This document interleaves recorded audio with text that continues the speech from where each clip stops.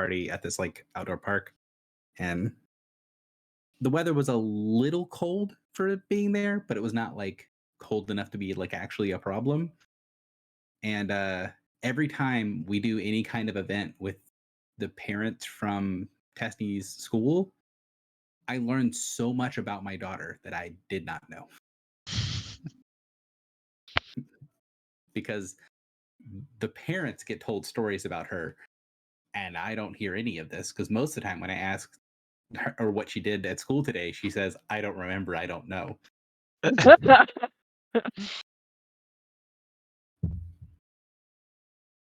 All right. Well, guess is everybody ready to get rolling? Could you chuck me a one in chat if you're ready to get started?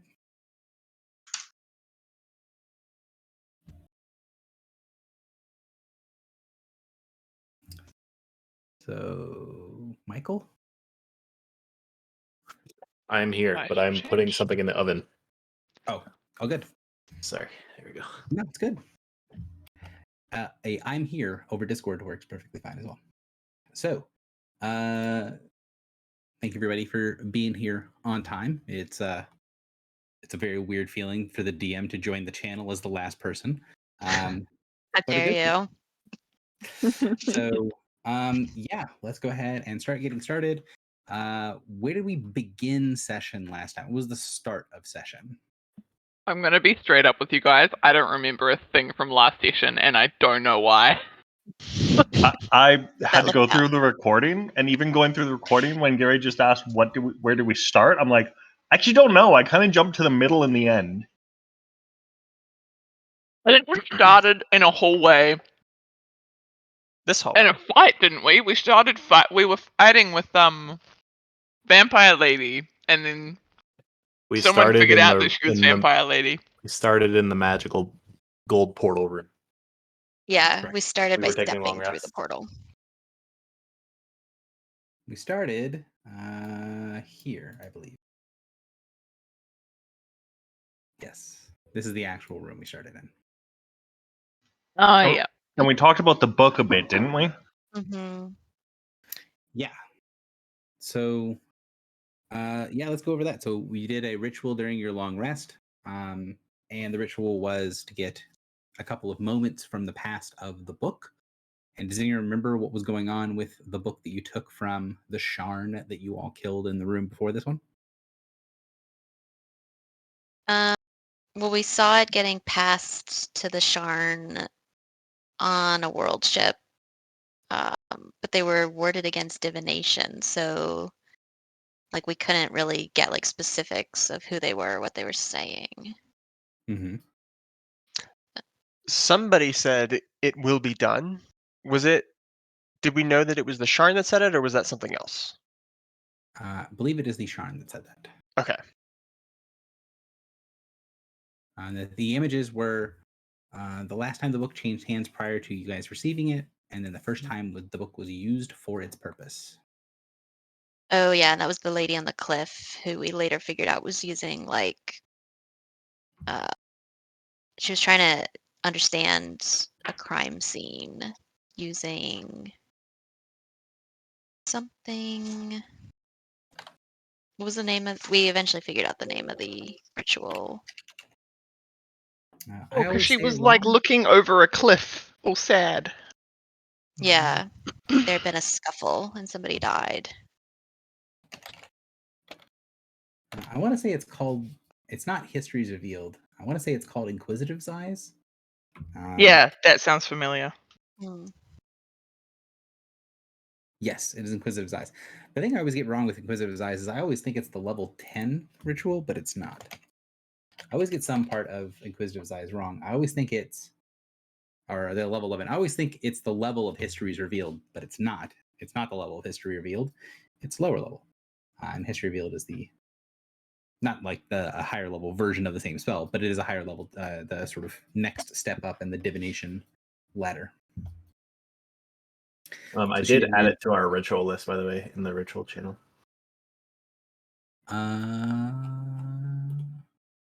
You did add it to the list? Yeah, I pinged it, or I Yes. looked at my Inquisitive's Eyes. reply There there. it is. Cool deal. So we did that, and then you guys entered into the crystal. Then what happens?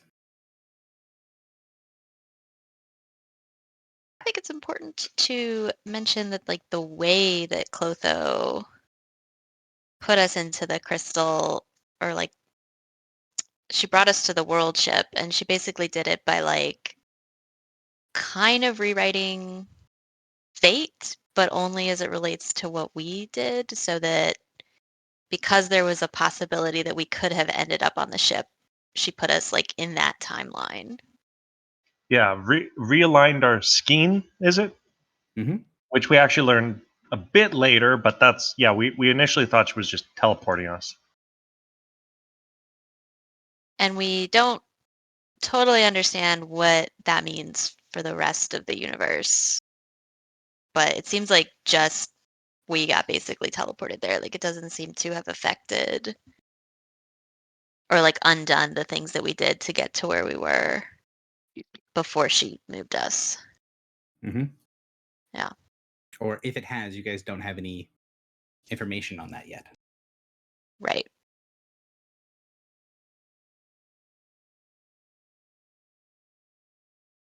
So she plucks you from one point of your skein and realigns it with another point, sending you into the bowels of the world ship Divination, or what has been called world ship Divination.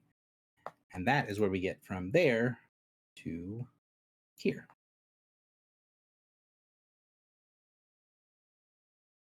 Then we are in a dark hallway with ghouls and some creepy looking thing.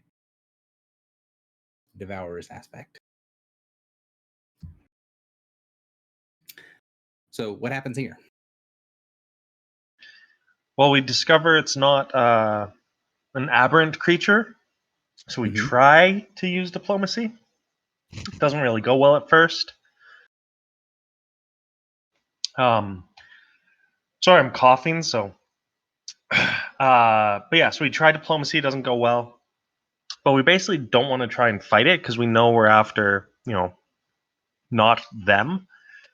We want allies. So I use the Triptychos weapon power to cast sunlight, which kind of dissolves the shadow. And Morin discovers who it is. And who is it? Margot Turi. Correct.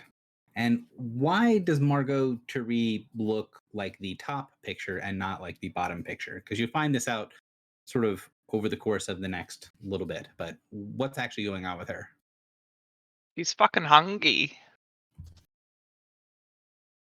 She is very hungry. Why is she so hungry? She doesn't have anyone to feed on. Well, they've been trapped on the ship for a little while, and like they've been through some heavy battles. So I think she's just sort of at the end of her resources, right? Yeah, and she's Mhm. using a lot of power to summon ghouls and stuff, so.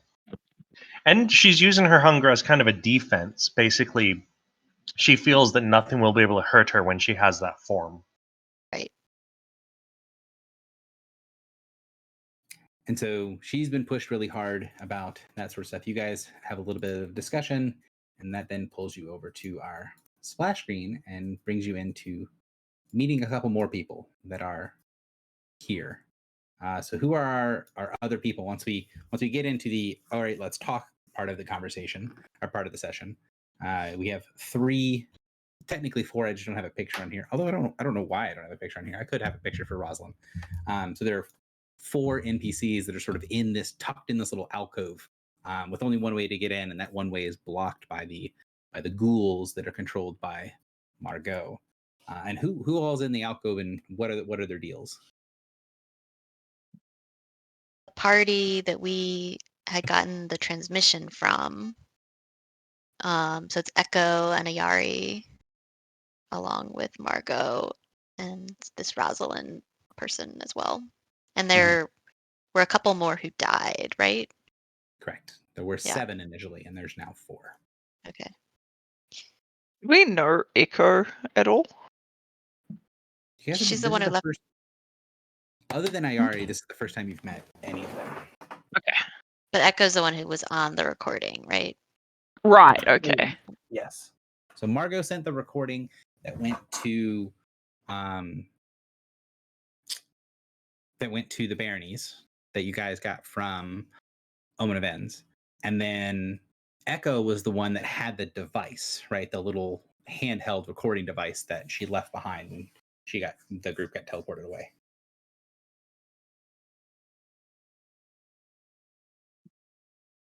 And yeah, I think maybe you just need to like unplug your mic and plug it back in, or disconnect it and reconnect it, something like that.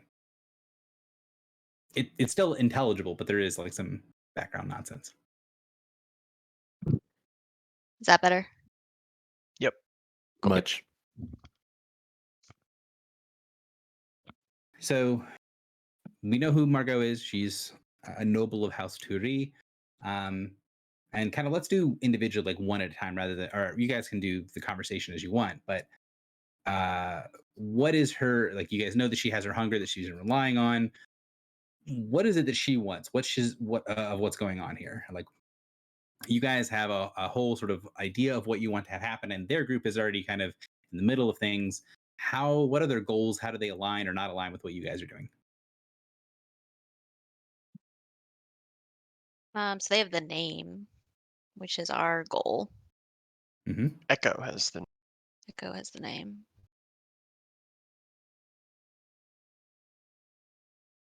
And Ayari is She like. won't. She won't give it up because it's what's keeping her. Is it keeping? I don't know if it's keeping her alive or sane or like something important. I think she was willing to give it up. It's like you can only hold it once. So once she's given it up, it's gone. Or you can't take it back. And I thought that she essentially she had like a purpose while she held the name. Mm. And it was the purpose that was keeping her alive, or like giving her the motivation to continue fighting to protect the other people here. Oh yeah, like didn't it make her want to kill So you guys are all Earthlings? like half correct. So when Echo is there and she's explaining basically that something about the name is giving her the ability to not just charge and basically die in a blaze of glory fighting the adversary. Oh right, because she made the bargain with the guy, the broker. Correct. So she has a bargain with the broker to oppose the adversary at all terms, at all turns, and the only way that she can sort of act more rationally, she thinks at least, is holding the name as allowing her to hold back a little bit and not just charge mindlessly into the fray.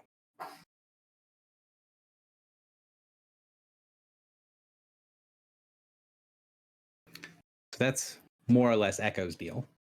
And then what's going on with Ayari? What does Ayari He do? got when you stabbed, bro. What does he do when he first sees you guys?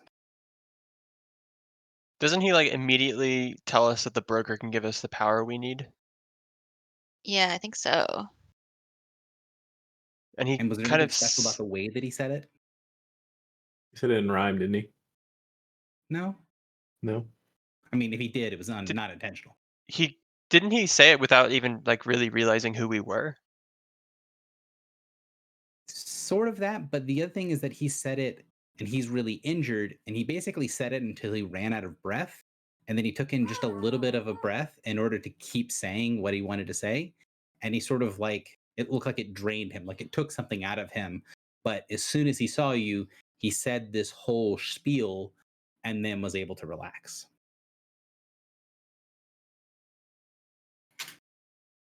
Do we know what deal he made with the broker? I don't think so. Okay.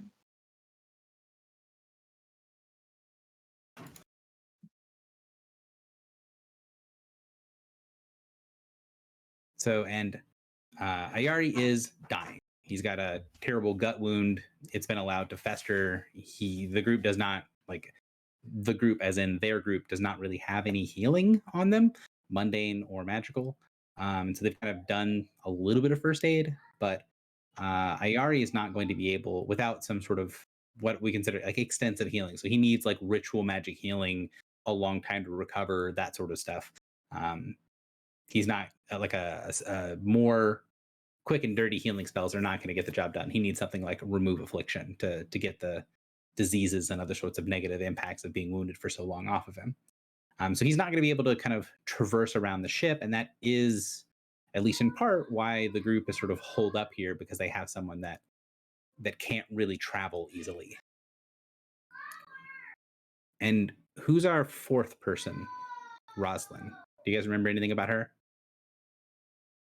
She's cuckoo. Yeah, she had like the mind of a child, right? Something happened Yeah. to her. Why?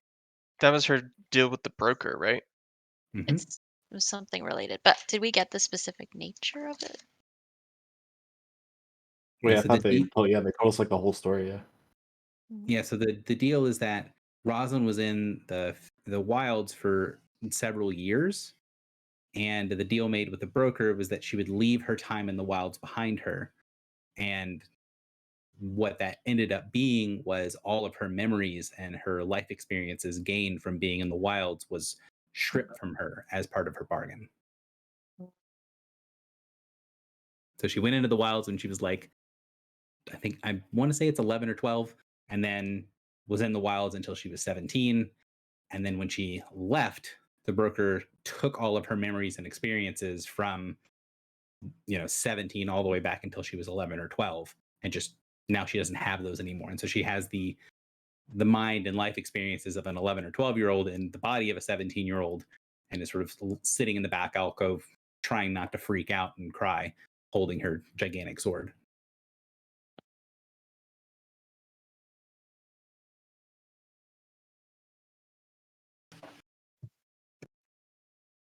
Was she the member of their group that had the shepherd's crook symbol?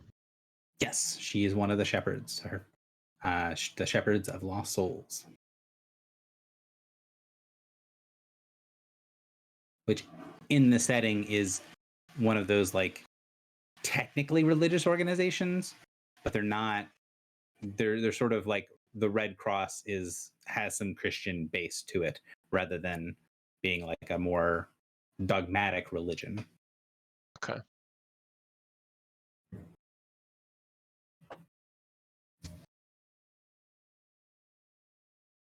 So you get your introductions, learn a little bit about the different peoples, and then what do they want to have happen? What's going on with them? What are they trying to do? You guys get some options of things you can do to move forward. What's the plan that you guys come up with talking with these four new people? So we want to get the name to Clotho in Three Trees. And it seems like I think these four just want to like get out alive. And so we're trying to figure out how to best do that. And there's not like really a clear best choice. So like we could try to steal a ship. We could try to get to the control room. I think there was one other thing, and none of them seemed like obviously easy or would obviously like work out well. There's a lot of fighting. There were 4 or 5. I'm going to say there's 5 options that kind of come out of what's happening here. So I want to try to see if we can, as a group, come up with the sort of 5 options. One was go to the portal room. Mhm. Another one Yes. was steal a ship. Another one was try to get the Imperium to help us. Another one was find a fourth option. Stay. Yeah. Oh, one And the was other one here. was the last one was stay. Yeah. Well, the other one, which is one that was it was not necessarily one that was stopped you from doing any of the other options, but what was it that Margot wanted to do? Like, rather than picking a She- specific option, what was her plan? She wanted us to like lure Imperium back here so she could feed on them.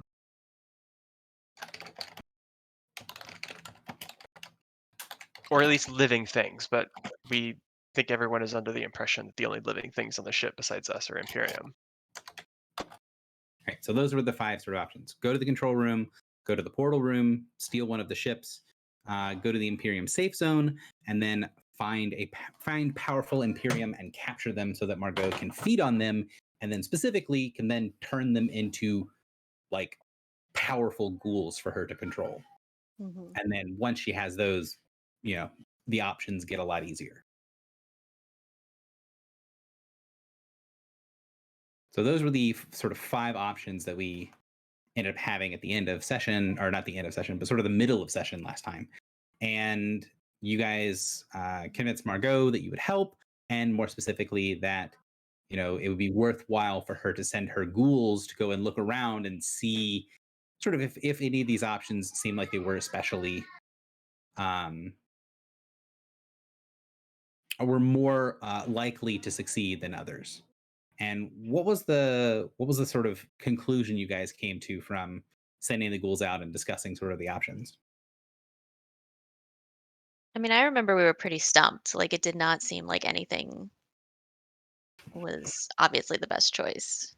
Mm-hmm. Because I think we knew the portal room was where like the most heavy fighting was, and for the steal a ship, like we weren't sure how to get there. I think was that right? Like we didn't know what kind of ship they would have even, or like if the ship could get out.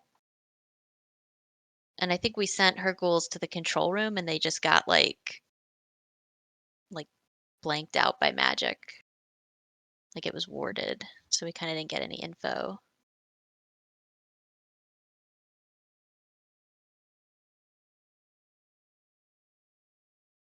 So you're right, there was no clear option here as far as like this is clearly the best one. Each of them kind of has their own issues, right? Like if you guys get to the control room, maybe you might control the whole ship, but since there's basically a war happening on the ship, control of the ship itself might not be as helpful.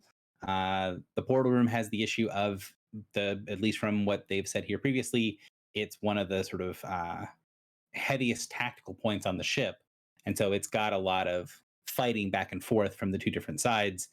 So it's a pretty dangerous place to go. Stealing a ship would be only kind of part 1 of how to escape, because once you have the ship, then you have to actually get someplace, and controlling the ship or piloting the ship, knowing what type of ship, there's a lot of other unknowns associated with it. And then the Imperium safe zone, according to Echo, if the Imperium was not sort of on kill everything mode, that she knows that they can be sort of reasoned with and talked to under basic circumstances, but you need to find someone who's not one of the frontline murder hobos in order to actually open a line of communication. And the group seemed relatively reticent to go with the with Margot's plan of go get some powerful people that I can eat. Oh yeah. So as this was happening, we were talking with Margot, and we were able to sate some of her hunger because we talked to her about Dalseth, and that was like part of her bargain with the broker, it seemed like, Mm-hmm. to collect the pieces of his soul. And so we gave her the 4 pieces that Drock had. What did she get in return? I mean, didn't it seem like it kind of lightened her burden? It did. So your action did, but the broker bargains happen as like you give me this and I give you this, right? So it's a bargain, right? It's 2 people It's like exchanging something. a dagger, but the She dagger used is the just how dagger she's to carrying suck the it up. souls. Yeah, I don't know if we know what she got out of it, do we? Yo, bud, swear to God.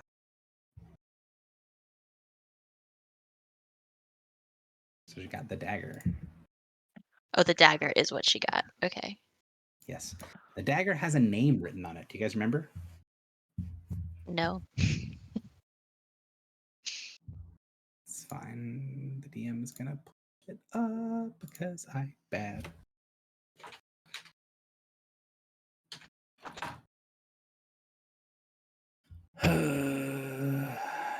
Marin Turi is on the name of the diagram. Sorry, what name? Oh, Mom? but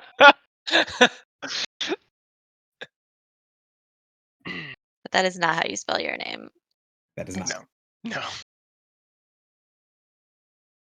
And my mother's name is not Marin.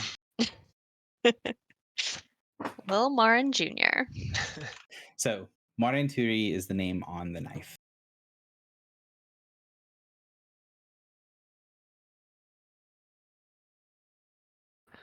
So what does the group decide to do from here? Or is there, I guess I should say, is there anything else from the conversation in the little alcove with them that you guys feel is also worth adding to or bringing up during recap?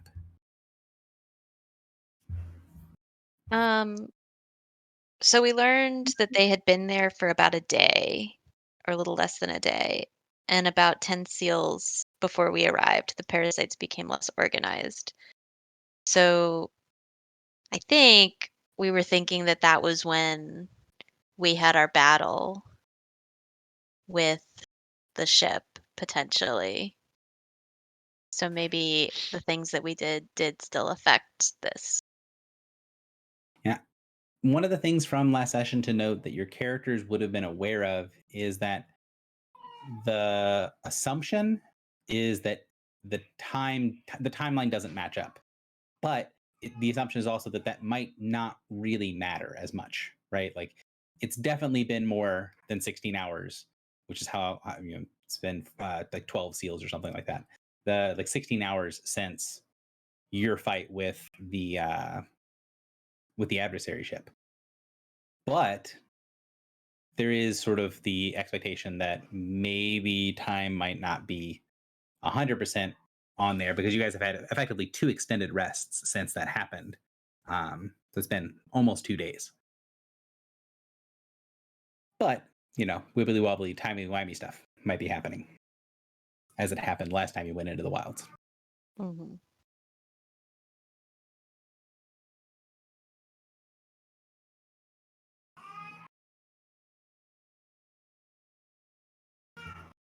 All right. Daughter's having a screaming, or not even screaming, a yelling fit. She likes to yell right now. Not unhappily, just, making herself heard. Was it during this part of the conversation or when we go down the hallway that didn't one try to like commune with the ship? I did at one point. Yeah. I think that was during the skill challenge, not during this part. Okay. But it might have been during that part. I do not remember. But that does happen. And what happens when you attempt to commune with a ship? It's just like in too much pain to be able to converse. Right. The ship is overwhelmed with pain from all of the damage it's sustaining kind of all over the place, that it's not able to properly respond to you. Were we able to infer or deduce from that who was currently in charge of the ship? In control of the ship? No. I think that was part of the goal of what one was trying to do, but it's in too much pain to get information from the ship right now.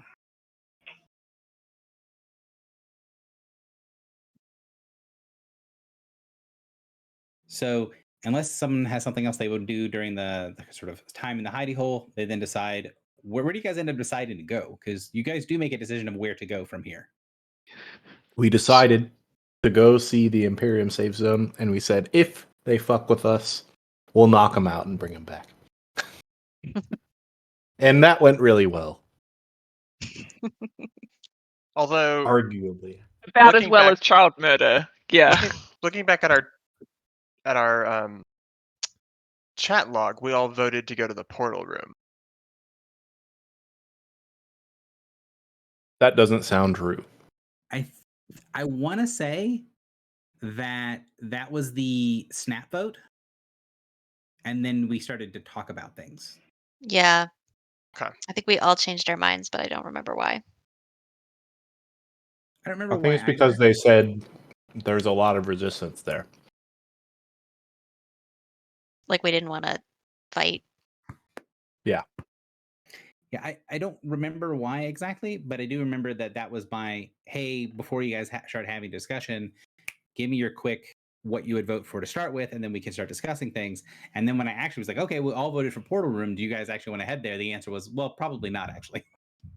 When you started talking about it, I think that was the beginning of the conversation. And then you guys, like, Drock transformed his armor to look like one of the Imperium. And you guys started heading towards the Imperium safe zone. What could possibly go wrong? Nothing ever. Absolutely nothing. So you As get, long as Drock doesn't have to roll. you do some pretty solid, and by solid I mean like flawless skill challenging your way through the interior of the ship. I want to say you guys got 0 complications on this first skill challenge. Correct. I Yeah. believe so. We also had 0 complications the entire rest of Hmm. the session. Well, you didn't run into anything weird on the ship or fighting or anything like that. So you made it to the Imperium safe zone, which was, you guys knew where it was because Margot had sent the ghoul to scout ahead, and made it to the safe zone. What's at the safe zone? Like, what does it look like when you get there? It was a heavily worded door, wasn't it? With like a Mhm. magic circle airlock thing. Yeah, so it's basically like an airlock, right? So you've got a hallway that ends in this door. You can see inside, through a window in the door to see that there is a room between, a relatively small room between where you are and then another warded door. So there's a ward here, then a room full of wards, and then a ward on the far door. What do you guys do when you get there? Some dumb. So we make contact with what we assume is a member of the Imperium. Mhm. And that contact tells us to step into a circle, a magic circle, an inward facing magic circle, so that it can get a better look at us. And I say, that doesn't sound like a good idea because we won't We be able to said, leave the circle. okay. And by saying in large letters and explaining it is a trap, the DM cleverly disguised the trap in front of you all. The first step to diplomacy is trust. Unwavering, unbounded trust. Yeah. Very diplomatic. You familiar with trust but verified, Drock? No. No. I mean, I'd go to verify something, roll a 1, and go into the trap anyway. So we'll just head in. So you guys head into the room. The thing snaps shut behind you, and someone steps out from the far door. A woman named Nariv. So, what's Nariv? What's her deal? Like, who is she, and what's she got going on? She is an Imperium, whatever that word is. Alienist. Thank Yeah. you. She's very loyal to the cause. To a fault. Hmm. Whose fault? I'm not sure. And so, what do you guys talk with her about? What does she say that she wants from y'all? Who does she assume that you guys are? She assumes that we're like scavengers and are trying to steal Imperium artifacts. Why does she assume you're trying to steal an Imperium artifact? Because we have a stolen Imperium artifact. No. Say. No, we have a holy weapon that is We have perceived a as an liberated Imperium artifact. Morin is way too focused on the things that we own that we didn't necessarily get through normal means. She only thinks it's Imperium because she wants it to be Imperium. It's not. But it is Imperium. No. She just thinks anything. Morin, you're sounding like a fucking Imperium person right now. She just thinks anything powerful should belong in the Imperium. Well, specifically, anything with what kind of power? Divine power. Divine. Holy, yeah. So I basically, shouldn't say holy. That's a charged term. in anything that has the divine power source that is above a certain threshold of strength it is common knowledge that that can only come from the Imperium. It Thus, belongs you in a have some- museum. Right. Thus, you have something that is above that threshold. So obviously, it has to be something from the Imperium. I just want Morin to know that the way that we liberated this sword is different than the way that we liberated our ship. Yeah, we were actually just handed that sword, so you know. Yeah, That's kind of true. by a living person with consent. All of that is technically accurate. The best kind of accurate. Technical.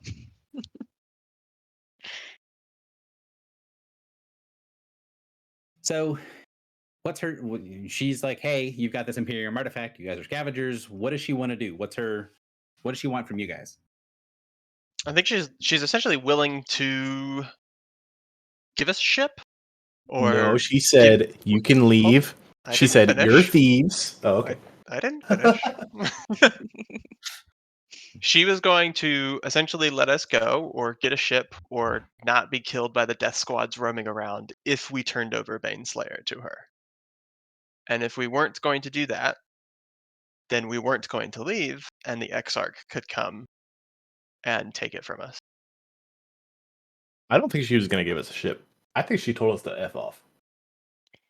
I think she was gonna I think at one point was willing to like do something to let the Imperium forces know that we were not the enemy. So I think some of the confusion might be that she was a little vague about it, but it was basically something along the lines of, you want to come and bargain with us for help. Step one of bargaining with us is you have to give back the stolen artifact. And then we might be able to see about, working together and doing something for you. So you guys are all kind of correct. But the way that she sort of proposed it is like the first thing that has to happen, no matter how we do this, is you need to give back the thing you stole.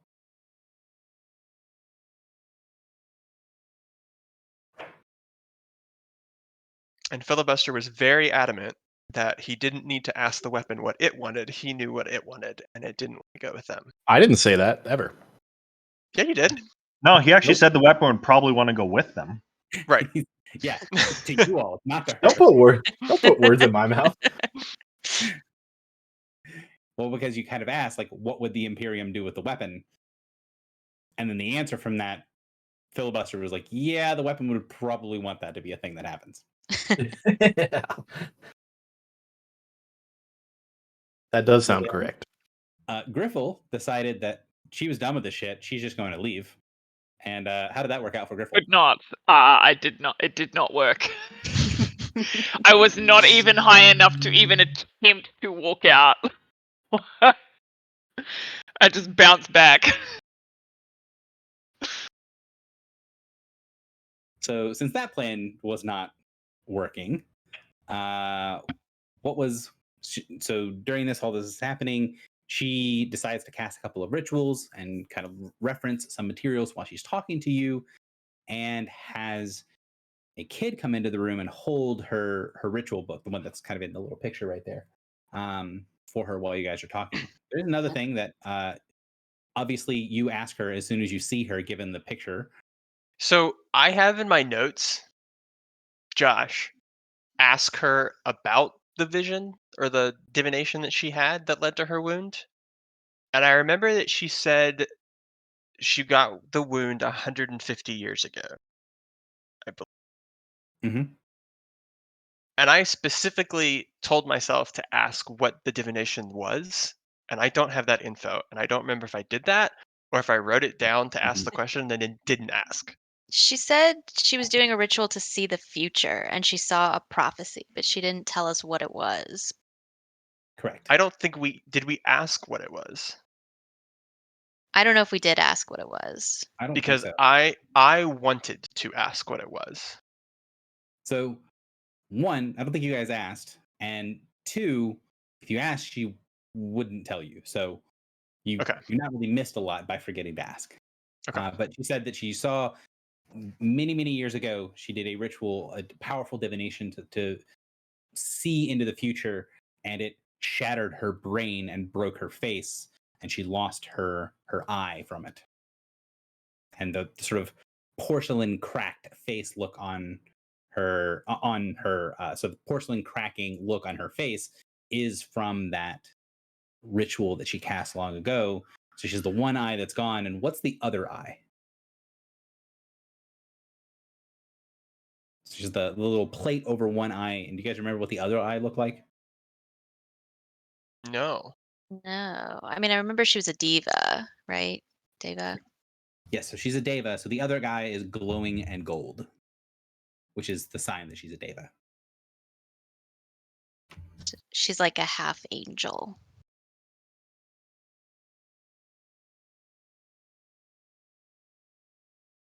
So then what happens? Because this is the part that Nothing happens. It's totally fine. things We are in a pickle because she won't let us leave. Mhm. And she said if Which we felt stay, we like could you do a would. contest. We could do a contest of wills. And I said, that sounds okay. And then one said, don't do that. But then one pulled out the control rod / bone / whatever it is and said, hey, what do you think of this? And she went cuckoo. There's a little bit more steps to this process.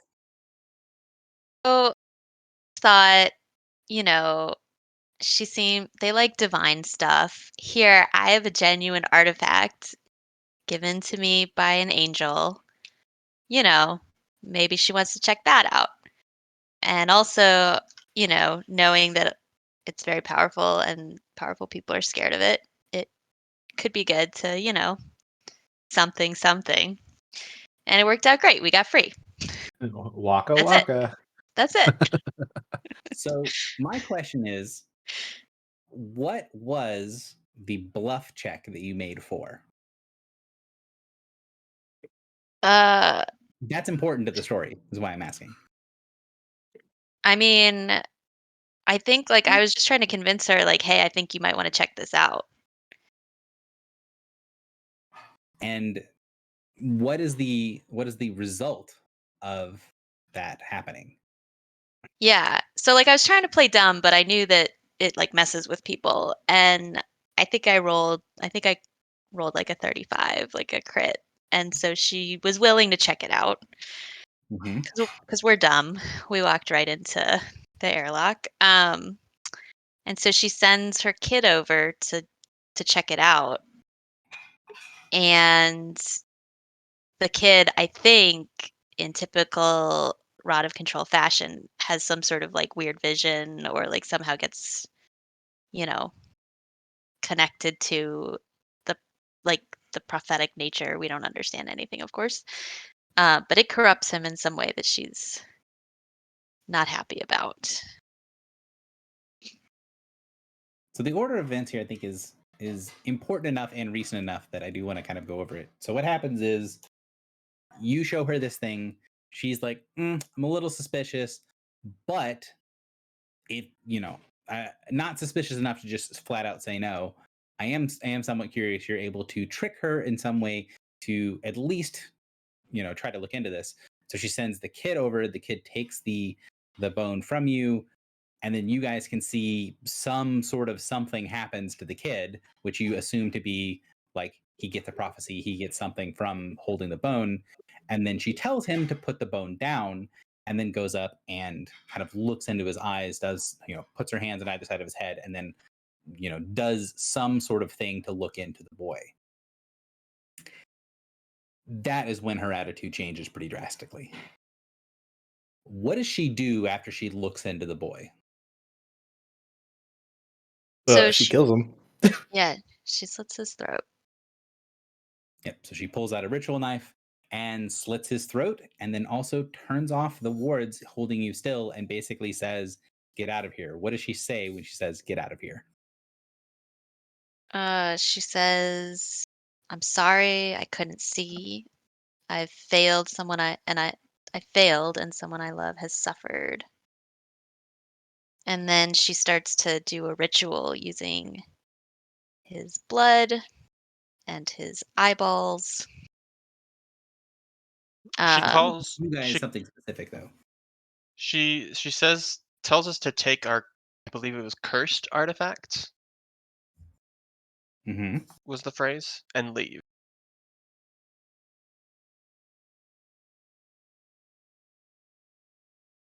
And then she begins her ritual, and you guys don't leave. You guys stay here, still sort of near the airlock, and see her writing in blood, incorporating the eyes as part of the ritual so that she may see. And what is important about this ritual? You guys know immediately that it's some sort of divination, but what's important as she goes along through it? So- One, oh, go ahead. No, you go ahead. I was gonna say one is able to read. Well, as she's writing the ritual out, she's like trying to invoke Slack, and like it didn't work correctly, so she like rewrote it. Or I got that backwards. Yeah, she was She trying to wrote write Thai taste first. cereal. Yeah. She wrote Thai first, and then she was like, "That's not right." And then she went back and was like, wrote Slack Ethereal. I was And so like, she "That's tried right." to write Taxerial's name into the blank in the ritual, but her finger like wouldn't work. Like it would not allow her to try it. She started the first symbol and it wouldn't work. And then she focused on it and very sort of sketchily, slowly drew, kind of like it's almost like a children's handwriting, the correct name, Zlectherial.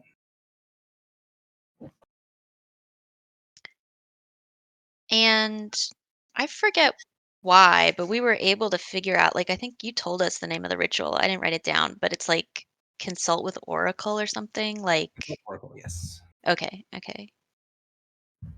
So we knew that she was basically like connecting with a powerful entity and she would be able to ask it a few questions.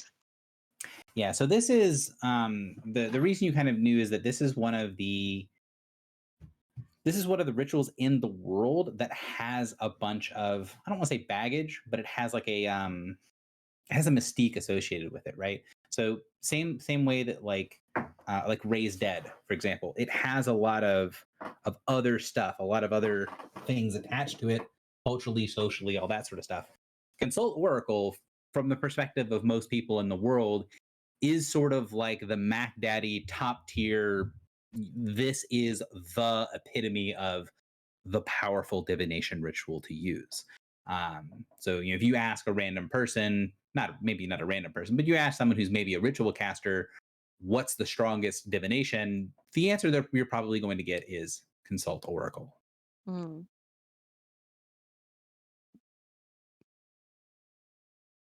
So she casts a powerful Consult Oracle. You guys decide to stay put to see, hey, what happens next? And when she speaks, she does seem to be speaking in common, but she makes no noise. At which point, Griffle decides that she would like to try to read the lips of the person trying to cast the spell to ask the question. And you guys get a bits and pieces of what she's trying to say. But very little from the initial insight check. So the response is going to happen here. Go ahead, sorry. Sorry, I just I wrote it down. It was something something. I saw something something something to come. So what I want to do here is if we are done with recap, we would be starting session on the response to the question that was asked and then kind of work forward from there. So does anyone have anything else from recap that they want to bring up before we begin session today?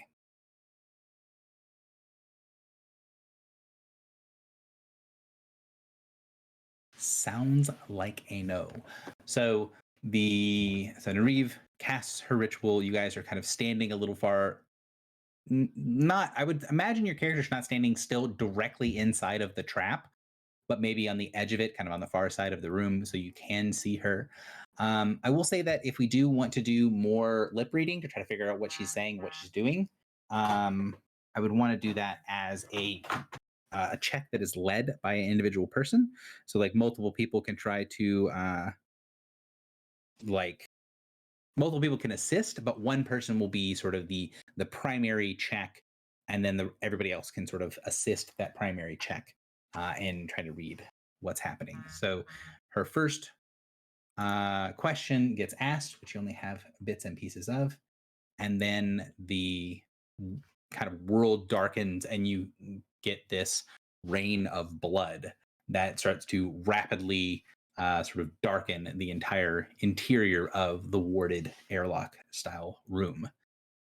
The voice that answers her doesn't answer her as a small thing, doesn't answer her in her head, and it's definitely not a psychic voice. It is something you can hear and feel reverberating off the walls. And while it isn't extremely loud, like the giant's voice when it was singing, or even kind of just talking in general, someone like Bedvere's voice just is it's kind of like being next to one of those huge speakers at a concert. For some reason, this voice, you get the impression of, although it is loud-ish where you are, that it's going to carry for an enormous length of the ship. Like maybe everyone on the ship can hear the voice, or maybe everyone nearby on the ship can hear the voice. You definitely get the impression that more than just you and in this room is hearing the response. As the rain starts, the answer comes. These are to they, as he who comes before is to the flood between the stars.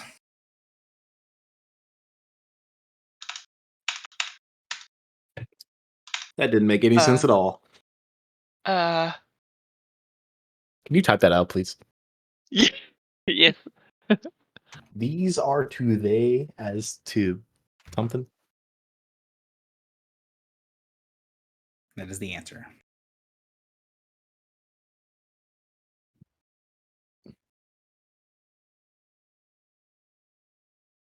And you see her flinch when that happens.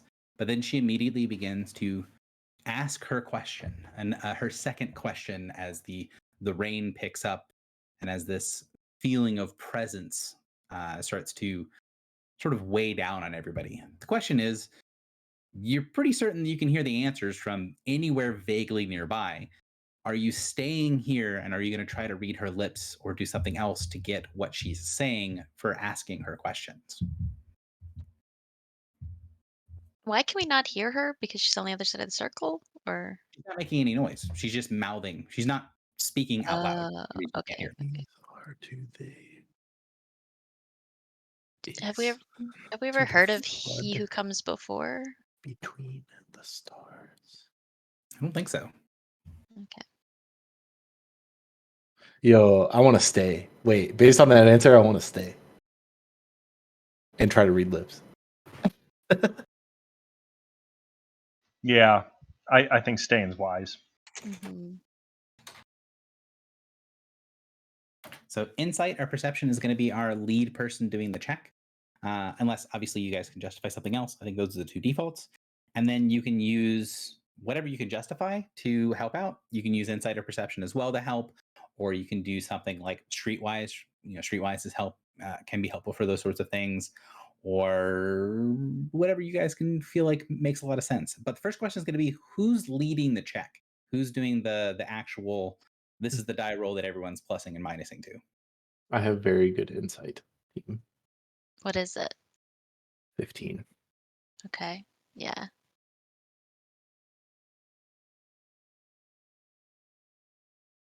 So that sounds like Filibuster is leading the check. So I'll kind of just go through the list. Griffel, is there anything that you would want to do to attempt to assist? As a reminder, we are level 9, so the assist DC is 14. I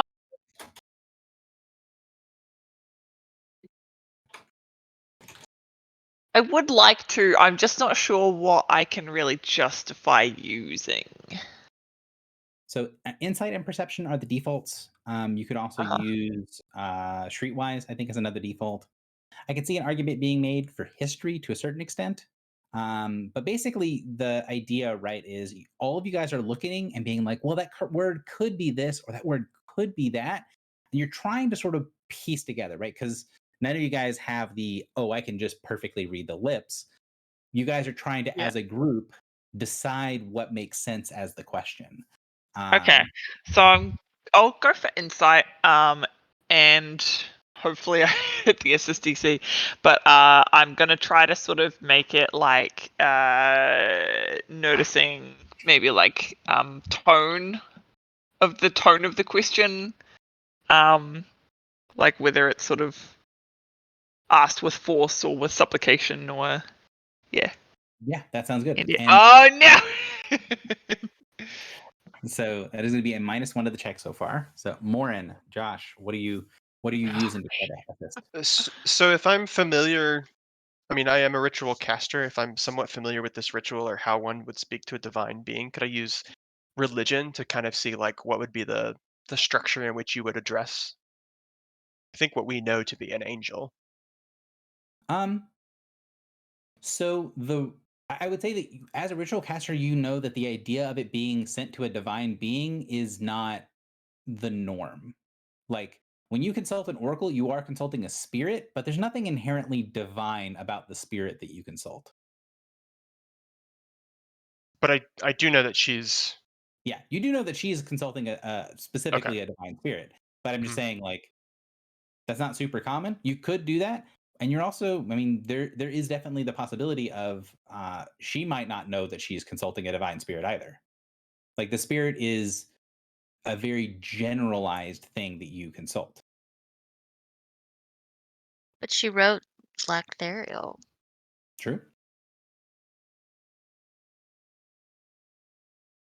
So the answer is yes. You can use religion. I'm clarifying, like common, the not common knowledge, but what you would know as a ritual caster about this sort of Mhm. stuff. So religion can definitely work.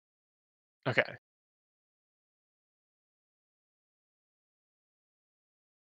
Go ahead and shoot me a religion check. And Drock, you're up next, whether you want to assist or not. All right, so that's a net +1 currently. So I was thinking, as someone who's like decent at bluff and tries to like read people and understand them, that would give me kind of a benefit to also reading lips, right? Having watched her talk for a bit, watched her mannerisms, picked up on that, kind of like a bluff check to try and see if I can figure out what she's saying without actually hearing it. Everything you just described is insight. Oh, fine. Then I'm just gonna use You Streetwise. wrote a great description, but that is a description of insight. Yeah, that's fair. I'll just use Streetwise. My insight's terrible. Okay. My Streetwise is okay. Yeah, and the streetwise is the sort of general catch-all for not knowing a language or not understanding something that's said and sort of being able to figure it out from context. Yeah. So that gets us up to a total of +3. And then the last person who would be able to assist would be one of many. Yeah. So I'll do insight. And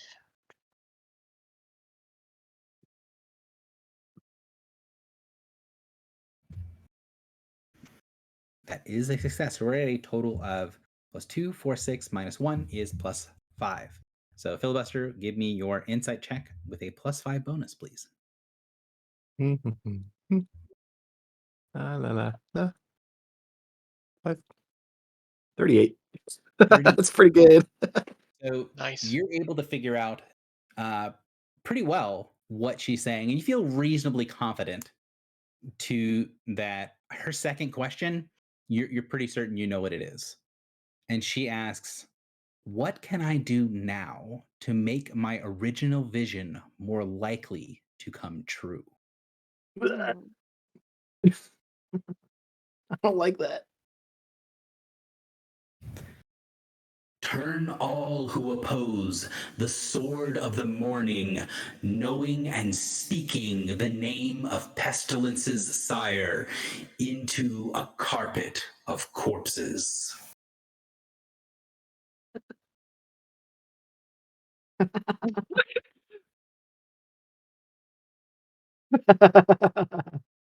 That's twisted. oh, Lactarial.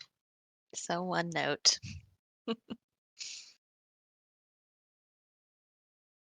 Turn all who oppose the sword of the morning.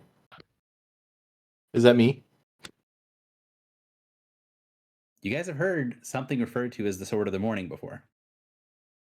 We have. Would our characters remember better than us players? No, it's been a long time. Would I remember? Was I there? I don't think. I think you were there. I remember you guys have this because it's in my notes that you have this. I don't remember when you guys got this, but I do think it's a little while ago from my notes. Pestilence's sire? Is It's that sort like of is that like Narsinhar's dad? no Pestilence's Narsinhar is the queen. Yeah, but sire usually means like father. Father, yeah. Well, the one that brought them into the world, but not necessarily father. Oh, so it could be the grandmother then. Or the mother. I don't know. There's some confusion about like the associations here. Wait, okay. Turn all who oppose the sword of the morning, knowing and speaking the name.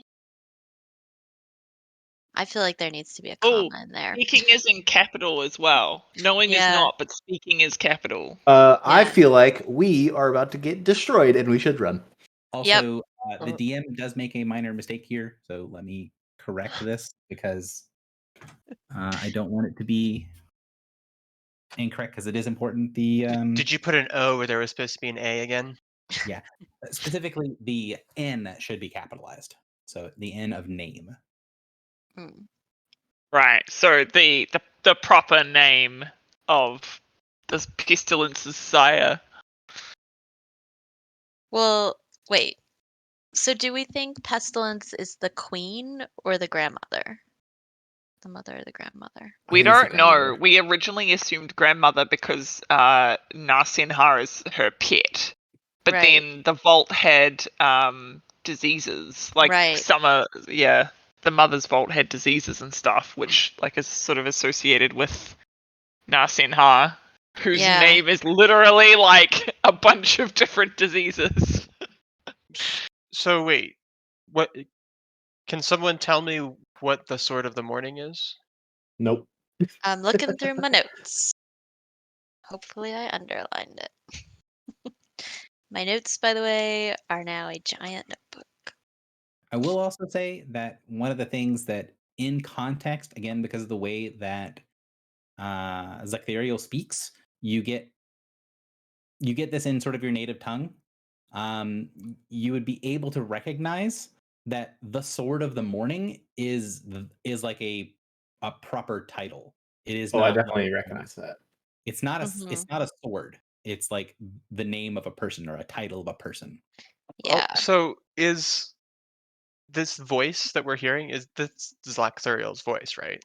Oh yeah, you can't. And Right. And- do we know No, Yeah, It's like definitely why? a So no. I guess I'm confused why everybody is thinking that they're talking about the Fey courts here.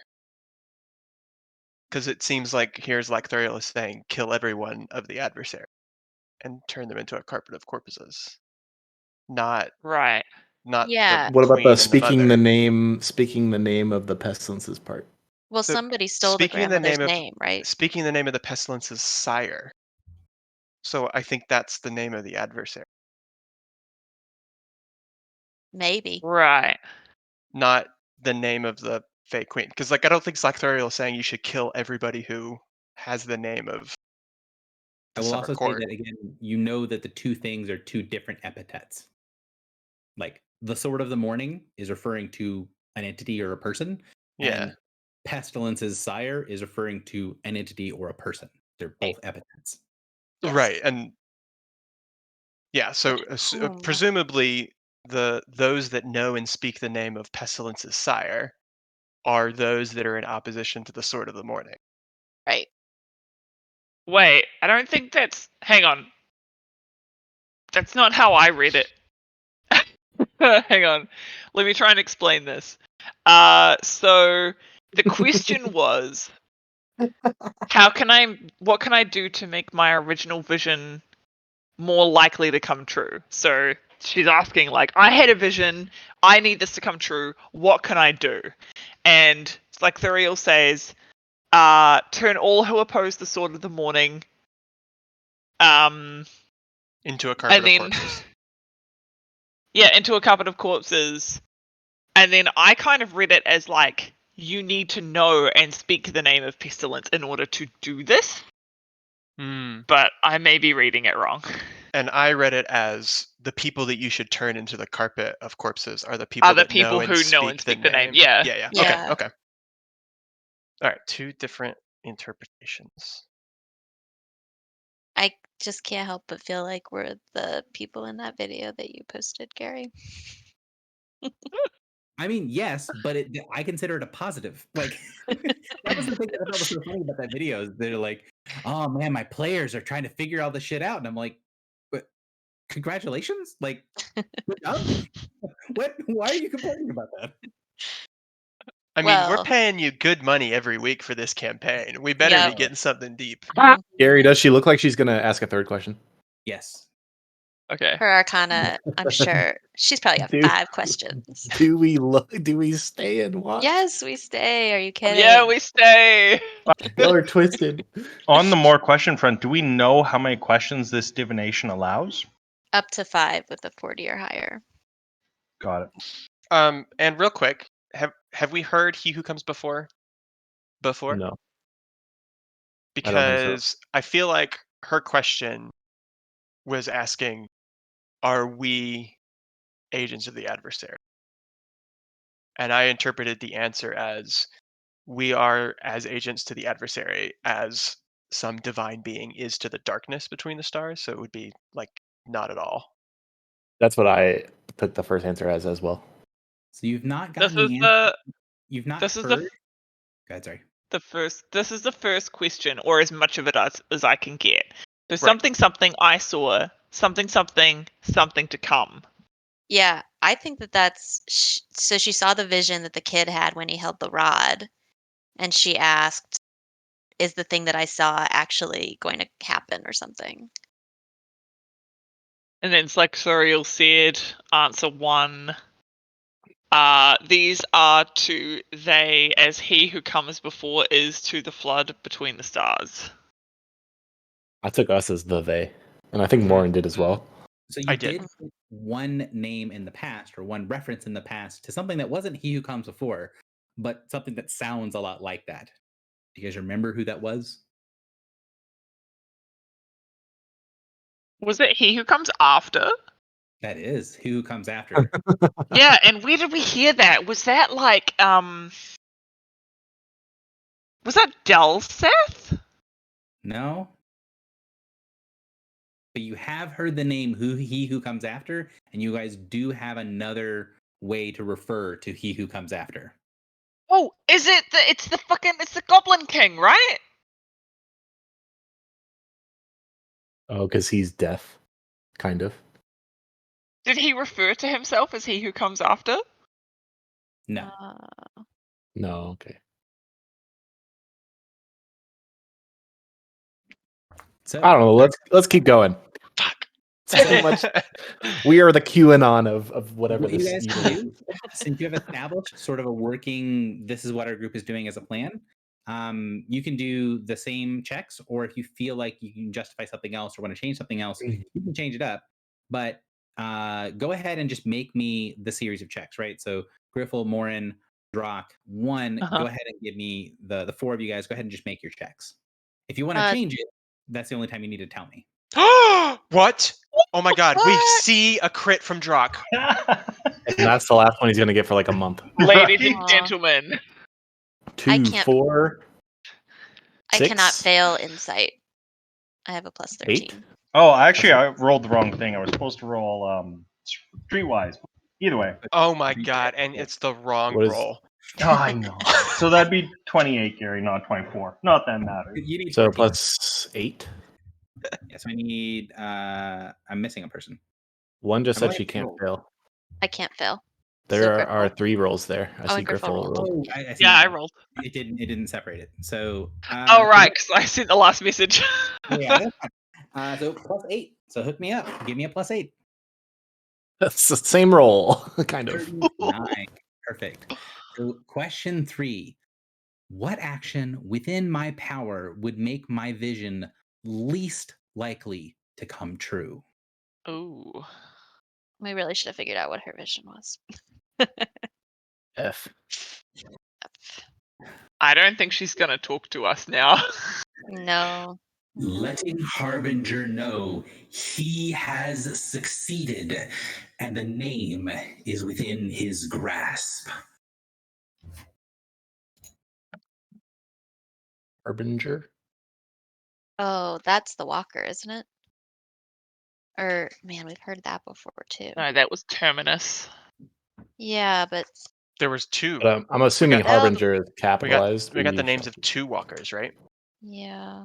And I think Harbinger was the other one. And that Harbinger Was that the wasn't- one that was like fighting us in the ship battle and kind Yeah. of like yeah. Terminus was the okay. one on top of the was- mountain. Yeah. Terminus was the one on top of the mountain. Yeah. So her vision is something Wait, why really is bad. he has succeeded capitalized? Team Because it's his capital and goal. grasp capital is G goal. also capitalized. Yeah. So we gotta get that name off the ship. So hang So- on, what action Who's within doing my this? power would make my vision least like? So her vision is something good for us, I think. I mean, her vision is like something about the universe not ending. Yeah. think. Okay. Well, that is good then. And so the thing Wait, that she would never make it said if not- she wants the vision to happen or not. Yeah, Well, she's because just like saying, we could have just told like, okay, knowing what we know now, we could have just told her, hey, look, like, we know where the name is. Help us get it away from the adversary. Again, we do not know if she wants the vision to happen or not. Right. yeah. That is So, very important in this moment. so the vision that she had. Oh wait, we don't know if she's talking about the vision that she had that blinded her, or the vision that she saw in the kid's eyes. Correct. Right, because she had two. Yeah. And we don't know anything about either of them. We are But sitting she here is saying the staring vision at her. I had, not necessarily like the vision Yeah. she saw through the kid. Oh, so I actually, think it's the first one. It's also original vision, she asks. Oh, okay, well then, yeah, cool. Oh. Oh, right. Okay, so Uh, this is my question. If her original vision blinded her, our initial theory was she had a vision of the time that you wounded Terminus. and is bad. But she is now asking as if that has not passed yet. When it has. Right. So maybe that was wrong. I mean, maybe her losing her eye was just because she saw something crazy. What was Terminus's other name?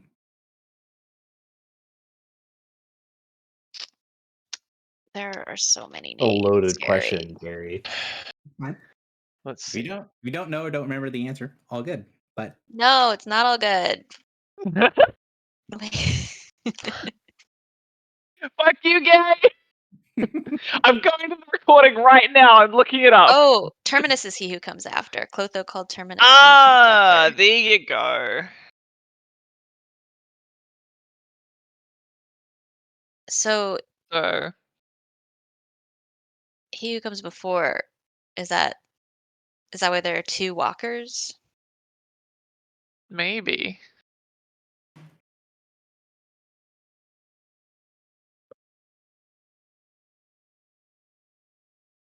So, if we can figure out.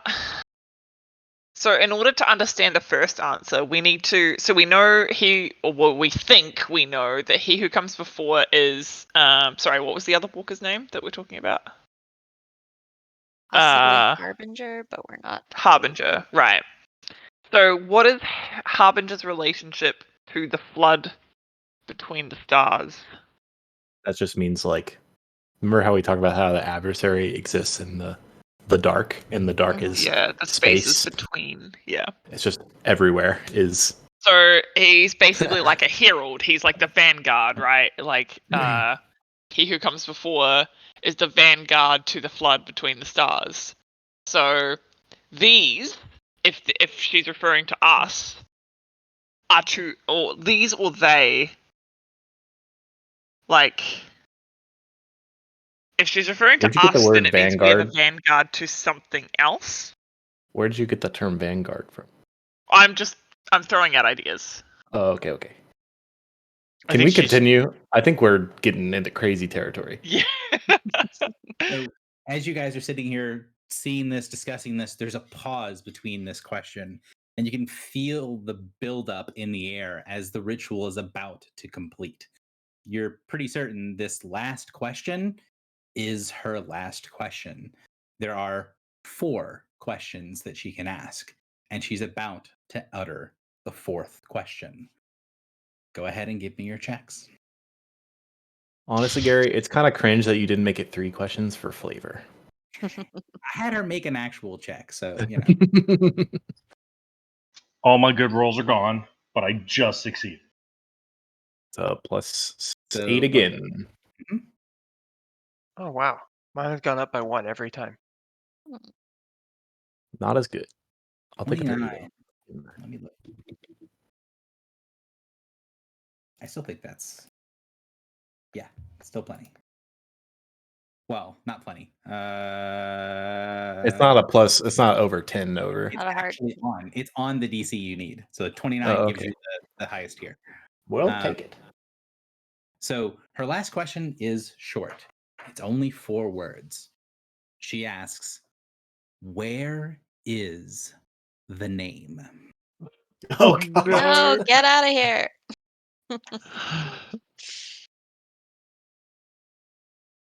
Seems like a bad thing to announce. Soul of Delver Vasis Akairos, sentry of the prison of Crusade, one who bathed in the blood of her dissonance and failed to return the gift of slaughter to her enemies.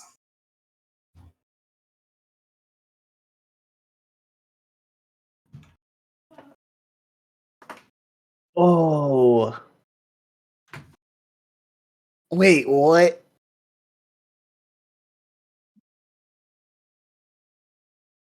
We have the present That's Echo, right? dissonance. Yep. Yeah, that's echoes in the name, kind of. The last line is really interesting. Like, Slactherial is like, you're a pussy. You gave up fighting. An angel of prophecy is dissing you. That's gotta be rough. Angel Slaughter. She heard that. Poor sweet Echo. But didn't we also, that kind of connects to the idea that the name is quote unquote preventing her from slaughtering the enemies, but she is just, but Yeah. Slactherial sees it as a failure. So the ritual completes, the rain dies down, kind of stops. You see the trance sort of fade away, and Nariv slumps slightly. She shakes her head, looks around. You see the blood that's sort of pooling kind of diverts around her, and you can see it sort of gathering both inside and outside of a barrier surrounding her. So the rain kind of came down, and it's beating up inside of the barrier, and it's sort of flowing around the barrier to kind of go to the edges of the room. She looks up with her one golden eye, and you see kind of the side of her mouth sort of quirks up into a little bit of a snarl.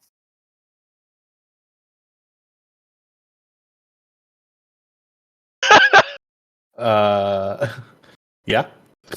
So she sees you there. She looks down, rips out a page of the book that's laying on the ground, and then she takes a little bit of swipe of blood off of the ground, and then mutters a word and drags her finger across the page, which then immediately sort of burns away like it's flash paper.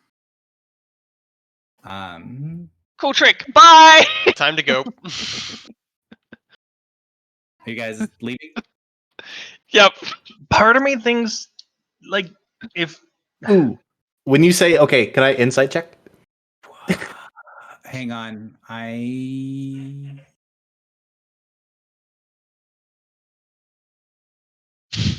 don't have this thing written down. I need like 2 seconds. Hang on. You can't make an insight check. The ritual she cast just killed everyone in the room. part of me You don't know feels what she like did. she does want to protect the name, and we want to protect the name. We could Mhm. still be allies. That could be true. Still don't know what she wants. You're making things Nope. up. This whole thing. You can definitely do is- so. It's probably gonna take me about 5 minutes because I need this to I need this to be correct. And I somehow either deleted it or I have it saved in wrong part of my notes. So give me a minute. So you want a 5-minute break? Yeah, let's go ahead and take a 5-minute break. So Okay. break until 26. I'll step back. I'll step away. I'll be back in a minute. Okay.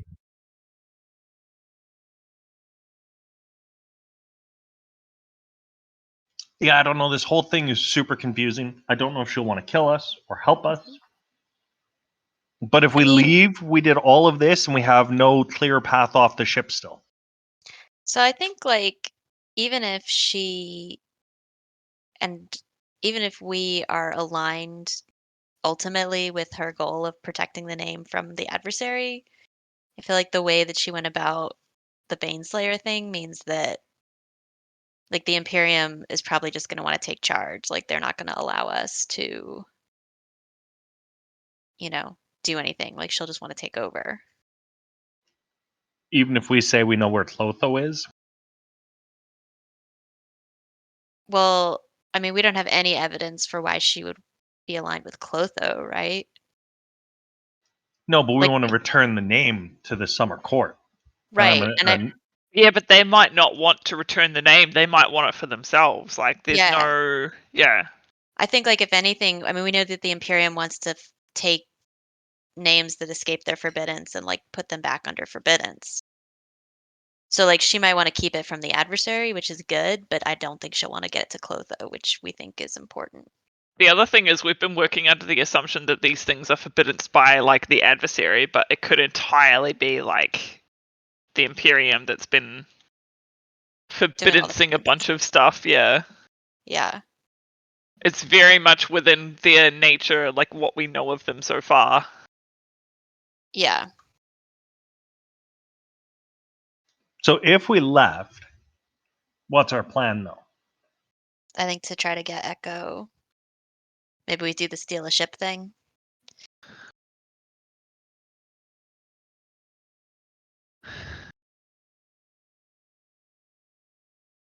Oh man, this is so like.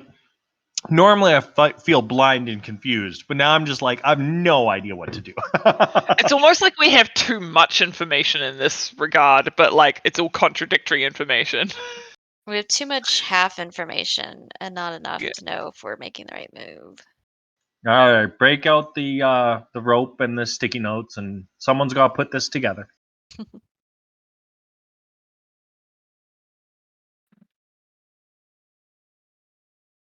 Aliens, guys, I have the answer. It was all aliens. But which ones? Oh.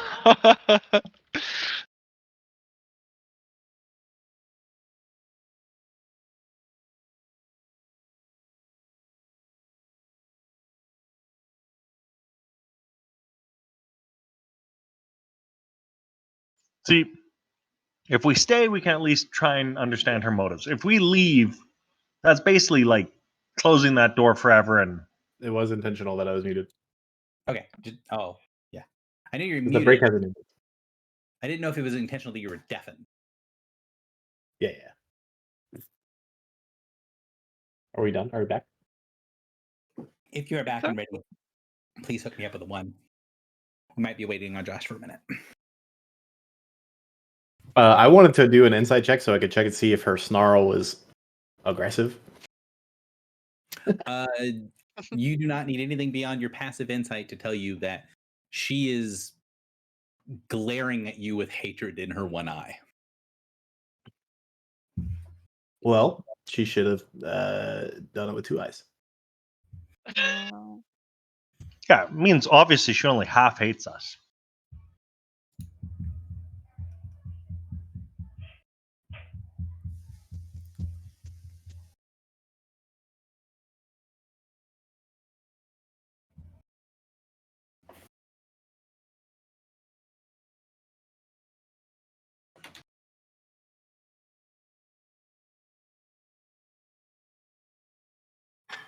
So the question is going to be, she's she's kneeling behind some sort of barrier. She just cast a ritual. Is this bug out immediately? Are you trying to continue to talk to her? Because it sounds like the group is slightly torn. Is there an opportunity to talk? She's about to say some stuff. Okay. We could let her say some stuff and then decide based on what she says. Yeah? Yeah. Doesn't look like Josh is back yet, so we might want to wait though. Well, Josh can't speak the language that's being talked in, so Oh, Oh. who can? one of many. Alvin? It isn't Supernal. supernal. Oh.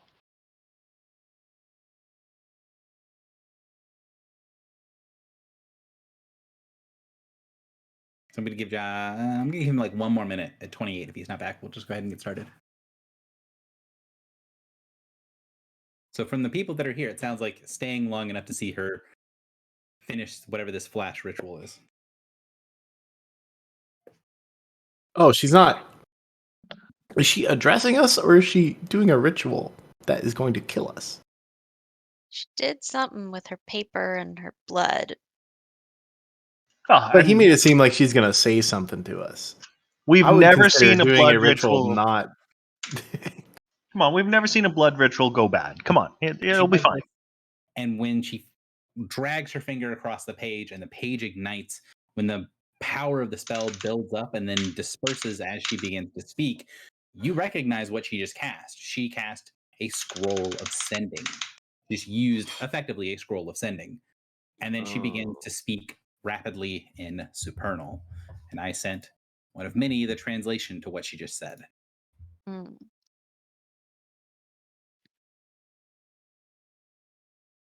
Oh no, you guys, we should get going. All right. What did it say? Okay. She. Don't repeat word for word, but No, I know. She summarized.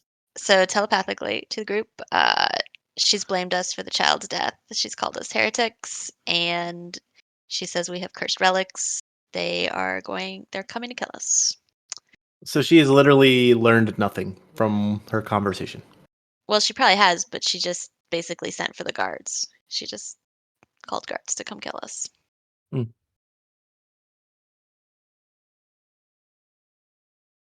All right, I leave. Oh, you Yep. know, those guards are probably really good for, Ghouls. Margot. ghouls. Yeah, great. Well, you did it!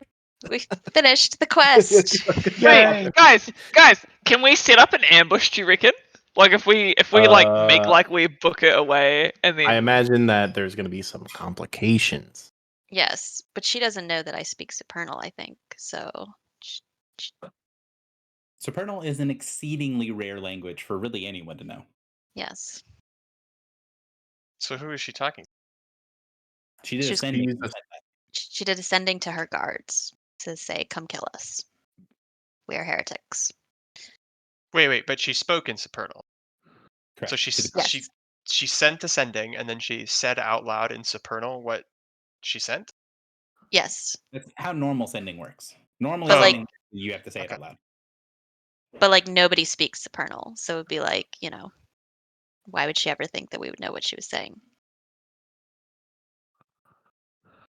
Slash Slash who is whether she would care. Right. So, sounds like you guys are bugging out. What's the plan? Where are you guys going? What are you doing? I mean, I would say Uh, retrace our steps and get back to Echo as fast as possible. Agreed. Can you send to Margot and let her know That we're bringing takes- tasty treats? That takes time. Yeah. We don't. 5 minutes. We don't have time. Which Don't is have one of the things. One of the things that I'm making clear here is she used a ritual scroll, so she used something that just took an action because it's already prepared. We should get some of those. So, yeah, plan is head straight back for Margot. Yep. Yes. All right. So, you guys go to head back the way you came. You guys made some excellent checks to get here, and found the sort of service passageway, which once you guys make it back to that area where the service passageway is one of the safer ways of making it through this particular area. So I don't think a normal skill challenge thing for the first part of this is going to make a lot of sense, because you guys have already more or less done this, right? And there's not a lot of change that's happened in the about an hour that it is that you guys spent in that room, or not enough has changed to really warrant something happening.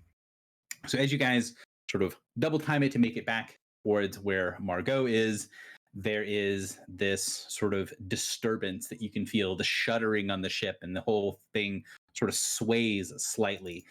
And as you guys are running along, Griffle, you get this weird sensation, this humming noise coming at you through your helm. I know that And- noise. Now. Huh? What'd you say? I said I know that noise now. And when it happens, you get this weird sensation, something that you've not felt since you've had the helm on, but something that you would recognize being someone who is used to being a pilot on the ships.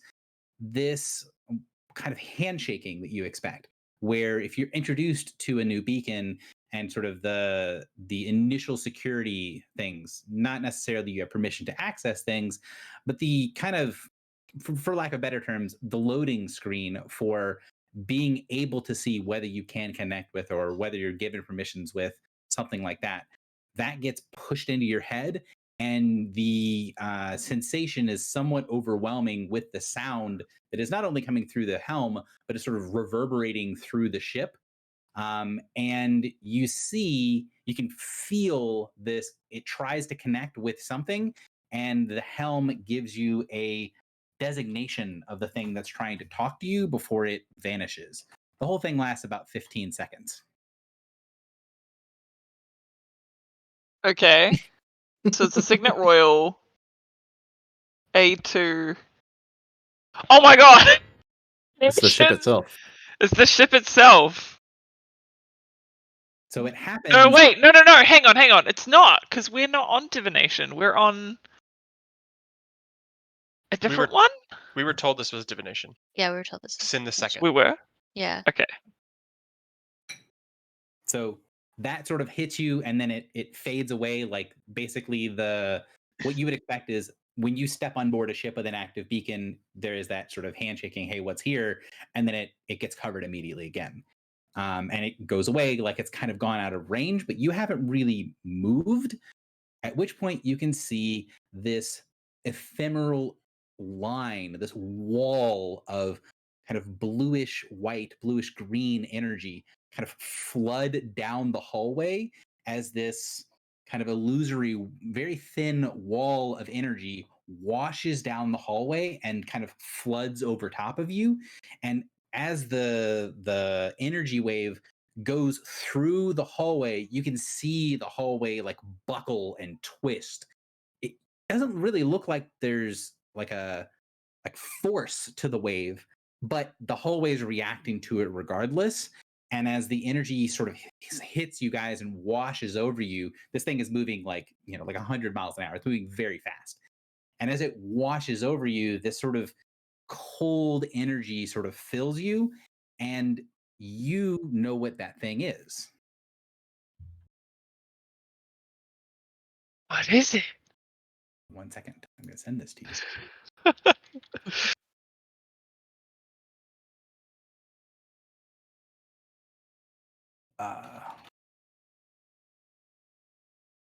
So the helm sends you back the origination and what the effect is. What? Hang on, I need to look up something real quick. Where's our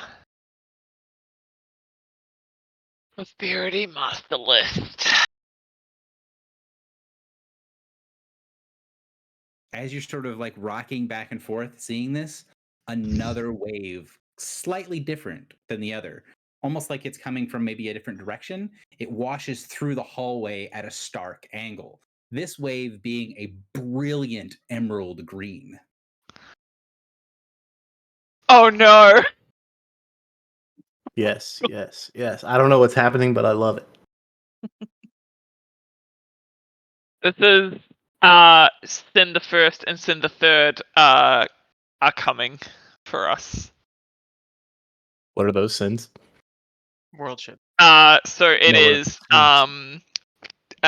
Sanctity and Dishonor, and they are attempting to deter. But I don't know what specifically they're trying to deter. So, do you remember how deter works for your beacon? Kind of, yeah. It like That's annoys effect the. you're seeing. Yeah. So they're not Okay, so hang coming. on. So if I go to prosperity, I wrote it down somewhere. Where is it?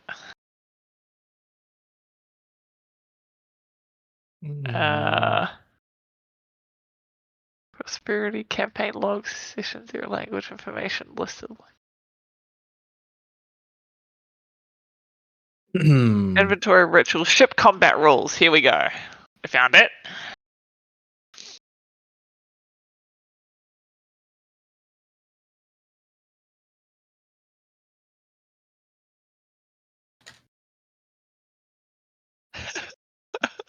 What's the other one?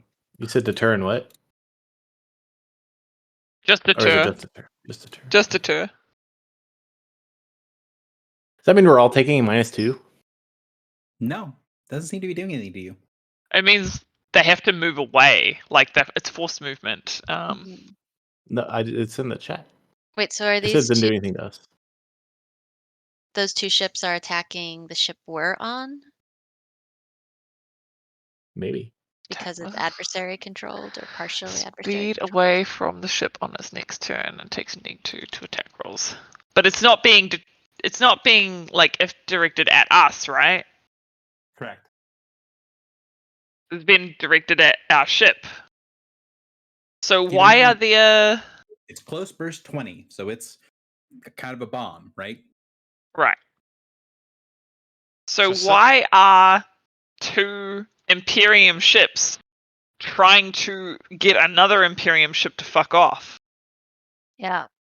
Because it's controlled by the walker. Mm-hmm. Or at least partially controlled by the walker. So it might also be relevant in what's her face is sending. She said to rally at entrance 4. So we should avoid that entrance. Yep. We know where that is. Yep. So the waves of energy, they're causing the ship to buckle. Mm-hmm. Okay.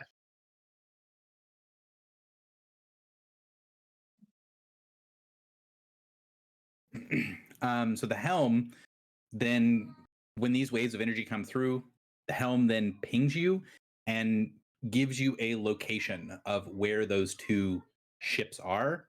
And they're close on a large scale, I guess is the way to say that.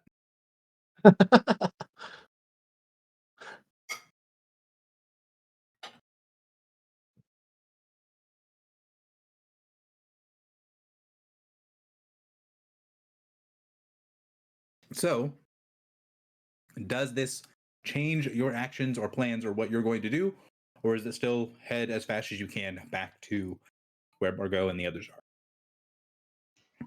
Still heading to Margot. I Need think that so. name. Mhm. Yep. How would that have? I don't know. That would. I don't know what's going on, so I feel like being near the giant demon woman would be helpful. Mm-hmm. All right. So, again, you do not have to make any checks. Not enough has changed in order to cause you guys to need to make checks to get back here. You are able to make it back to the. There were sentry drones, right? Earlier that we There had were. to get past. Mhm. Uh, They're there now. they're not there. Mm-mm. Okay, yeah, I was gonna ask like if there was any kind of reaction to those beams. Nope, they are not there. You did not have to avoid them on your way out. They do not seem to be there. Okay.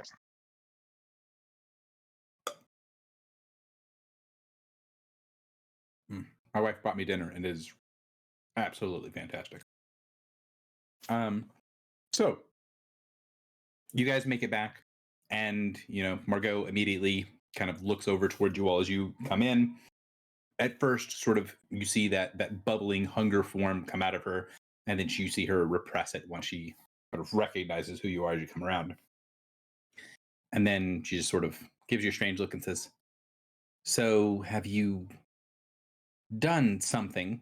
She looks, and you can see the walls are sort of like rippling and buckling in and out, moving around a lot.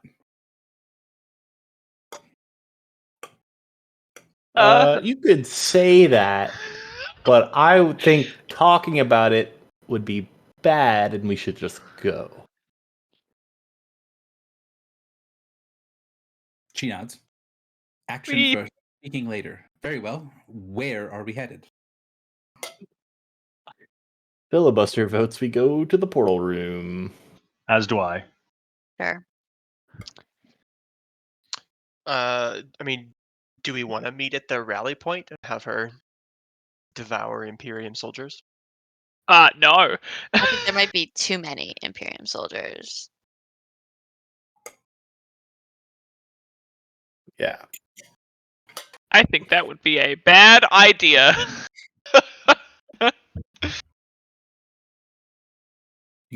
Do.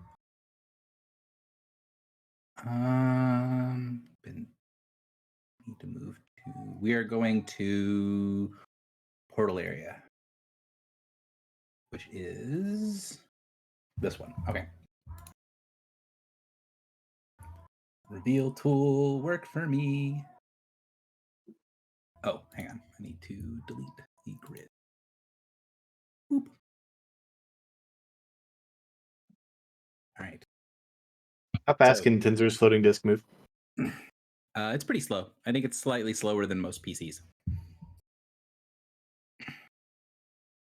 But Echo has no problems carrying Brain.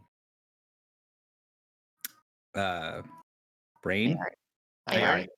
Okay, that was my main concern, but that works. She has no problems carrying Ayari. She doesn't really look like she's extremely strong, but she's wearing a suit that looks like it probably augments her strength in some way. So you guys head this way. You guys can put your tokens over here on the top left. They will kind of direct you down these service corridors, which is the way that Margot found to get to their safe spot. As you're running, Margot says, "Well, I assume you have some sort of plan that makes this not the suicide that I was suggesting it was when you were first discussing going to the portal." Seems now to be the best of many more suicidal options. So Agreed. you've only made this terrible option look better by destroying all other options and using it as a baseline of comparison. Precisely. I am glad you understand. The Imperium knows Echo has the name. You see Echo kind of tense at that. What? We didn't say anything. We didn't tell them. It's not a. Wait, could they not hear the stuff? Well, they Okay. heard. Yeah. They heard within the soul. I don't know if they know specifically booming Echo. voice. So 'Cause- the question is that I think Michael is asking, that the DM is asking, is Michael asking this or is Filibuster asking this, is did this group of people hear the responses to the ritual? So, as the DM, I'm asking: is Michael saying that, or is Filibuster saying that? That is what Filibuster is asking.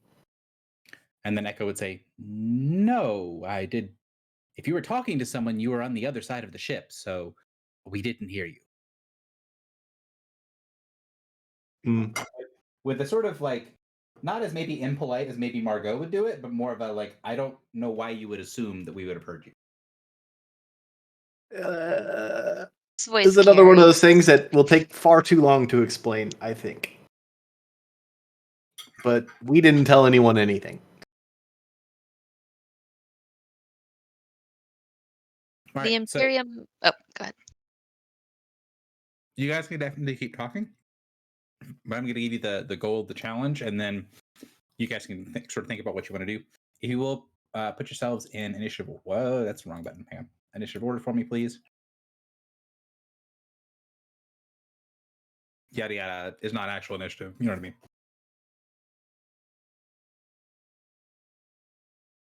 That did not. Oh, initiative. Hang on. 1 second. The initiative thing is very fucked up. I'm gonna ask you to go to hit it again, please. Sorry. My 33.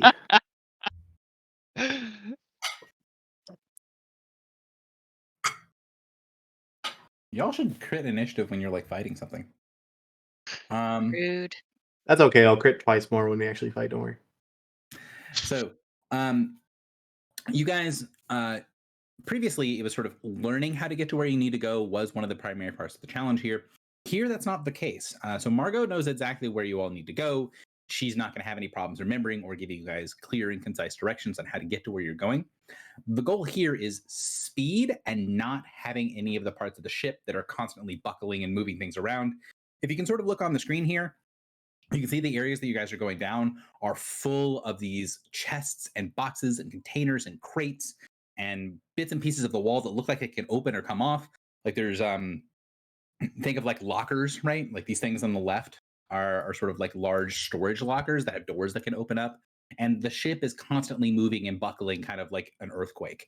So the goal is to make it through quickly, quietly, and to not get hurt by all the falling debris and stuff that's happening. So that is the overall goal of the challenge, is to make it through here without suffering any with suffering as little energy drain as possible. Energy in the generic sense of like stamina and being tired. And then I will go and kind of push back to one. You were saying something before I had to interrupt and give the challenge stuff. So one, you were saying to Margot.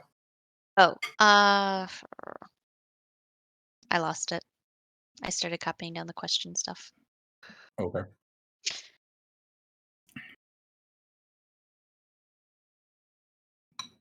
So basically she's like, well, okay, so this is still kind of suicide. Do we have a plan?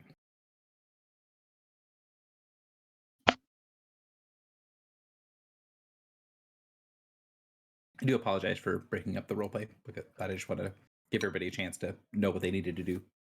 No worries. We now no longer feel that the Imperium is a potential ally. That may make our encounter at the portal room less difficult morally.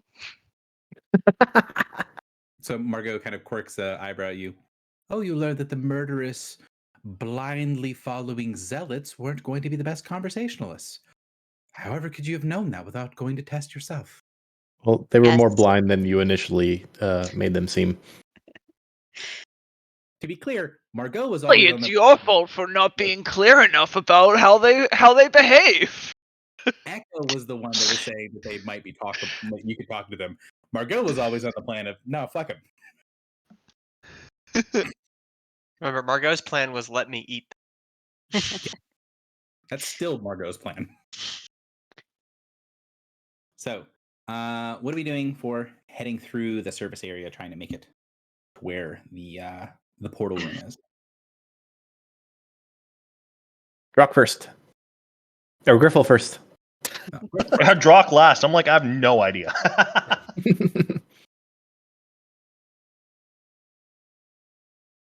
So if you need default things, that can be something like athletics or endurance. Both work because again, you're just trying you're trying to run down a hallway full of supplies during an earthquake. So athletics, acrobatics, endurance all work easily as default. You could also use something like perception to see what around you is. Definitely going for athletics. Okay. Let's go. All right. Good first roll. Moving along, the speed is not the problem. The problem is the fact that there's so many sort of moving parts to the hallway that you got up a really good running start about the time that one of those heavy doors, the heavy locker-like doors, popped off of its hinge for just a second and swung open and slammed straight into you, knocking you on your ass. Please lose a healing surge. Understandable. Have a nice day. Filibuster. Okay, seeing that Griffle was in way too much of a rush, I would like to use perception to slow it down just a little bit and just like pay attention to how we're moving and like if stuff is gonna fall over, like dodge it, that type of thing, or like take a moment longer to pay attention to how we're moving. Okay. Is that reasonable? Yeah, sounds good. You're watching for the threats, like the one that just slapped Griffle on her ass. That's a crit, brother. You got one left, and then you're all out for the session. So you're able to kind of see, all right, that's one of the dangerous things. That's one of the dangerous things. Able to make your way through without any sorts of issue for a success on the challenge. Actually, 2 successes because it's hard DC success. One of many. So the dangerous things have been pointed out, and Filibuster is moving along quickly, focusing on letting people know that there are things coming right before they smack into people. Okay. Yeah. So I have my boots of the fencing master that have their little shifty powers. I'm thinking because I'm not very coordinated. I could have those at the ready to use if something is about to fall on me. Okay. So So maybe, yeah. Go ahead. So I'm thinking like I could make a check with a poor skill, but with some sort of bonus. So I'm thinking the thing that is hard to do there, right? Like you're preparing the action. I have this thing that helps me get out of danger. The thing is predicting when the danger is coming, right? Mm-hmm. So when you're looking around, something like perception could work. Something also like dungeoneering, right? Because all these things are mechanisms. So you'd be like looking for weak points in the mechanisms and watching things that are rattling as the ship is shaking, that sort of stuff. Gotcha. Those make the most sense to me. Although if you have another one that you feel like, hey, this is kind of what I'm going for, that's also fine. Okay. No, I mean I think I would rely on like perception more than good reaction time. So The idea of the character is like, I know I'm not very fast, so I need to be able to see the swing coming before if I'm going to be able to get out of the way. Yeah. So I will say that you will get a slightly lower DC if you want to use the Boots of the Fencing Master power, but that will mean that if and when we get into combat, you will not have that power. Okay, gotcha. I think for this first round, I'll just go with perception. Okay.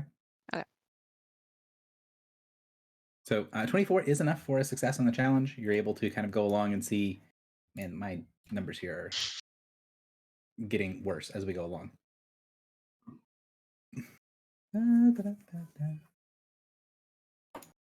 3. As you guys are going along down, Filibuster is focusing mostly on the macro threats, like, hey, watch out for that row of stuff. Hey, watch out for these crates that are not quite secured. And then your character would be focusing on the much more individual, yeah, there's all this stuff going on, but what is actually on our direct path? What is going to hit me if I walk down this hallway? And try to focus more instead on the the things that are sort of sure footing and that sort of stuff. And it is able to make it a little easier for you to make it down the hallway. Morin, you are up. So I have a backup, but I want to try to justify this. So I've seen Filibuster and one both make it through, like running through. Mhm. Like, are we going one at a time? I mean, you guys are kind of going. Because I'm thinking, like, could I Yeah. use bluff as like I'm trying to imitate or mimic the exact way that they went through the room?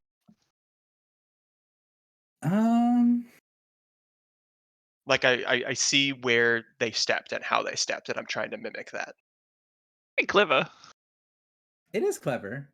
I'm trying to make sure that's not a default explanation of how insight works. Mm. Because insight is I'm watching someone and seeing why they're doing what they're doing, and like why And are you I stepping am here? just trying to do what they're doing without really knowing why. Yeah.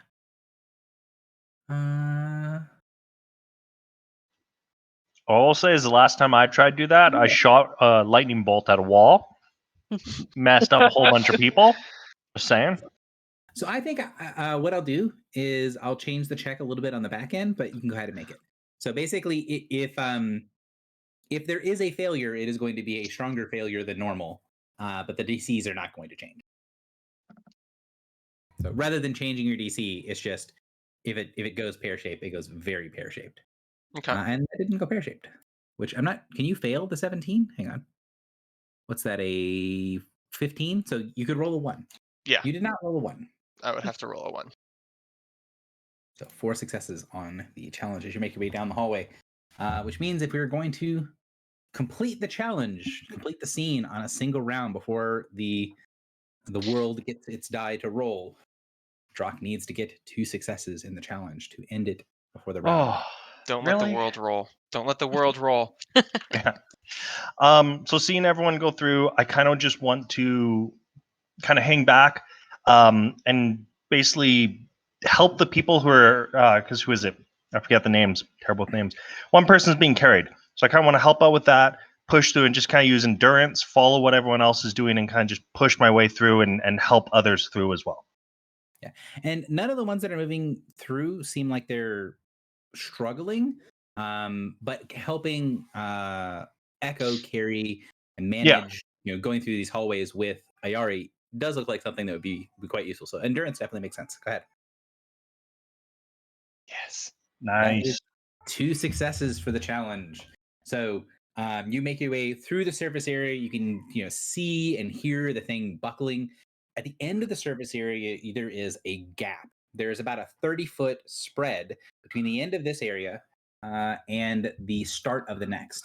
So if you think of like the design of a city, where you have like ring roads, where it's sort of like a break in the buildings and things, and there's a sort of a main pathway that is a circle of an area. You can tell that there's something like that what you're crossing, and there is this space where you can easily get down to dozens of corridors on the different sides. This open area has tons of debris, has a couple of smaller broken ships in it. There is I have the Meep. I can explain it, or I could just and I can show you the picture.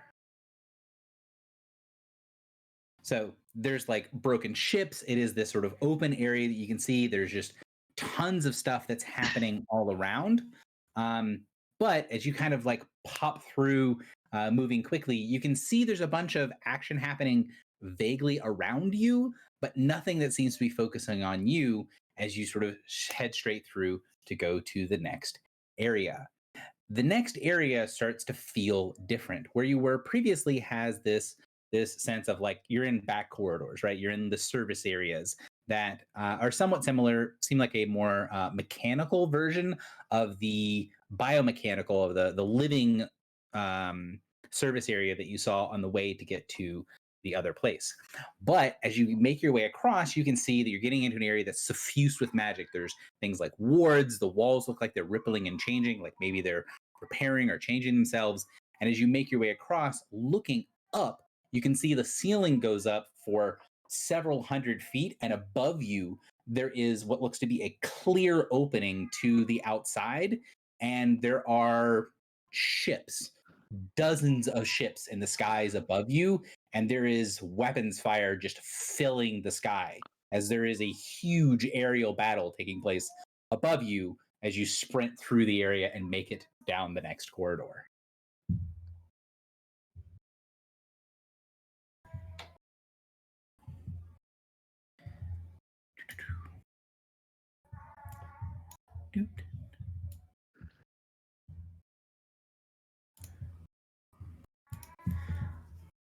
So this area is similar to the last. It's not as tightly closed in. So there's not like bunches of crates and things around. There are still these bigger containers and things around.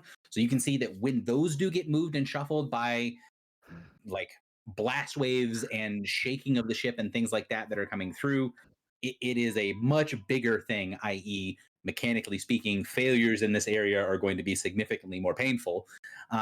And you can see that there are fires, there's magical energies kind of spurting up and flowing all around. Ahead of you, there's areas where it looks like there's broken or damaged wards that are just sparking and spitting off fire and electricity. The area around you is like you're walking through a massive malfunctioning like warehouse of bigger pieces of equipment rather than the sort of surface area that had smaller pieces of equipment. So the same basic challenge, although the elements that are being added here is that there are lots of wards and magical energies that are sort of spitting up into the area, and the previous things, sort of like little things being knocked around, are actually like big, semi-sized container trucks that are moving around. So Griffle, you are first if you would like to go, or if someone else has an idea of something they'd like to do. Can I try dungeoneering as like understanding the mechanisms? Or are they like not? Are they? I think I might have misunderstood.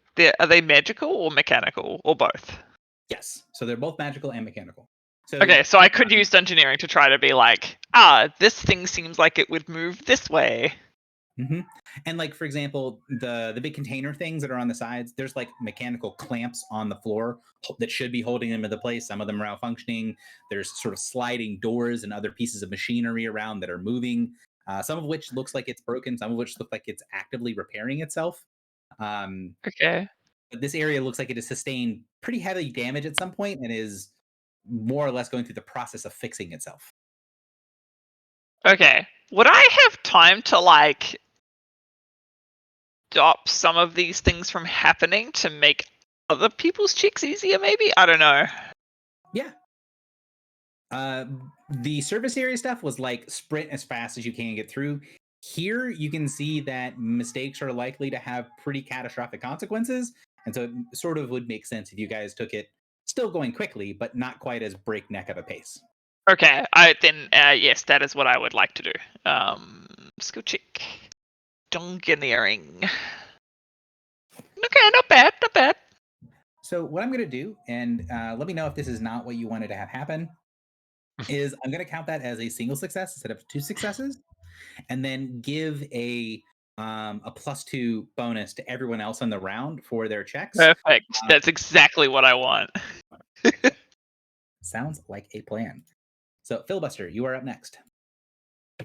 Hey, you said that there's like wards and things. Mm-hmm. How would you feel about Filibuster using Arcana to sort of either identify more dangerous and prominent wards and more moving towards lesser and less dangerous wards and sort of weaving in between those? Sounds good. Yeah. You can see that some of the wards are active, some of them are not, some of them are misfiring. Trying to find a path through the wards using your arcane senses makes a ton of sense. +2. The 22. 22. 22 is a single success. Oop, I don't know why I went back to doing it like that, because it looks dumb. 2 successes.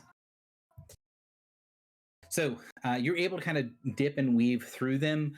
You don't get a ton of extra information about the wards other than the fact that there seems to be some sort of maybe security wards here, or maybe wards that are designed to attach to something else, but there's nothing else here to attach it to at the moment.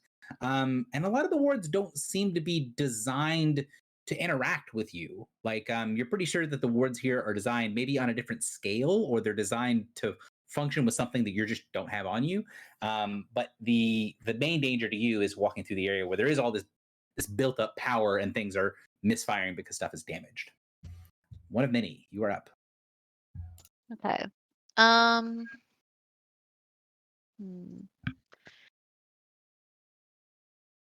Would there be any benefit to me kind of like, I don't know, I guess like following, like building on what Philly did and seeing if I could tell what the words are for as we're going? Like I'm kind of, yeah, like trying to identify them more, but also assist him in navigating. Yeah, it makes sense. The Okay. wards and the huge container ships are the two big dangers in this area. Mhm. So continue to work on one of them is definitely something that makes sense.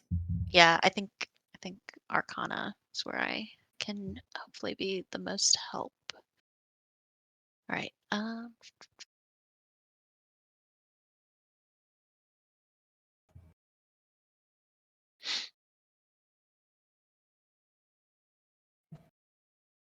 right. So Arcana of 34 is that with the +2 included? No, sorry, 36. 36. Well, you know what that means. It means that is hard +10. So it is 2 successes on the challenge, and the opposite of a complication happens. Something happens to change the nature of the fight. So as you're making your way through, once Filibuster's like, hey, I don't really think these things are designed for us. When you kind of look down as you're going through the wards and you see what this is, you recognize that this station where you guys are and entering through is kind of built on a different scale than you guys. Like the door that you guys are walking through, the door that you can sort of see where Griffle is on the splash screen here. That door is like 30 feet tall and 20 feet wide. So it's like a normal sized door, but it's just built scaled up.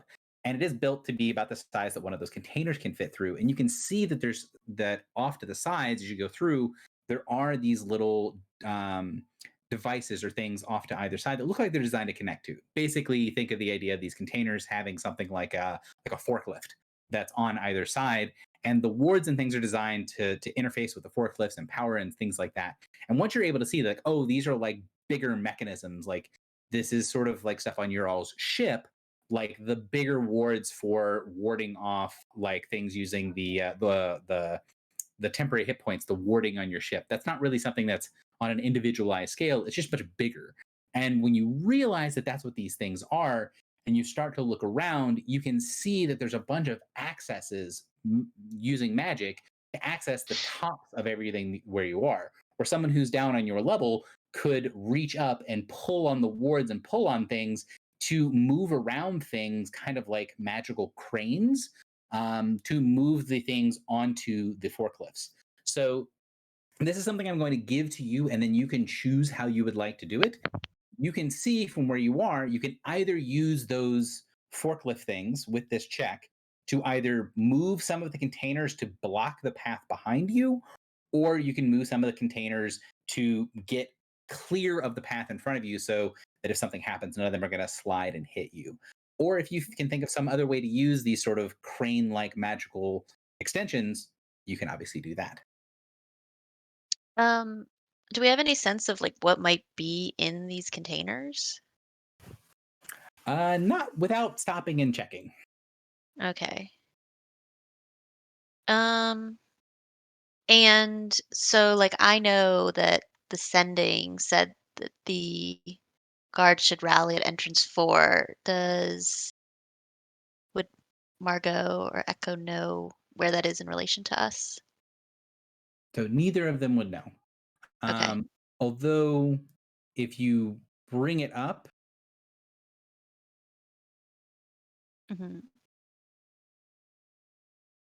Margot would say something along the lines of she expects that to be an entrance to, or at least her assumption is it's the entrance to the safe zone. Okay. I'm just wondering if there would if there's any reason that I would think it would be beneficial to cover our tail. I mean, they have been sent after you. You've not seen them yet. Yeah. Uh, Anybody have any input? If you do one, I'll probably do the other. Okay. All right. Then I will start clearing the boxes in front of us. Okay, so effectively what that's going to do is that's going to make a blank complication. So there is a possibility of a complication being rolled, and if you guys do roll that one, then nothing bad will happen because you've moved the crates out of the way. Okay. Morin, you're up. Is something wrong with my mic? No, you just said that will cause blank complication. That will cause a blank complication. Yes. Yeah. Yep. Which is usually how you reference the uh, forbiddens. Okay. So you cleared stuff out of the way. Yep. So I will attempt to use the cranes to block the path behind us then. Okay. Emphasis on attempt. So now that you know that they exist, you can either use Arcana or Dungeoneering to interact with the cranes. It's going to be Arcana. This is to the entire group, right? Yeah. 28. 28, another hard DC success. So that does mean that you guys have finished you guys have gotten enough successes on the scene in order to complete the scene, and can block the path behind you, and continue forward. The question then becomes, Drock, you basically have a moment to be able to say, all right, we've all made it through fine. Is there anything else that you want to do? Is there any information that you want to try to get? Is there anything in the scene that you would like to do before I end the scene? Because you do not need to make a check if you do not want to. There's nothing that jumps out at me. I guess the one thing would be I don't know if I'd be good at this, but look around and see, like, have other people used this place recently? Is this common area for people to travel in, or are we kind of in side passages? I will say that while you don't see anything that's like, you don't see any people or tracks or things, because this is not a place where you'd be able to do that, you do see that there is signs of damage everywhere that looks like it's probably from some sort of fighting. So while there isn't anything that like jumps out at you as like a sign of like obvious someone was here just a minute ago, you're pretty certain that where you guys are is pretty well traveled. Okay. Could open one of those containers. So I didn't quite hear what you said, one. Oh, I said you could open one of those containers. Yeah. If you wanted to, you can. Sure. Do any of them look particularly interesting? So ideally, you can see on the map, but all the containers have a relatively uniform look to them. They're not if you think of like the big shipping containers, the containers here aren't as long as the shipping containers, but they are about as tall and as wide. So think of like maybe half-sized shipping containers. So they're 25-ish feet long, like 14 feet wide and 14 feet tall. And they look super sturdy. When those crane wards were moving them around, when they would land on something, it was like a heavy, just bam, hitting the ground when they moved over. So those things are, all of the ones that have been moved are extraordinarily heavy, whatever's inside of them. And would they, one or Philly, I think you both did kind of magic checks, right? Would they have picked up any magic from any of them in the area while doing the other stuff? There's no magic that can be sensed inside of the containers. There's lots of magic that can be sensed inside of the room. So the wards and the crane system and that sort of stuff, as well as the little I call them like they don't really look like forklifts, but functionally they are forklifts that are in the next room beyond where you are right now. All right, I'll just open whatever one seems to have been moved most recently. Like if we saw any moving or anything, I'll just open one of those then. Okay. These things are not easily opened if you don't know how to open them. So either give me a dungeoneering check to figure out how to do it, a thievery check to open it, even if you don't really know what's going on, or something like an athletics check to like pop the thing open. Because this is like the doors have a reasonably complex mechanism on them to open them. All right, yeah, I'll do athletics. Is probably my best out of that. So you get to it. You can see as you try to pull down on it and twist around the handle a little bit. It takes some sort of elbow grease to do it. You're pretty certain there's an easier way to open this than what you're doing. But as the bolt slides down and slides over, you're strong enough to kind of just get the job done anyways. And as the thing swings open, you can see inside there's stack upon stack upon stack of cubes that are all the exact same size, of gray, brown, and ruddy red materials that are all just blocks stacked the entire interior of it. It almost kind of look like blocks of clay, but as the door opens and you can feel the sense of something unlocking, you can see the interior of the door has another ward on it. And as the ward clicks open, this wash of power and magic floods out through the door. And you guys have seen one of these before. You just not seen an entire shipping container full of them. This is elemental augury. This is baseline powerful augury magic of different elemental types. And here you've got earth, fire, and air, I think. I'd have to look at the notes, but you get 3 types in here. Should we be taking some of this with us? I mean, they're assuming we're Wait, here what to does it steal do? shit. You guys are scavengers stealing Imperium artifacts. No, we're not. Scavenges stolen Imperium artifacts. I mean, These aren't Wait, artifacts. what- These are resources. No, I'm sorry, we're liberating wait. these. What do they actually This is a do? rock. Yeah, what is this?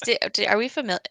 You're saying we're familiar with this. I'm not familiar with this. You guys have seen one of these things before, I but guarantee they're not dragons.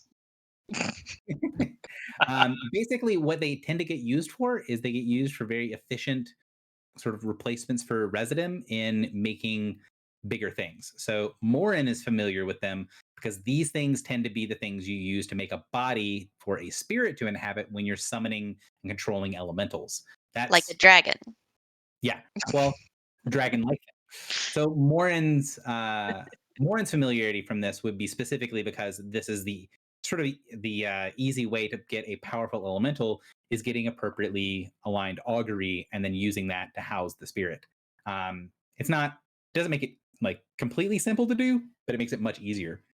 Same way that if you want to build a magical construct of any kind, a golem, anything like that, or even something like a ship or something or a fortress, having this as the baseline to it is going to count as a ton more of the resource than it would if it was raw residium. So think of like if you use the correct type of augury, it might count as 100 times its value for the cost of a ritual cast with it.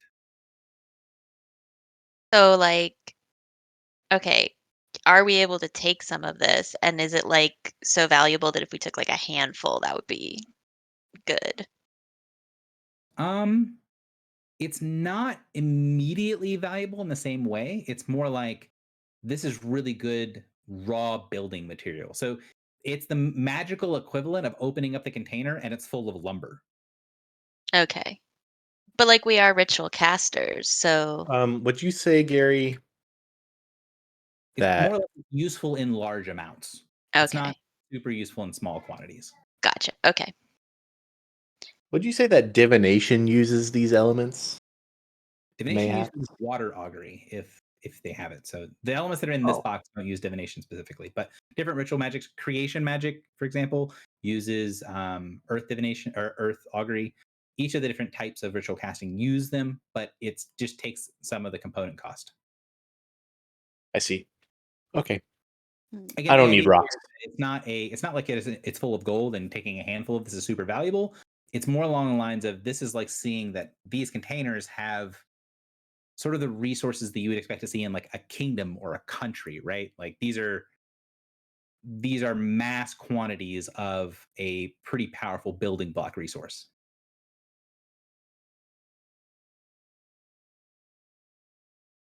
So you guys head through here, and once you get into the next room, things have changed quite a bit. up until this point, you've not seen any direct signs of people or things in the area. In this area, there are walls that have blown out. There's fires that are raging. There's rubble and things that are broken from the ceiling and the walls. There is heavy, heavy fighting that has happened here. And there are the accompanying bodies and things spread around. There are, in this hallway, in these areas, there are hundreds of corpses of parasites, as well as a smattering of Imperium corpses. This is like the outskirts of the heavy fighting that was being talked about previously. There are still small groups of things moving through here, although most of them look like they are sort of unwilling to engage in like long-term fights, but they're not against taking pot shots and trying to keep moving. So you guys can tell that going through here, yes, it's partially going to be some of the same things from before, of avoiding getting knocked around and knocked over by the continually quaking ground.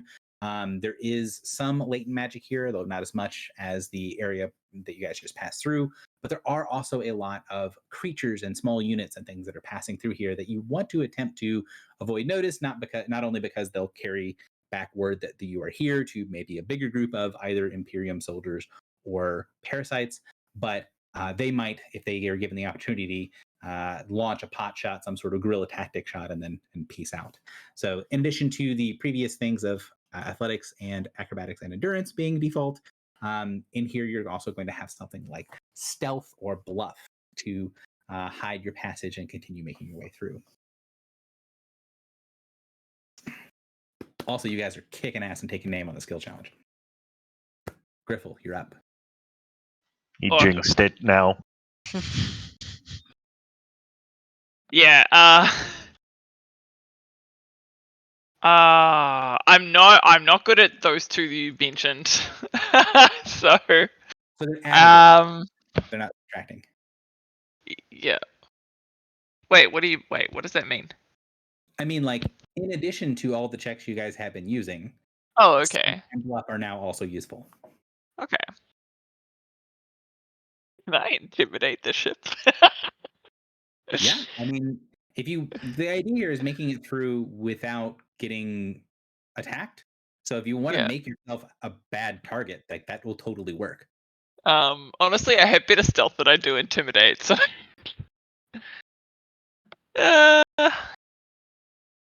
Why don't we try? I'm actually gonna try stealth. I'm risky plays here. Risky plays. So I'm not good at this, but I'm also not terrible. So, Griffle for the first time in her life is gonna sneak.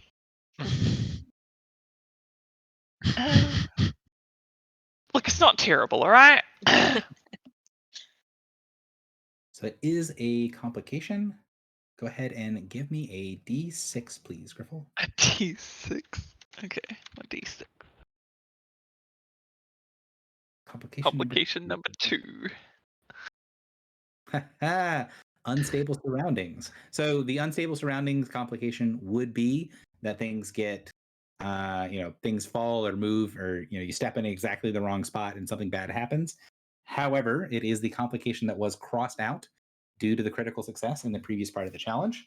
Nice. So while there would have been something here, the placing of the crates in front of you all made it to where when part of the roof collapses and comes down on you all, it gets kind of propped up by the things that you put in front of you and moved out of the way, right? So you moved all this stuff out of the way to give yourself a clear path.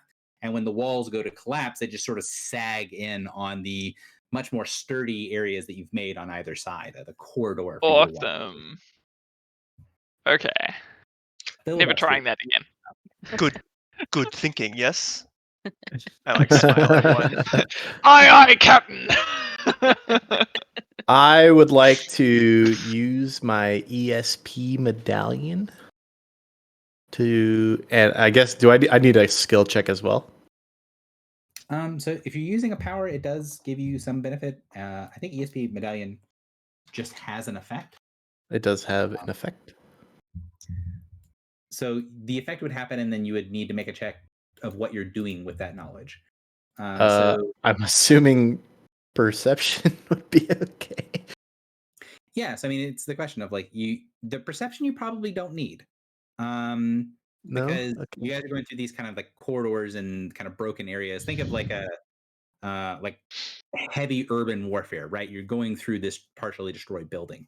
So the ESP medallion is basically going to do the perception part of it for you. So you're not going to need to do anything to perceive the things that are around you. But it's In that like case, for, like insight for like how to avoid those things, like maybe the like dodge one way because we think they're gonna go another way, that type of thing. Correct. Yeah, that would be the use that you have of the sector knowledge, and because it is an encounter power they're using, you would be able to get a +2 to the check. Or insight. 24. 24. So 24 is a moderate. That's just ESP. one. One success towards the challenge.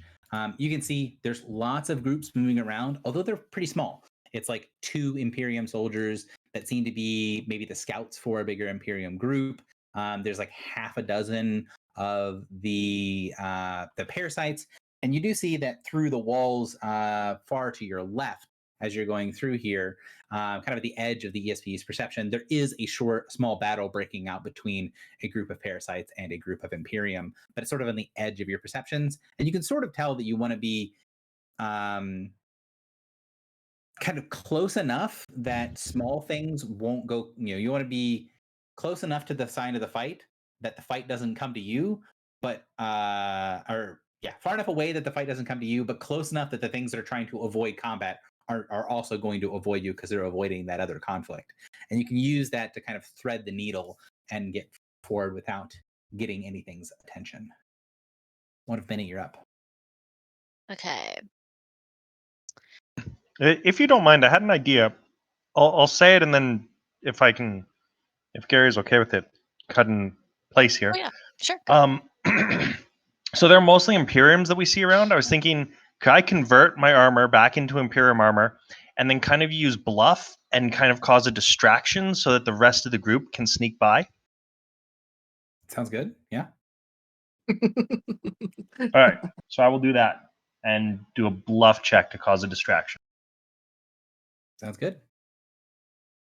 Now, what do you want to do with this distraction? Like, are you trying to draw their attention and kind of send them towards that combat? Are you trying to say like, we're rallying here? Like, what are you doing in order to beat the distraction? Oh, that's a good question. I primarily want to distract from the group and make them look somewhere else. So yeah, if I say, there's combat in the other room, head there, kind of thing, to kind of get people away. Okay.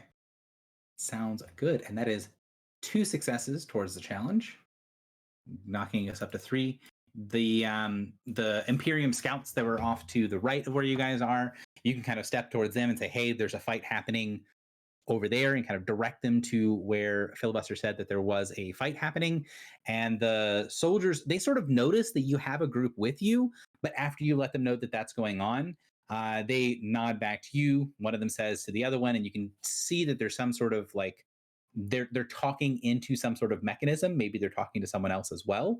And then the 2 soldiers then break one on either side to go and flank the area that you designated as there's fighting going on over there, to go and assist the other Imperium, while leaving you guys alone. Perfect. All right. Okay, so now that the Imperium are kind of out of the room and leaving us alone, I think what I'd like to do is so I have my encounter power where I can summon items.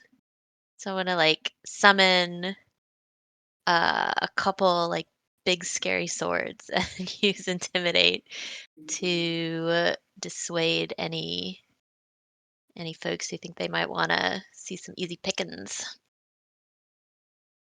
So this is the something shaper thing. Yeah, I have Read- Shaper, and then I have. Oh, go ahead. You hit the button that tells me I know there's a special rules on it now. It's like you get things from the adventuring kit or something. I get anything from like a certain page on the. Do you have What's a it? can you shoot that into chat for me? Yeah, I don't have a button for it. Hang on one sec. Okay. If not, I can look it up. So Shaper Scion is the thing. And Yeah. it is minor creation, right? Yeah. A single weapon or an item listed in adventuring gear. So you could do like a giant ass sword. But I have what do I have? So I have something that lets me use it twice also. Oh, okay. If you have something that lets you twice, then yeah, you can use it for 2 weapons. It's the idea to sort of like, because they're conjurations, right? So they could just float. So is the idea like I'm going to create these big swords in front of me that are like scary and kind of pushing things away from me as I go? Yes. Yeah. Oh, good. Yeah. Cool. Discipline, adapt. That's the thing that lets me do it twice. Okay. So so intimidate.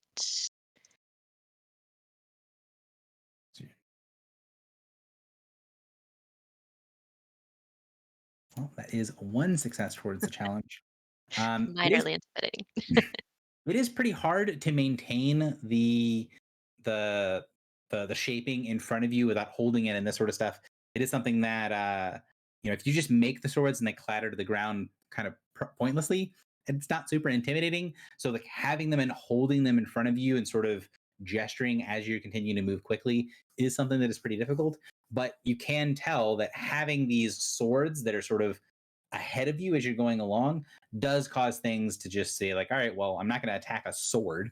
And things that see that first sort of move away rather than moving towards it. Morin, you're up.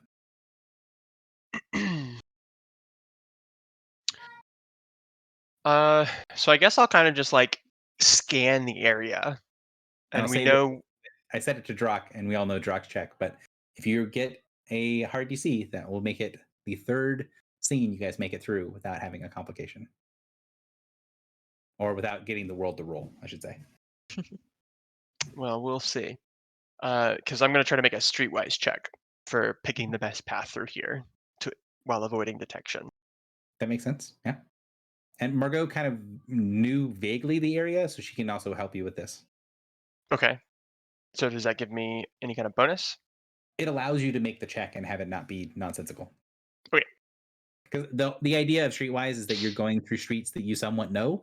You've not been through here, so it's going to be really hard to do that here because there's not like street signs and the normal things you'd find inside of a city. But having someone who's already been through here could definitely help. And that is a hard DC success. So that is, again, smashing the skill challenge. As you make your way through the area, you can see that there was, you kind of pause at one area where there is a pretty decent sized fire, and you see a group of parasites make their way towards that battle that you guys saw on the edge of the ESP medallion. And you can sort of see that things are sort of building, right? Like there was maybe a small Imperium force getting attacked by a small parasite force. Then the Imperium's reinforced, then the parasites reinforced. And so this little conflict that you guys saw as you're moving on is sort of slowly snowballing into being like a decent sized battle that's happening behind you as you make your way through. Make your way through the area and come out the other side. Through this area, once you get past the break, you can see that the hallways look a little different. There is this feeling of you stepping from one place into like a completely different aesthetic and feel, right? So you're in the inside of the ship that has this very almost like sci-fi look to it. There are certain sections of the ship that are more biological, right? That have this almost horror-esque look to it of these, muscles and bones and things jutting out of the wall. When you go to this area that is sort of that you've been directed towards the portal area, the walls look a little different. They look like they're crafted out of stone and have some of the more sci-fi elements, some of the like metals and things that are grafted into them. But this place almost looks like it belongs more as like inside of a castle or a keep than it does something that is, deep underneath inside of a world ship. And as you step into this area, you can see that there is another kind of path heading to here. So you're at sort of one, if you're thinking of like a Y, you're coming in from the top of the Y, and you can see that when you get to the junction, there is another entrance to get to where you're going. And you can see that there is just corpses littered everywhere in this room. Nothing seems to be moving for the moment, but you're pretty certain that this area has seen a ton of combat, as there is just, like I said, corpses of not only Imperium but parasites littered all around. And as you guys step forward, you see Echo, as she's holding on to Ayari, lean down and run her hand over the face of one of the people that's sort of broken and mangled under a pile of debris and corpses. And you see a young man's face as she pushes back his hair and frowns. And then Margot looks at Echo, looks back at you all, and says, "Well, we're here, and nothing seems to be trying to murder us for the moment. So it could be worse." She starts to walk, and you can see that this portal area has 3 concentric rings. So there is an outer ring, and then there's a little bit of elevation, and then there's a ring inside, and then there's a little bit of elevation, and then there's a ring in the center. And at the very center, there is an enormous spin disk. So it's like 30 feet by 30 feet, and it has a permanent ritual circle built into the floor around it. There's a ton of fighting that looks like it happened at some point relatively recently right around this ritual circle. And then around the exterior of this, you can see there are smaller spin disks and smaller ritual circles that are dotted around the map. I am now realizing I'm doing all this talking. I did not move you map. Ooh. Oh. So you guys came in down here. As I was explaining the why and showing you on the map when you guys aren't on the map. Do you see where my arrow is? Yes. So you come down this part of the Y to this junction, and then there are these 3 concentric rings. You have this outer ring that has these smaller spin disks and portal circles on it. You have the inner ring, which seems to be sort of a transitionary part between the outer and inner side. There's lots of these little orange things here are ritual focuses. So this is like just getting energy. It's not doing anything major. It's more like the basic building blocks of powerful spells. And then this raised central platform has everything focused inward from the whole area to be a pretty powerful spin disk. You get from the idea of being in here, Griffle, you're going to notice it more than anyone else would, but I imagine you would share with the rest that this thing is definitely not designed to be done by like 1 or 2 people. This is like if a normal spin disk is like a car transport, like someone can just get in a car and move, this is like a train station. Like this is something that would spin really large quantities of stuff. But the benefit is you can probably send it to anywhere you want it to be. Like this thing, if you've got the location, can send whatever you want wherever it needs to be. Okay. We need to spin to our ship. we gotta get out. Does I forget? Do spin discs work cross plane? Depends on the power of the spin. Some do, some do not. Griffle would know enough to know 100% this thing has the power to do so. The smaller spins probably don't. The smaller spins are probably much more localized. Then yes, we should definitely spin straight to our ship and then go from there. Wait, he said there were 3 ritual circles around the big spin disc. Yeah. Oh, don't worry about those. I think there's someone with us who would worry about those. So again, to be clear, when I say the 3 things, I'm talking about this thing, and the center platform. You see what I'm talking about? Oh, but you said there were ritual circles. There are smaller ritual circles, but there's 4 of them, not 3. Oh. These 4. Oh, fuck it. Let's go. Oh, real quick. What are these statues here?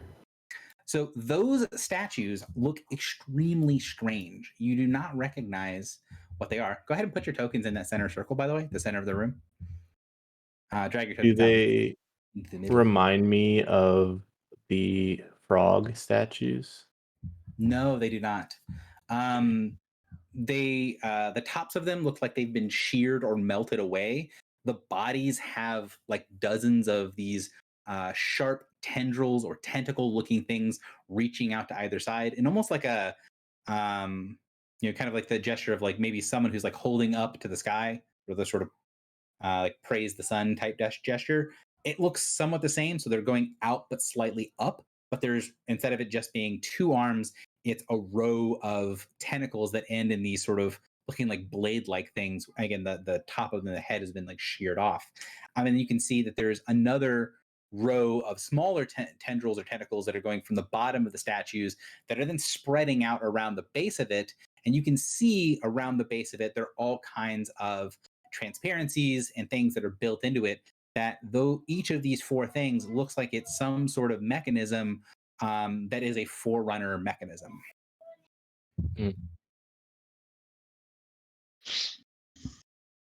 Okay.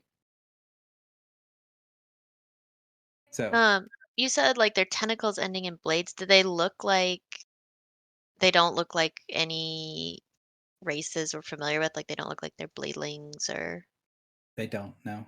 or parasites. Think of, so there is a little bit of parasite look to them. The way that the like the parasites, you've seen a couple of them that have faces that are like very sharp looking, but they have that sort of sinuous body. It kind of looks like the same thing, but it more than anything looks like these things are made of metal and stone. There's no like color to them. They're not made like artistic statues, right? So they're not very good representations of whatever they were. But rather than them looking like bladelings that have things built into them, it more looks like a tentacle that ends in a claw, like Okay. one big hooked claw.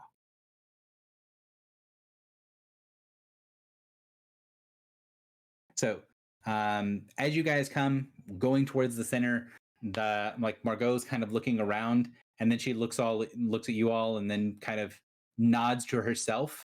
Like she very clearly looks surprised that this place is not just crawling with enemies, but is pleasantly surprised by the fact that getting here from her perspective was a piece of cake, and now it's pretty much clear. Like this is going swimmingly, and she did not expect it.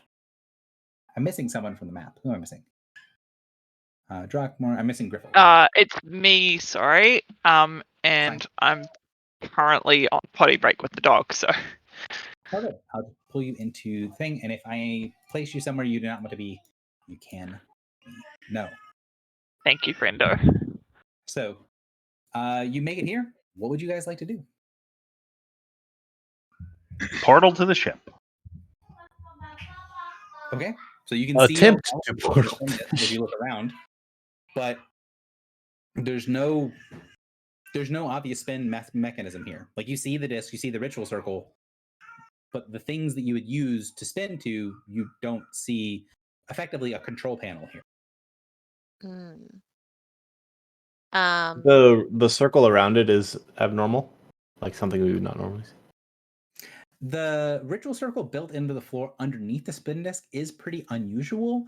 However, when you're close to it, you can recognize that it's basically just feeding more power into the spin. So it's basically the ritual circle is supercharging the spin disc, and the ritual circles around the sides of the room are basically doing the same thing. They're making the energy very reliable. So I guess how would we expect a spin disk to work versus what this is doing?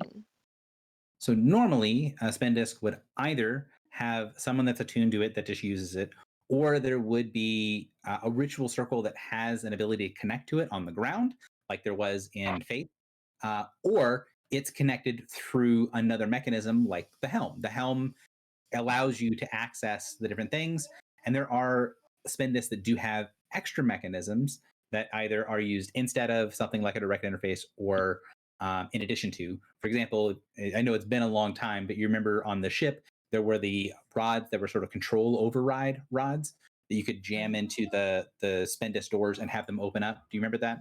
Yeah. Yes. That's what you expect. Either there's someone here that would be used to doing this as their job, they're directly connected to it. There is a basic terminal control panel that is usually a ritual circle, which you don't see, or there is an item or something that you use, a mechanism that you would use to unlock it, like the control rods on the ship. At a glance, you don't see any of those things here. So, am I able to use Arcana to deduce the method by which this spin disk is normally operated? Like, are we looking for that rod? Are we looking for the person? Let me look. So when you extend out your magical senses, you can sense that all of the magic in the room seems to be supporting the mechanisms rather than controlling or using the mechanisms in the room. So basically, the mechanical pieces here, they are the pieces that are there to like actually do things. And the magic is making sure it's, the mechanisms work perfectly well. Think of the magic as being the oil in the machine. It's not the actual machine itself. So the answer from your Arcana check is that you're going to need a Dungeoneering check to understand this machine. Oh, that'd be me. I look to Griffle. All right, I got this. Also, I mean, can we just ask Margot Tree if she knows how to run this thing? Do you want to? Yeah, Yeah. it's worth asking. She frowns at it and goes, "People of my court have no use for something this grandiose. And I didn't use it when I was brought here. It was used upon me. If I simply knew how to turn it on, we would have left rather than fleeing for our lives." 32, baby. So after one kind of gives you the thing of like, this is a machine that runs on magic, you can go, oh, wait a minute. I don't have to worry about like step one is if you're trying to look at any sort of machine, where's the power source? And then you build up from there. If the power source is all the ritual magic here is powering this machine, A load of magic, yeah. you'd be like, oh, okay. So I'm looking for magical start points. And as soon as you get that, you can see big chunks of the mechanism in the middle are designed to be manipulated, but you can tell that there's some sort of device that normally would manipulate these things. There's basically some tool designed to make the spin disk function that you guys do not currently have. Now, looking at the device, you're pretty certain the tool makes it easier to use. And you're pretty certain you could actually use it without the tool. It's just going to take a whole lot more time, energy, and effort to actually get the damn thing to work. So think of the idea of like a garage door, right? You look at this thing and go, okay, well, obviously there's a button somewhere that's a garage door opener that I can hit the button and the garage door comes up. But you can still just grab the door and lift it up if the mechanism isn't engaged to open the door anyways. So you can tell the second thing is what you're going to have to do in order to get it to function because you don't have the garage door opener. Do our control rods, like if we took them out and like waved them about someone who's more intelligent than Drock, would they have any effect? I mean, I don't think so, but I'll do it anyway. So you take it out and look around. You see a place where one of the mechanisms could work in. Do you want to just jam the rod into it and see what happens? No, not just jam it in. I want to ease it in carefully so as to not do any damage just in case. So you put the Zecthariel's rod into the little slot in the machine, and you can tell as soon as you have to put it in there that it doesn't fit correctly. Like whatever the tool is that's designed to do this is significantly larger than this. It's not only like a think of like a putting like a screwdriver into an area that's designed for something like a large crowbar. Like it's not only not the exact right type of tool, but it's also very noticeably the wrong size. However, when you slip the thing into place, you see flesh start to boil out of the side of the rod, and what looks to be a long, spindly arm sort of slowly forms out of the rod and grabs hold of the bottom of the machine. And you can hear the machine starting to whir to life as you're now holding what is like the extended arm bone of an arm that's reaching into the machine as the machine is slowly activating. It takes everything I have not to throw this thing away from me. So given that this is like kind of a symmetrical design, are there other spaces where I would expect the control rod to go? And can I put my control rod in another location? Yes, but also something is going to happen. So, as you activate the machine, you can feel the portal coming to life. The magic in the room starts to pulse, and you get this incredible sense of focus. Where you're standing right now was initially obviously the focus of the room. However, with the mechanism beginning to activate, even people not trained in Arcana can sense something focusing on them, and those that are trained in Arcana can sense like they're in the eye of a focus, that every bit of energy in the room is now pointed right where you are, and that energy is pulsing through the entire room. And you know that this is going to be basically a beacon to anything that is nearby, that something powerful is happening here. As that Fuck. wave of magic goes out, you hear echoing down the hallway chittering screeches of the parasites. Please roll initiative. Ooh, let me leave. I just want to go home. That's a cool Would portal. someone mind hitting my initiative for me? I will be back in like 1 to 2 minutes. But I don't want to make you wait that long. I will say that if you guys want to take, like, once you guys get initiative rolled and stuff, if you want to take a couple minutes, I need to, the way that this combat and this skill challenge works, I have to put together the pieces based on the choices you guys have made up to now, and like how well you've done on skill challenges and stuff. So it's going to take me probably 5 to 10 minutes to put together the combat. So let's go ahead and make this a break until the top of the hour. So we'll break until That would be handy. Okay, cool. Thank you. Be back soon. BRB.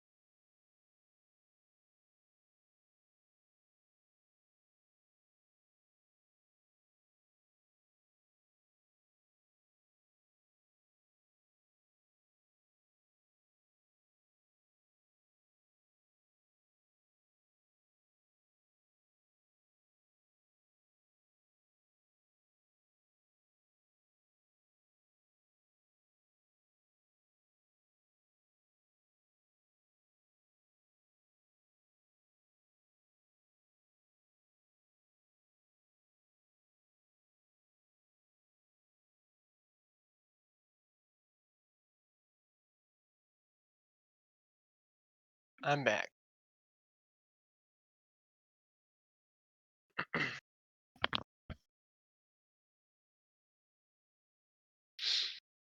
Man, I really gotta like read my stuff more often.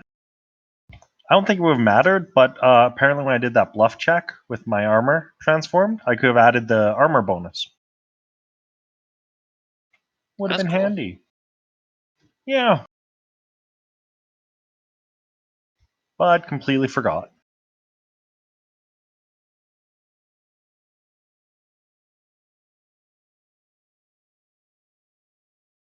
That's the problem though. It's like there's so many things to remember.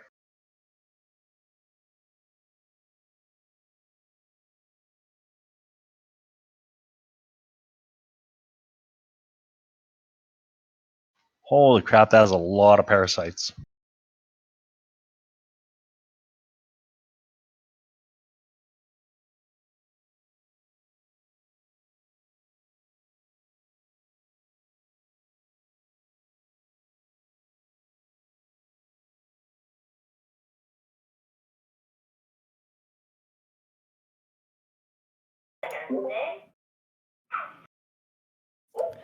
I am back. Or I should say, I am ready to go. If you're back, hook me up with a 1 in chat. Gary, have we had 2 milestones since the temple? Let me look. I just want to know if I can remove this -1. What's your -1 from again? Death. Because I died in that battle in the temple. Oh, Yes, you have gotten 2 milestones since the temple. Cool. All right, then I am going to remove that. Gary, Yes. should I be able to see all of these? Yes. I'll explain what those are once everyone's back. Oh, okay.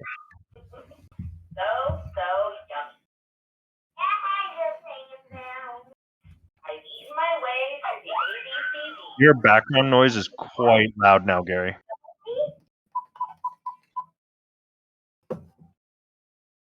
Is there a starting square? Not really. Basically, it's anywhere on that central platform. So you guys can start wherever you'd like on the central platform. I'm joking.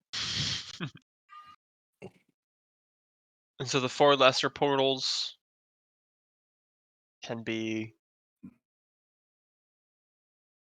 used as entryways. Mm-hmm. Wait, what? Didn't read the handout. Pieces once we get to once everyone's back. Oh, I didn't realize you could scroll. I just thought it was the picture.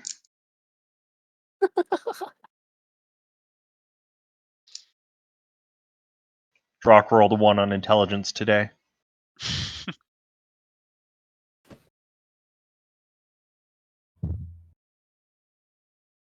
All right. So Escape through portal seems to be a recurring theme for us. Mm-hmm. let's see. Morin, Hillbuster, 1 Griffle, and who are we missing? Drock. Drock. You're Oh, actually I'm here. okay. All right. Is the recording started or not stopped? It is restarted. All right, so let me explain a little bit of what's going on in the map. The starting positions, you guys can start anywhere you would like to be on that central platform. The only exception to the rule is that Griffle needs to start adjacent to the ritual circle. So the central ritual circle, Griffle, you can start wherever you'd like it to be, but it needs to be adjacent to this green circle in the middle. So the goal of this is to escape through the portal. However, it does, without the proper mechanism, it's going to take a long time to wind up. So you need to actively maintain the portal for 5 rounds, which means that there has to be 1 success made on the skill challenge to activate the portal every round, or at least for 5 rounds. So like you can do like 1 round, you can skip a round or something, but it's not going to count as one of the 5 if you didn't make a success on it. And then there needs to be a total of 10 successes on the thing to open it. So for example, if it's 5 rounds long, if you get 2 successes per round, that works. You could do 5 successes on the first round, and then do 4 more successes, and then have only 1 success remaining. So do like 5 all at once, then 1, then 1, then 1, then 2. However you do it, it needs to last for 5 rounds, and then the total successes need to be 10. And that's on the central portal. Now, there are some default checks that are Arcana, Dungeoneering, Religion, and Thievery. If you can find some other way to justify what you're doing of getting the mechanism up and running and functioning, again, you're using the improper tools for the task. So all of it's improvised to some degree or another. So if you want to do that, you can as well. There are 4 lesser portals around the room, which are sort of denoted here. And now that you can see that the center one is powered up and is starting to activate, all the other ones have been activated as well. They do seem to be much shorter distance, so they're probably something that is not able to go across planes, might not even be able to make it further than anywhere on the ship. But those things are now active now that the central portal is powering up, and you can use things to deactivate them, to deactivate an individual portal, but you do have to then make it to that portal, and the room is very large. Lovely chair. Yeah. Sorry.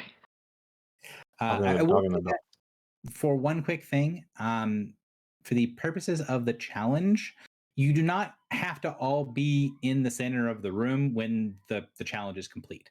So this isn't like round 5, everybody has to be in the center or you get left behind. The purpose here is holding it open long enough and getting enough checks done to get the portal going. And then the assumption is the last round is get the fuck out of Dodge. So don't worry about getting too far away from the central portal for when the challenge completes. You're not going to be penalized for, as long as you're still on the map, you'll be fine. And we don't have to be next to the circle to do the skill check? So for each of the circles you do, you need to be, if you are not adjacent to the circle, you can still do stuff. Although ideally it has to make sense. Like if you're going to be making a thievery check from a distance, you have to explain to me how you're doing that, and you will suffer a penalty for making checks that are further away. So if you make, for example, an Arcana, Dungeoneering, or Religion check from a distance, you're going to have to, well, 1, justify how you're doing it, and then 2, you're going to suffer some sort of penalty. And that penalty is going to stack up pretty quickly. It's -2 per square. So it's going to make it relatively difficult to do from a distance. And that includes the big circle in the middle, right? Includes the big circle in the middle, yes. Oh, the big circle in the middle advantage is that the circle is quite large. So the parasite line of dudes that's by you guys, that line is not actually there. If you see the little pink markers on them, they're all numbered. That is how I keep track of like multiple groups of minions. Because like if I put one of the group of minions on the initiative tracker, if you kill that one, then it takes it off the tracker. It's just kind of annoying. This is how I track big groups of minions. You guys have fought the skittering parasites before, so and telling you that they are minions is not kind of revealing anything. Your characters would know they're pretty frail. But that's what these things are. So these are not actual monsters that are here. This is all just my initiative tracker put in the middle of the room so it's easy for me to access. As the things start to flood into the room, as the parasites start, crawling along the walls and floor, you would recognize the skittering parasites you've seen before. The cleaving parasites are the only ones you've seen that have multiple claws. So on either side of their body is one of those heavy hooked claws. The infestation parasites behind them have this fell aura from them, and they leave behind this caustic mucus wherever they go. And then in the very back, large and surrounded by a bunch of smaller skittering parasites, the proliferation parasites seems to be pulling from this mass of flesh that is dragging behind it and is forming new parasites as it goes. Oh. It's a brood mother. And you'd been told previously that they're doing something like pulling biological components of the ship away and making new parasites. Being told it and then watching a creature do it is a little bit different as far as the effect on you guys is concerned. So, holy crap. I had some amazing initiative rolls in there. Gary, Yes. 2 things. What's up? Maybe 1 thing. Is Margot Turi on the field? some of those initiatives are incorrect. So I need to fix this real quick. So the other characters are here and they are doing stuff. The idea is that rather than trying to run a full extra set of NPCs, the assumption is that they're there and contributing, and there are other monsters on the board that you guys that are basically what they're handling, right? So rather than having like putting a bunch of monsters on the board that are basically me fighting myself, NPCs fighting monsters, we just assume that they are here, they are contributing. If you want to do something specifically with them, you can do so, but they are not going to do anything other than take care of themselves and help protect themselves if they can.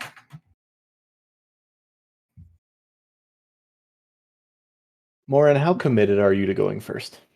Not at all. I'm like the definition of non-committal.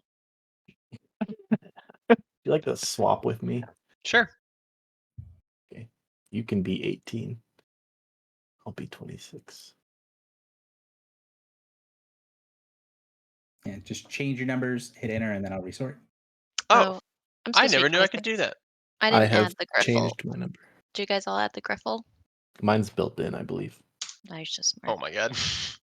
So my keyboard has started like shorting and wants to spam the number 7 until Oh, I hit no. my backspace key a few times. So yeah, I tried to give myself an initiative of 187.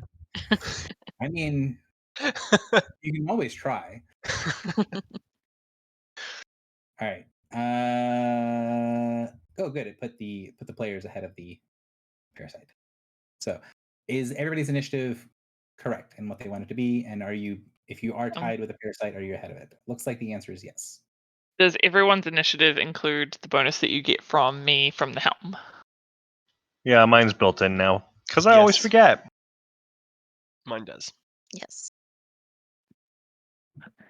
It's more likely that you have it than not, so it's probably better to have it as like a permanent bonus and then just minus it if you happen to be too far away. All right. So, not acting. Parasite first. Is that on the field? What's up? That First one? I don't see that thing in the initiative as on the field, or maybe that's a clue. It is not yet. Okay. That is correct, I believe. Only the minion groups 1 and 2 are on the field, so it is also not up. Filibuster, you're up. Actually, I can go Great. ahead and hide them until they are. Drock just existent. fucking jumped over a Yeah, I'm void. using speed of thought to move 7 squares forward. You're gonna run towards them? Yeah, why not? I'm running the fuck away. What's the worst that could happen? Well, as somebody who has just recovered from death, One second, hang on. Just to be clear, when I was explaining that there are like tiers in this area, I wanted to give 2 extra pieces of information. One, the like gravity in this room is slightly less, so the DCs for any sort of jumping and things like that is reduced by 5. And where Filibuster is about 10 feet up from where Drock is now, and Drock, where you are, is about 10 feet up from where the parasites are. So you're, think of it like kind of tiers in a cake almost. Like you have to go up to get to the other things, or down to get to the rest of them. So if you wanted to jump off the ledge and get more distance, it would be relatively easy to do so. I'm good at this, Okay. but good for future. All right, Filibuster, you're up. Hello, I'm going to. Can I see all the parasites? You can see all the parasites you can see currently. I can mark every single one of them. Okay.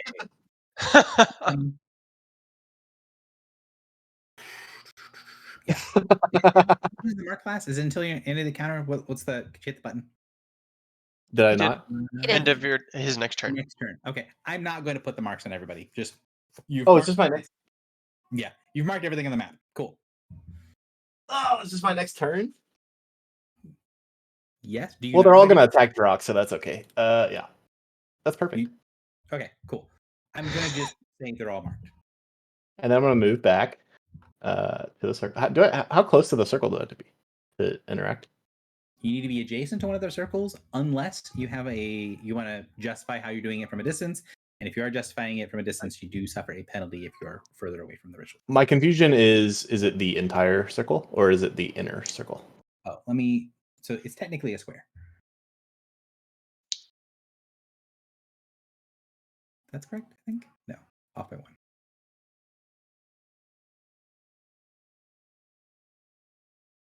Did you make a square? I'm trying. Give me a second. Oh, okay. I'm so sorry.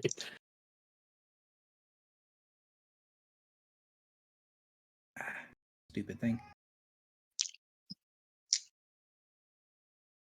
Yeah, it just as long as you're next to one of the green bits. I'm not going to keep drawing because my mouse is not being friendly. Basically, one more in. As long as your token is touching one of the green bits, you're considered adjacent. Okay, that's all I wanted to know. Okay. Marked and move. I move. Mhm. Would this be adjacent as well? Is the map? Hang on. Is the map like slightly off-centered? No. No. Do you want me to draw a square? Hang on. The map is slightly broken. Hang on. Okay.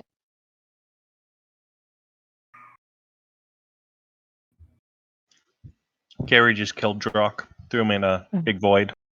Oh no. Okay. Yeah, it was That here. that should be correct. So the lines on the map should line up a little bit better. No, it's still fucked up. Can you make the lines less opaque? Yeah, because it should line up with the lines on Oh. the map, but it's not working perfectly, and I don't know why. Let me. Or more I opaque, I guess is the term.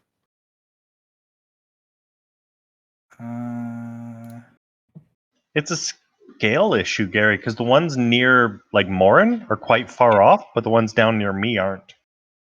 Yeah. Well, the So I'm line should go through. Sorry. trying to see what the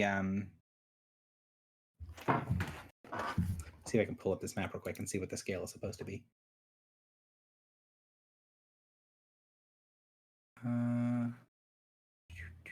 Because I have the map set, I think correctly, but it is definitely off, and that's going to be very frustrating. Let me see if I can fix it fairly quickly.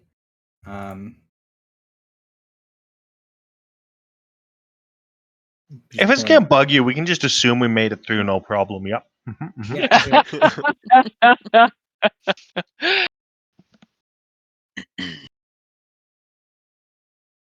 That's incorrect. Wait. Let me roll bluff against Gary on that one. 40 by 85. Okay. And what is it set to currently? Advance set.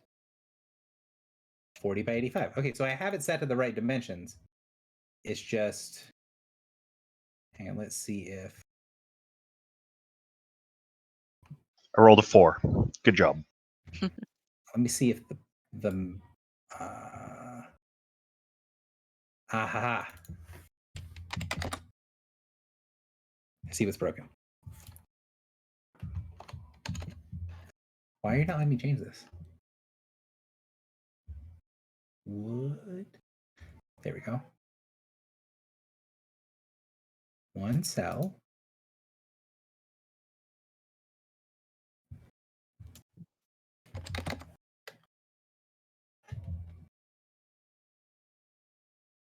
Did that fix the problem? No. No, it did. I think. Let me see. Right? Did it make that? It might have fucked up the token size. But does the grid line up now? No, it doesn't. No. Did not fix the problem. Seems worse actually.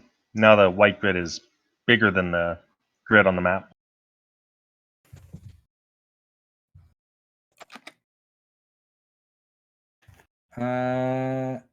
I can tell what the problem is. I don't know how to fix the problem.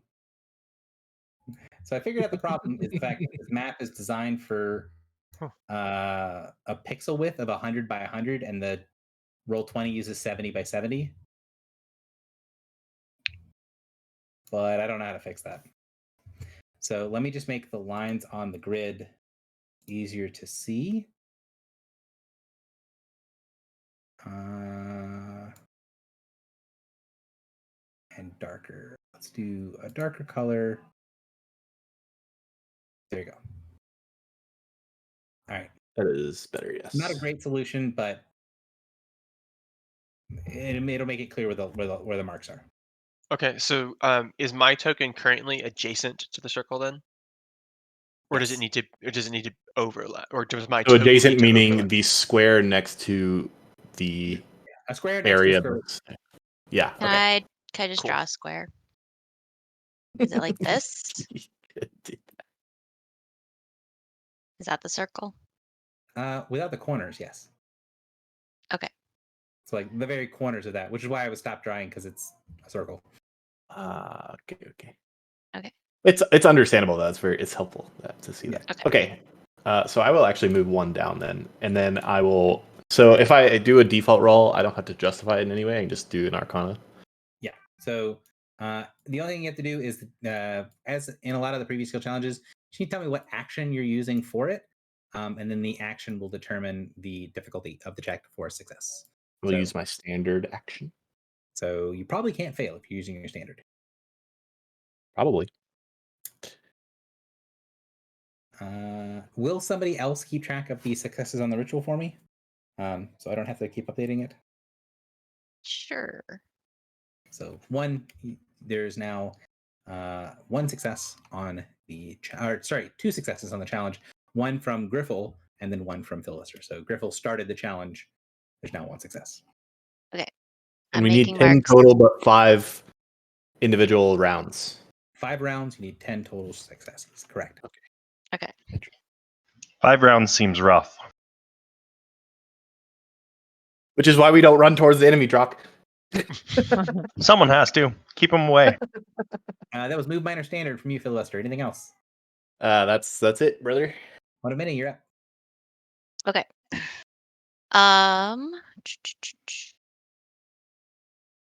I lost my handout. Hang on. Okay, there it is. Well, I'm gonna use Arcana, of course, to do portal things because that's what I feel good about. So I guess I'm going to, yeah, just do what I can to direct the flow of energy in the room into speeding up this portal.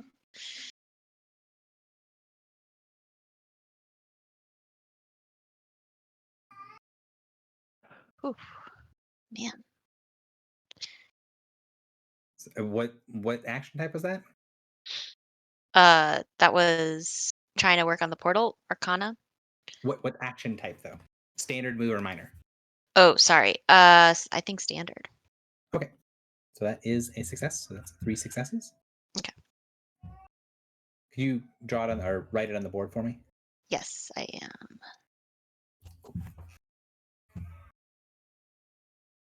I'm still trying to figure out how to fix the fucking pixels on the map thing because it is.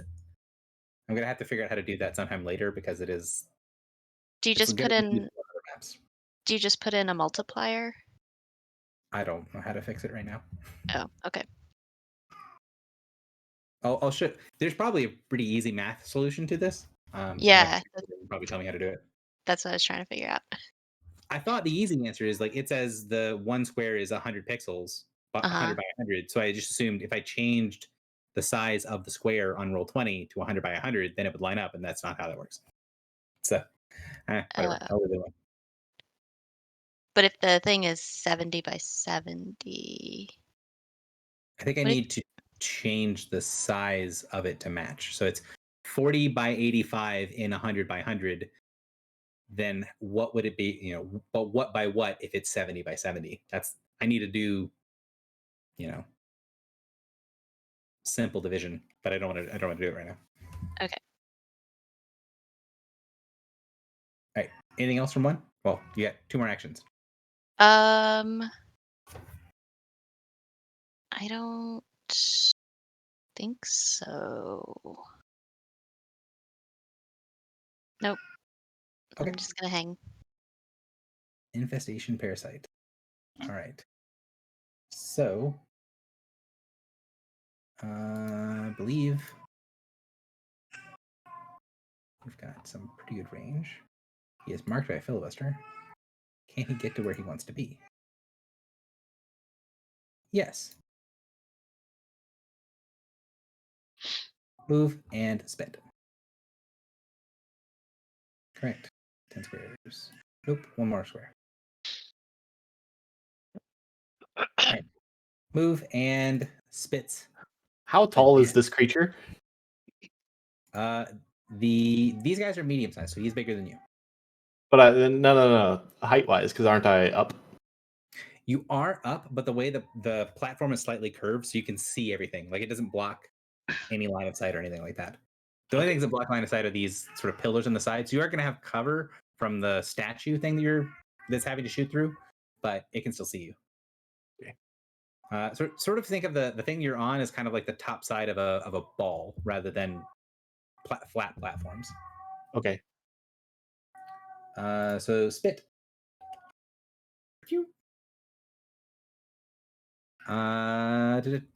25 versus your will for a toxic thought.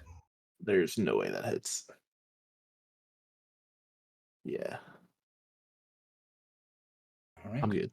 It for it. Skidding parasite, which is our parasites number 2. They're going to move forward and spread out. 1, 2, 6, 7.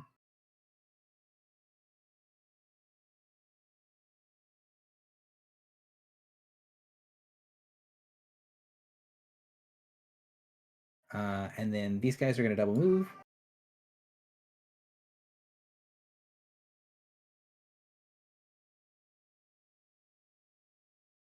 And then this guy is going to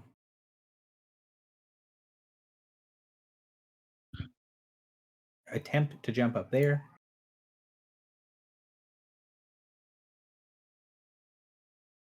It's going to do a double move here and here. Let's see. Oh, easily done. That is it for their turn. So the 2 do look like they would engage Drock, but they do not charge, so they do not get instantly killed. Drock, it's your turn. All right. For my minor action, I'm going to convert my armor back into armor. And I think it's then. done that beforehand if you want to use your minor action for something else. Oh, okay. Sure. I don't really know what I was going to use it for anyway. In that case, I will just. I really wanted to attack the infestation parasite.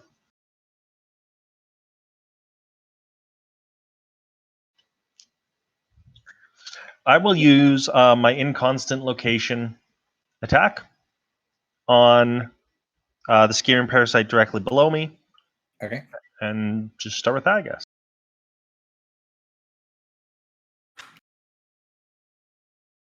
Uh, 35, I'm pretty sure hits everything on the board. It does indeed. Pop. Nice. Okay. I don't really have much else to do, I guess. Well, I don't really have anything I can attack miners with, and I don't want to overwrite his mark yet. So I will. You have move, if you would like to move. Yeah, I'll It may be maybe worth. Which one would you mark? I don't know, just the one near me, but not really Can you worth it. I mark don't think. Is it possible to mark Infestation Parasite 1? Is that too far? You'd have to move. I mean, you can, but you'd have to move. Oh, then you would take an opportunity. Well, you could take an opportunity. You could try to take Burst an opportunity. 3, so I probably won't take it. like I could shift away, but it's burst 3, so I don't think it's worthwhile. I'll just leave it for now. I think the point Well, is you don't. you What? could try to make an opportunity attack, but it didn't attack you, so it might not attack It's you. not going to attack you because if it does, it will die. So you can move, mark Oh. Infestation Parasite 1, and it doesn't matter because Infestation Parasite 1 is already gone, so it's not going to attack anyways. Got it. Yeah, no, understood. I'll do that and then Battle Mind's Man and get kind of closer up anyway. The parasite chitters at you as you leave and does not attack. So sorry, what does your mark do then? Like, why wouldn't it attack me? Reading, Drock. I know. I gotta go find it. Reading the card explains the card. I'll go find it. Yeah, I You post it again. It takes damage. Radiant damage equal to your level. It takes radiant damage specifically, which is very good. All right, Anything cool. else you want to talk? No, that's all. Thank you for the reminder that I could probably move. Do you teleport? Oh yeah. No, because I ended here. I'm okay where I am right now. Griffle, you're up. Hello. I would like to play Pot of Greed. Draw 2 cards. Straight to go. So, if I'm making chicks to, what type of action is it to make chicks to get the successes on the ritual? Is it It's either whatever you or? want. It's just Okay. The bigger action you use, the easier the check is. Easier the check is? Yeah. Okay. So, can I spend both my standard and could I spend all 3? Yeah, you could do 3 Can I- actions for the check if you want. 3 They have actions be to make different. chicks? You can't repeat the same check multiple times Okay. in a turn. So you couldn't do like Yep. engineering 3 times. Valid. But yes. Okay. And the default checks were Dungeoneering was one of them. Arcana, And the others were engineering, Arcana, Religion, and Thievery. Alright. Do I have any religion? I don't I got mean, any religion. You worship the Satan in this world. That's cool. And the default checks to handle the lesser portals. Now, are they here and here? Are those the lesser portals we're talking about? No, those are the statues. The lesser portals are in the corners of the room. So let me draw your attention to one. Oh, yep. Yeah, okay, cool. So I'd have to get all the way over there to do it, right? So they are a long way away, which is the Long thing I was way explaining in the middle. The reason I was explaining you don't have to be in the very middle when the challenge ends to get teleported away It's is because it's so far away. Okay. room. So Arcana, Religion, Thievery. And to be clear, you guys have the default checks, but if you can come up with some other justification for how you're doing this, like that's perfectly viable. Like I give the defaults because this is a very complicated skill challenge, and the Yep. combat. If you're watching how I many initial roll they roll, really want to justify like nature somehow, but I just can't like wrap my head because there's nothing organic around us, right? So the only way I could see it would be as a power check because you can feed it energy to do what it needs to do. But it Okay. doesn't let you have primal power, so that doesn't work. No, Marshall and You're martial and Yeah. divine, so I don't. I Yes. can't see a way to justify nature personally. Okay. Okay, so for my standard action, I would like to try to make an insight check to make my other checks easier by trying to figure out the like ideal way to manipulate this portal to help power it up. Okay. Can I do that? I could see an insight check being something like, all right, I see how everyone else is doing this and we're all kind of working together. How do I get what I'm doing to not interfere with what they're doing? And how do I kind of put all these pieces together? Complement it. Yeah. I would say that the critical success of that is just not going to give you 2 successes. But you would be able to get a success normally and then might get a bonus if you get the critical success. Okay. I'm gonna go for that. So standard action. But bam. Oh god, that's not good. Is that a complication? I think it is because I think that doesn't hit medium. DCs. It is. Go ahead. But and give me, it's a standard action. It's a standard action. it is a standard action. Gary.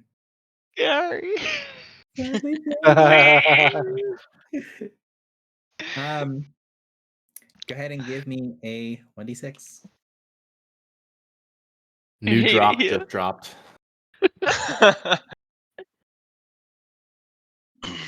Ho, ho. Don't curse me with that bullshit. Oh, he just made the Santa Claus sound. Complication 4, caught in the crossfire. So if the group is currently engaged fighting either Parasite or Imperium forces, the opposing force joins the battle. Oh. This sucks. I mean, that could be good. Maybe. So as you're tinkering with it, trying to see what they're doing, like, okay, this is what this person's doing, this is what this person's doing. When you go to push down on a piece of the main ritual circle, it slides into place and shunts a huge amount of energy around the room, causing the 4 portals in the corners of the room to light up and things start spinning through the portals in the room. At the end of the round, an Imperium force is going to join the combat. I like the narrative here that Griffin was like, I need to do an insight check to make sure I don't get in anybody else's way.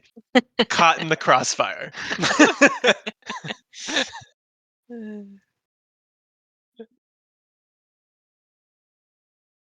Can't wait to see how I fuck this up. I'm setting some stuff up, but you can keep taking your turn. It looks like I need to deal with my doggo again, guys. Sorry. I will quickly finish my turn and then go do that. Okay, so as a as a minor action, I'm gonna try my dungeoneering, which is default check. So hopefully this is a bit easier. Oh, what are my rolls?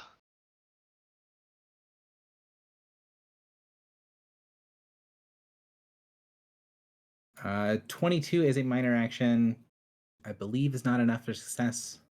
It is not low enough for a Okay, complication. I'm gonna quit while I'm ahead. I'm gonna leave it at that. That's my turn. It's gonna be like, oh, sorry, I'm sorry, I'm sorry. Were you planning on moving as well? No, I think I'm gonna stay where I am right now. I don't have a reason to move anywhere. If you're planning on using all of your actions to do this, my question is, would you have used your minor instead of using your movement action? Because it is slightly easier with a movement action. Oh, well then, yes. Sorry, I was thinking that I can't really justify doing dungeoneering as a movement action, so I thought it would just be a Yeah, minor. there- But if you're allowing me to make it slightly easier, then hell yeah. Yes. So that will count as a single success on the challenge. Okay, I'm not terrible. So that is, I think, 4 successes now. Yeah. What is that? It's I don't harder know. than it looks. Yeah, it's harder than you think, Josh. Jeez, type some 7s. Why don't you just type? Because I That's what like it. because I gave up. All right. Infestation parasite. Well, someone is there that to go after, but the thing that he wants to go after is way over there. Can he get to here? Yes. He's gonna go. Spit. On filibuster. And no. Those don't exist yet. Warren, you're up. I will say we should probably chill on using actions on the portal because we need to do it 5 rounds in a row anyways. True. Okay.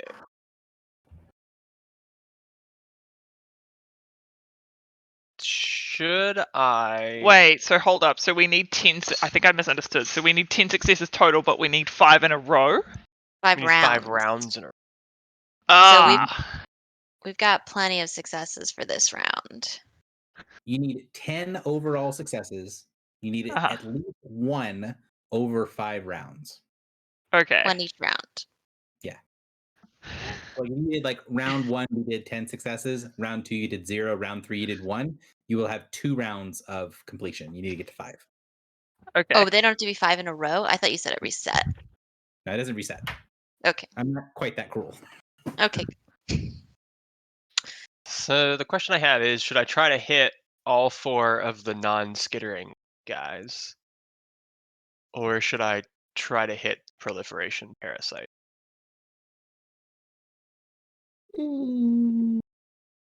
How confident are you that we could kill it? Did I kill it? I'm not sure, but I could knock it prone. Not you kill it. Knocking it prone's probably good. Yeah, do that. But I could knock like the 4 that are attacking us. Or the You're guy. saying these two? Yeah, see I could hit the 2 cleaving and the 2 infestation. Or I could hit the 2 cleaving and the proliferation. I think getting proliferation is better. Wait, what about this one? Can you get that one too? Yeah, you I can. right? Yeah. I think that's better. So do that. I have to get to this square. This thing seems the wrong size. It's an area it? burst 4. Push 4. Oh, it is the right size. So you need to get. This is the square I'm at is the one you need to get to. So 4 and 10, right?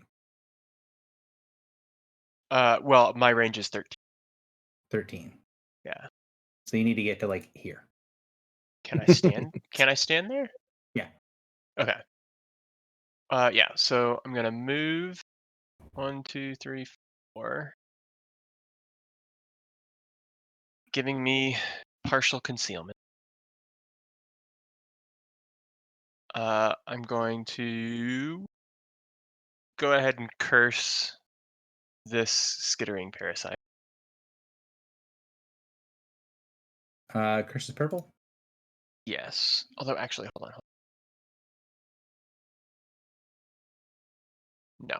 I'm going to curse the proliferation parasite because I can with my armor.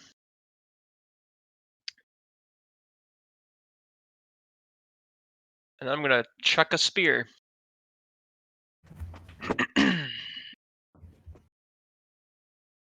1, 2, 3, 4, 5, 6 guys.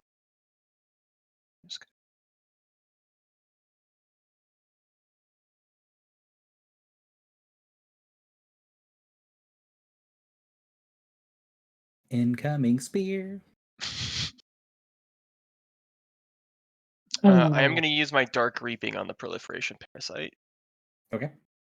All right, so 21, 30, 27, 16, 27. So 32 against the proliferation parasite, which is the one I'm most concerned about. And pulling up all my defenses. All right. So that's incorrect. That is. I'm fairly certain that his fortitude is not 123. So. Oh yeah, it just has a 1 in front. Okay. So, 21. This is all fortitude. So that's who's the 16? 1, 2, 3, 4. 1, 2, 3, 4. The cleaving parasite is the 16. So it is a miss on cleaving parasite 2 and hit on everything else. Okay, so it's going to be 35 damage across the board.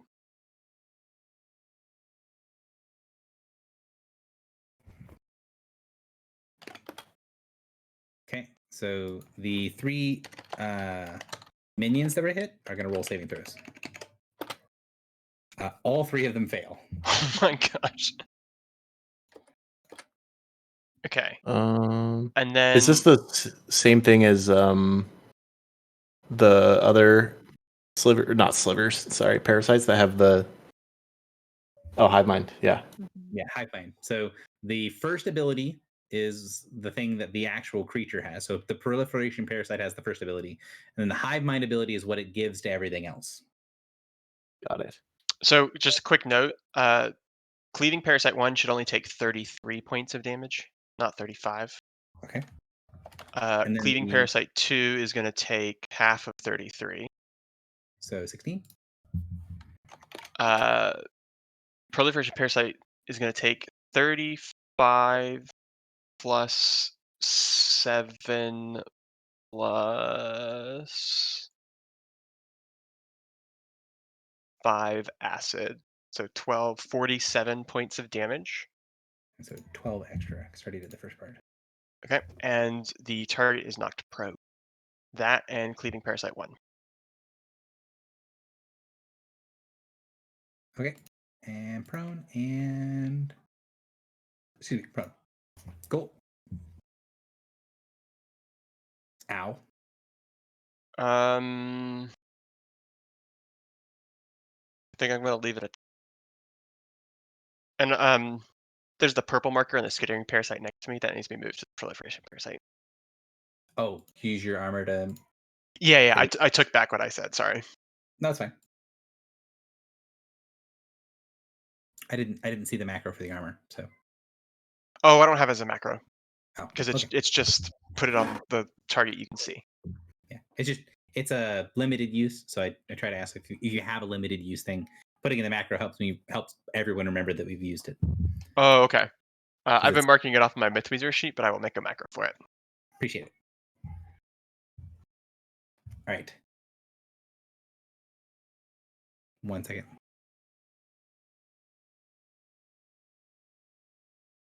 Feel like what I wrote in Discord about Morin poking his head out and just like this incident. Oh yeah, I'm just gonna look around this statue and obliterate the crowd. He's doing the job of his class, which is kill shit. You're doing the good job of your class, which is get hit. Yeah. I You know, do it very well of getting hit. I do. Anything Yeah. else, Morin? No, I'm gonna hold on to my action point here. Cleaving Parasite number 2. It is going to run up and strike against Drock. The DM is going to make sure I remember how this thing functions.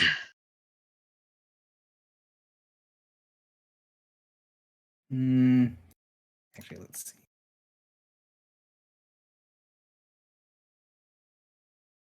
Six. We can do that. So he's going to get to here.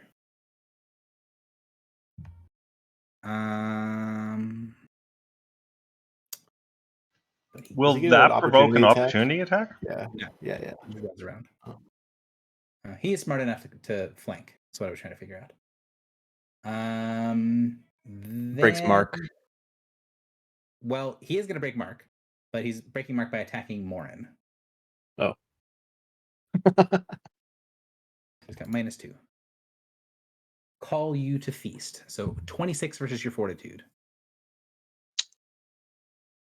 That is including the -2 from concealment. And is he 5 squares away? He is. Because I see that he's 1, 4, 2, but 4. Yeah, he's there's a height difference. but it's not a big enough height difference to matter. Okay. Like you'd have to, because D&D is non-Euclidean, you'd have to be 5 squares up for it to matter. Okay. Just trying to see. Easy answer is no.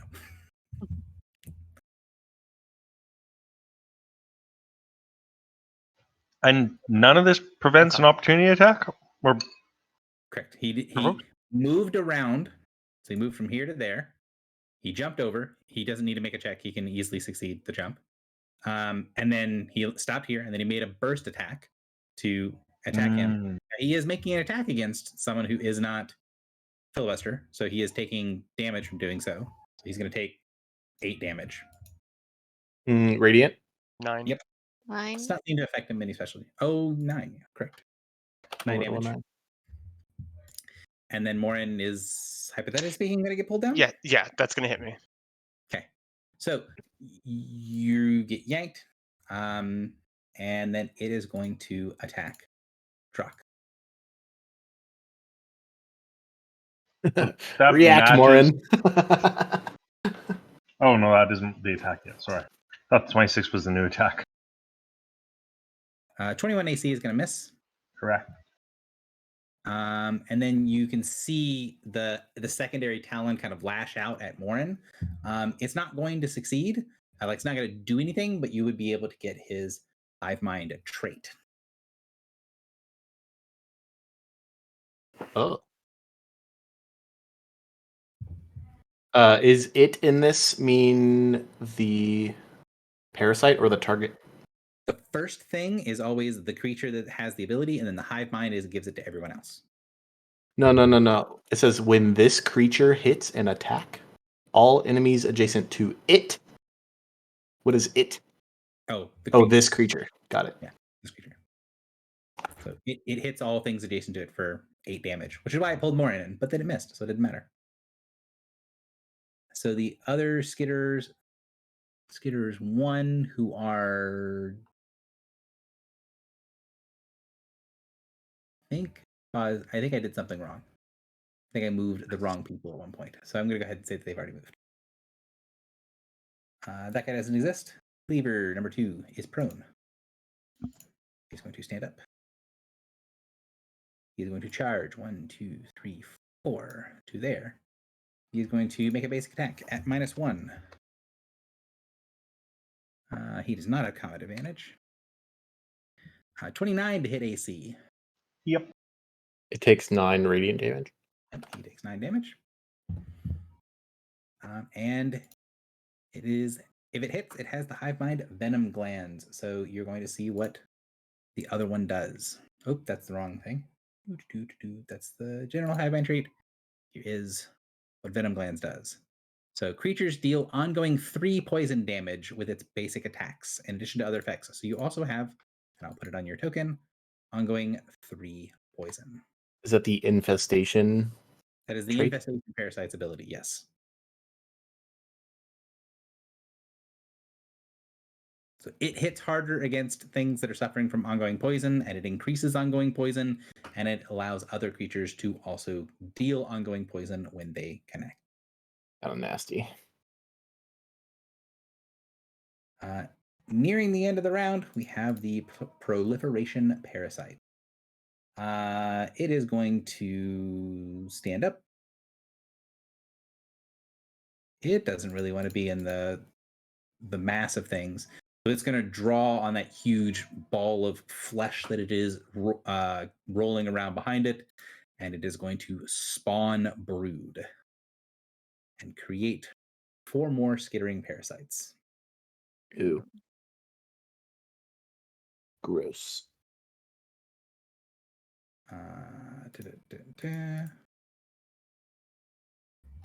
If this creature is adjacent to a dead non-minion allied. Mm-hmm.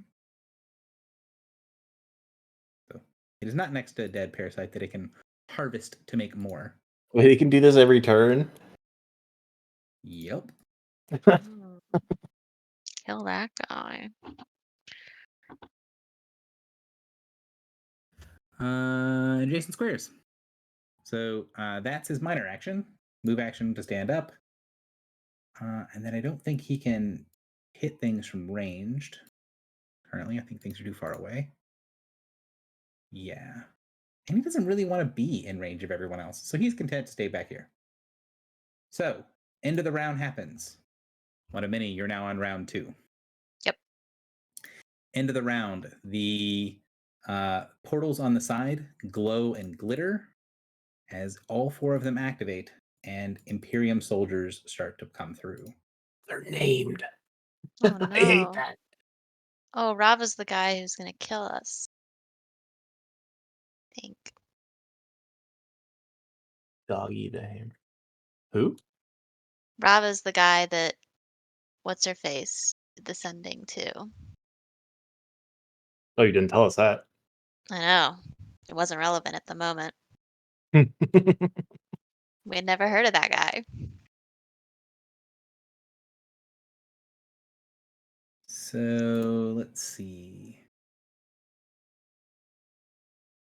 Drazen goes first. Oh my god. Goodness. Reason to blade. Well, he's got to get through some things.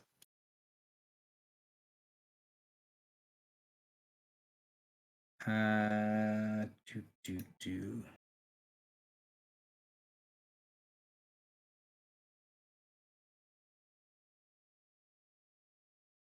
I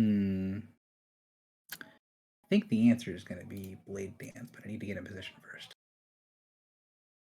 Blade Dance.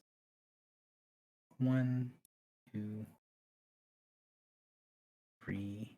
Right? Hang on. 4. Yeah, he can do that. All right. Excuse me. He is going to move, and then he is going to blade dance. So he's going to make his first dance. First attack is going to be against parasite number 2. 28 versus AC is going to hit for 13 points of damage. And it's slowed. He does not have a reason to have combat advantage against that thing yet. Harry, what is in the black area between rings? A very long fall to a bunch of cords and stuff on the ground. Okay. Swing against the skittering parasite. 18 is going to miss. Yes. Miss again. Teleports to here. And he is going to that thing and kill it. And I believe that's it for his turn. I don't think he has any reason to move any further. Yeah, that's him. So these guys actually do look a lot like their token. So that guy, as he comes out of the portal, he heads forward. He's wearing this sort of color shifting leather and has this long purple and black cloak around him. And he has a long sort of curved like ritual dagger look, a dagger that looks like a ritual knife in each hand that he's striking with, and then occasionally will leave behind as he teleports away and draws another one. The hammer is called the hammer because he has a giant fuck off hammer. Okay. And Are these humans or? at least humanoid. Yeah. The first guy is so the blade looks like he is completely covered. So he doesn't have any part of his body that's showing, but he looks humanoid. Maybe he's either like human or elf or, Genasi. He's one of the humanoid looking races. Daggy is way bigger than a normal human. Not big enough to be like a size category up, but he's like 8.5 feet tall, has massive shoulders, is wearing plate from head to toe. You can't see anything on him, but when he moves and does things, there you know that's a Goliath inside of that armor. Haruk. Both Daggy and Harik are Goliaths. So does he have his approach? Sorry, there's a lot of monsters in this combat, so I need to make sure that I have my. To make it easier, you could leave some out. Yeah. Well, I have one of these guys that has one of his abilities that's designed for much higher level that's selected on. I'm going to take that off because that's not very nice. Because we weren't supposed to encounter these guys until we were level 20. Can he move charge there? He can. All right, so he is going to move. And then he is going to charge and jump across. He also does not need to make any sort of check to do so. Can he? Oh, it's a free mark. Okay. So he is going to charge and swing at Morin. There's a parasite right there. There is a parasite. Excuse me, sir. Phew. All right, I'm going to use my Cincture of Githzeri to have that target my will instead of my fortitude, and it will miss.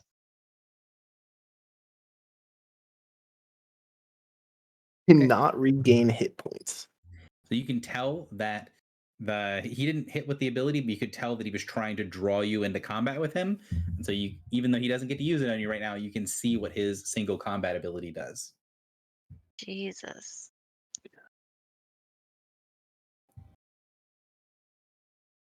And you get this when he comes in and lands, you guys can feel your sort of thought processes slow down. Like being near him, you feel like you're dumber and slower. And that's the blue aura on the map. Although you can see his aura, right? Mhm. Not Yep. shift. This guy is a beast. And that is Morna it is nice for to meet you. the hammer. Uh, Haruk.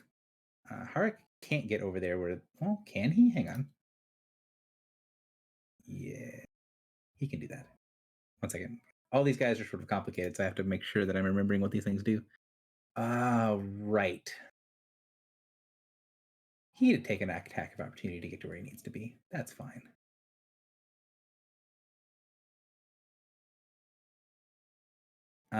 So he is going to 1, 2, 3, 4, 5, 6. Hang on, let me make sure he has the movement to do this before I try. He does. So he is going to move and jump across and provoke attack of opportunity from Drak and the Cleaving Parasite. So Drak, take your attack of opportunity. I don't get any bonuses right now for him, do I? He's flanked. No. He's not flanked.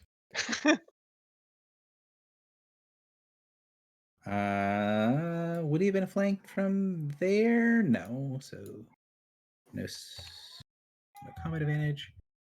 I did not roll correctly, but he rolled a 16. You rolled a 19. Neither one of those hit him. Excellent. Yeah. He is going to do his close burst aura. So he has a little aura 1 around him of shrapnel. This is what this thing does. So the other guy is a Goliath. Haruk, I incorrectly said, was a Goliath. He is not. He is a Bladeling. He has a storm of shrapnel around him, and he's going to then use his storm of shrapnel to expand his aura one size.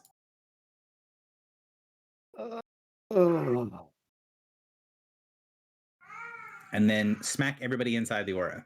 So 25 versus Morin's AC. That hits. 36, he's going to crit the parasite. 29 versus Drak. Yeah, that hits. And then he's going to hit it again. Again? I'm hitting the button again because he needs more targets. He's not actually attacking people more. Okay. Whew. He has to hit the other 2 parasites. And he's going to hit both of them. Wow, these guys are rolling like bosses. So the crit is 12, 23 points of damage on the Cleaving Parasite. And then 19 to Morin and Drak. And then 19 to the other 2 parasites. Oh, and we have ongoing 5. Wait, what are all those effects? What is happening there? Is your I think- 7 key stuck? I think as it's your my hover? 7 key. Yeah, it's just selecting everything that I have here. That's hilarious. awesome. I was so confused. Let's see what's still on. Get a new keyboard. Oh, I have a new one coming. Okay. I can't say anything because I just found out that my scroll wheel is breaking on my mouse and it's making me sad. Yeah, mine too, Gary. Mine too. All right, that is it for his turn because that was effective. That guy doesn't exist yet. It's getting Parasite. Which one is this? That Parasite? also does not exist. No, it does. Number 3, they just got created. Oh, they just got created. Ew. They're here to have fun. All right, they are not marked by all the nonsense, and so can jump into the fray. Let's see. Move charge to there. This is why running towards them was a bad idea. It can't get to Drak, so it has to charge Haruk. 27, which will hit for 8 points of damage.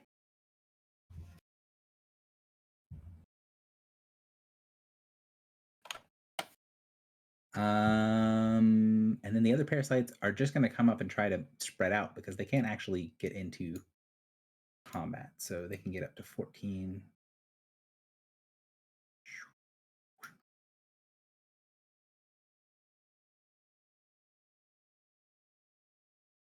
Okay, charge of it. 1, 2, 3, 4, 5, 6, 7. Nope, he can't legally charge over. He's going to go over here. Filibuster, you're up. Okay. In general, Gary, what does fortitude defense mean? You mean, Like, the signify? if I were to target something, like what would be the least fortitude-y? So the basic idea is that reflex means that they're very agile, fortitude means that they're very beefy, and then will means that they're very intelligent or strong-willed. So, you know, someone Yes. using the examples that are on, So it's likely that the hammer would be very fortified. yeah, the hammer and Harak probably have pretty decent fortitude. The hammer probably has excellent AC because he's in full plate. Yes. But like something like the blade probably has higher reflex because he's nimble and bouncing around stabbing Okay. things. I know what I would like to do. Let me double check.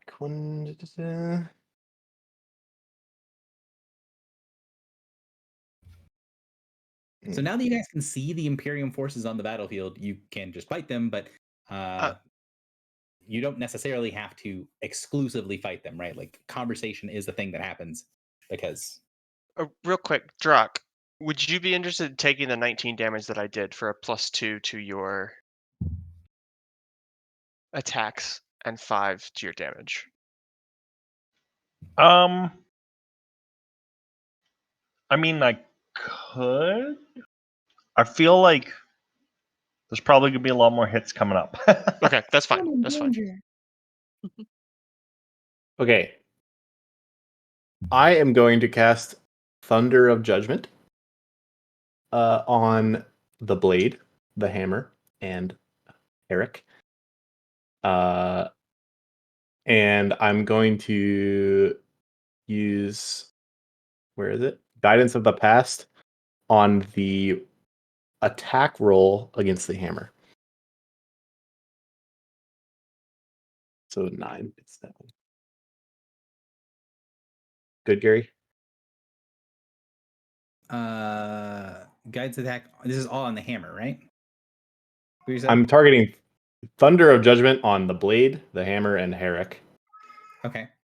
Attack roll on the hammer specifically is using the Guidance of the Past roll as an option. Okay. And do I have any bonuses ever? Probably not. I don't know of any, but doesn't mean they Okay. don't exist. And I'm assuming they're all larger than me. Yes. Almost everything in this fight is medium sized. Except So 16, that's roll is so bad. 16 fortitude versus the blade.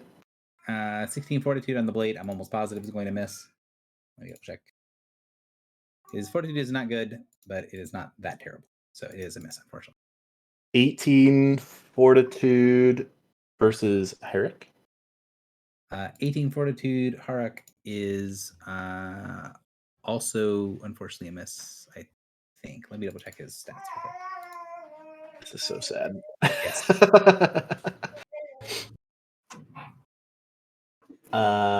Okay, and then 26 fortitude versus the hammer.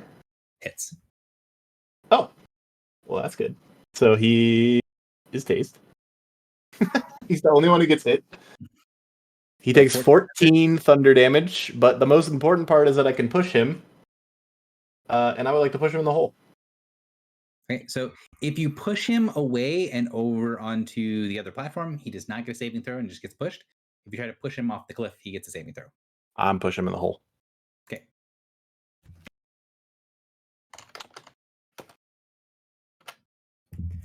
So he is prone. It's only with a +2. You rolled so. What is going on, Gary? These guys look really scary because they're rolling like 16s or higher for everything. God. I'm an action point. The Why do I have did 2 not action seem to really bother him. Although dazed and prone is very annoying. action point? Okay. And I'm going to cast. Gary, how much do you hate me? Oh. Wait, let me check some ranges real quick.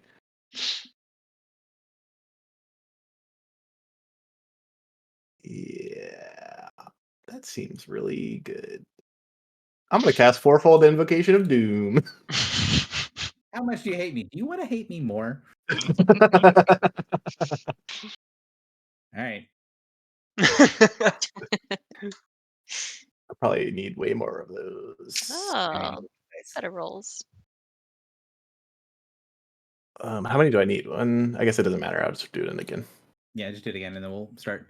Okay. So on the blade, that is a 24 versus will, which is a hit. So he is dazed. Save ends. Next one misses.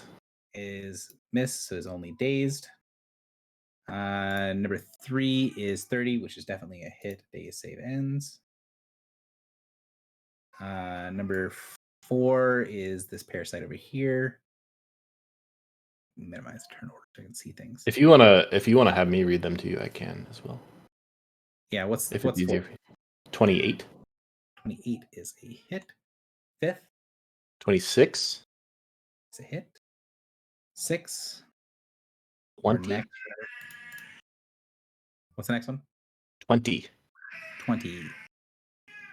Daughter's dying. Holy crap. Like, next. 16. Next. If I were smart, I would have done this first, and I could have action pointed and got attack bonus versus all these people, but I'm not. Too late now. 22. 22 is a miss. Next. Natural 1. Natural 1 is Next. 25. Hit. Next. Crit. Sadly, does no extra damage. Next. 24. I believe that's a hit on those guys. Hit. Next. 20. Miss. Is there any further the guys that can get hit? I don't think so. I think that's everybody. Those ones in the hole aren't actually there, right? Yeah, the ones that are over here are not actually there. That's just the initiative trackers. Okay, cool. That's All right. The map is dazed. and how do I apply like thorns to myself? What's a good one for that? Thorns? It's the hits or misses take 5. Oh. I'd probably, I don't know. There's so much ongoing and stuff. How about this? This one looks like thorns. This like cross swords. Sure. Oh, that's the defense bonus one, don't you? I mean, you have it over intelligence. I think that's the attack bonus one. Yeah, well, it'll work. All right. Anything else from you, sir? A lot of stuff. All right. No, that's okay. I don't think I can do anything else. Yeah. Yep. So, as a note, there have been no successes on the ritual for the round. Yeah. You only need 1 to keep going, but it is your turn. Yeah. Should I focus on the circle, I you think guys? I think someone should get 1 success every round at the bare minimum because this fight. Yeah, totally. Well, so I was thinking about doing living missile, but that has a like a standard and a minor that I would need to use. I think you should do whatever will make us live the longest. That's a heavy burden. I just had like terrible Nom flashbacks from fucking Lydia.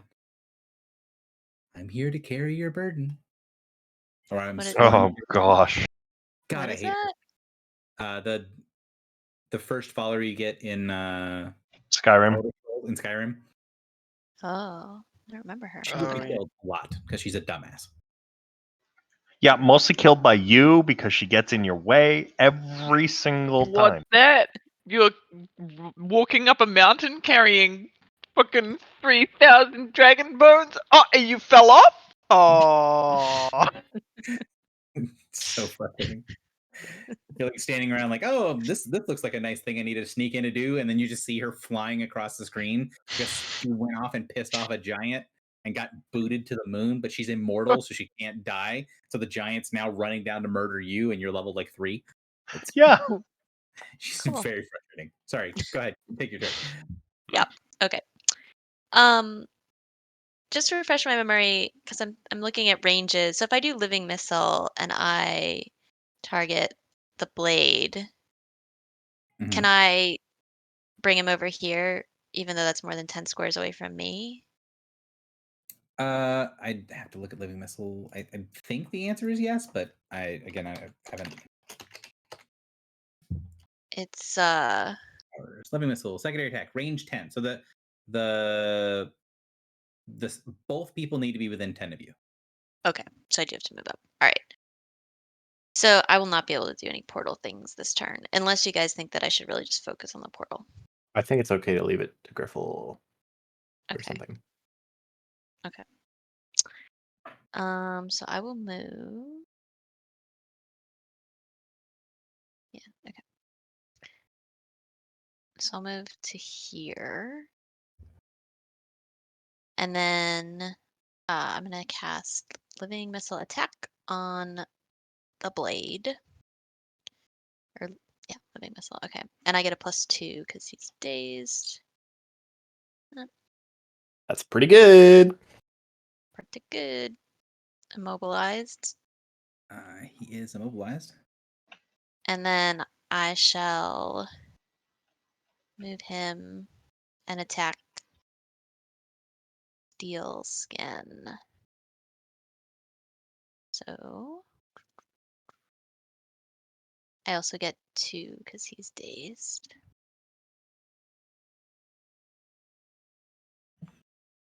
.30 will definitely connect. And you're hitting this against Haruk, right? Steel Skin. Yeah. Feels- Yeah. Yes. Smack. So he's going to take. The attack does 19. The secondary target falls prone. The primary target is half so much damage. So he takes 9, and then Haruk takes full 19. Cool. All right. Don't kill the blade, friends. And that's my turn. So,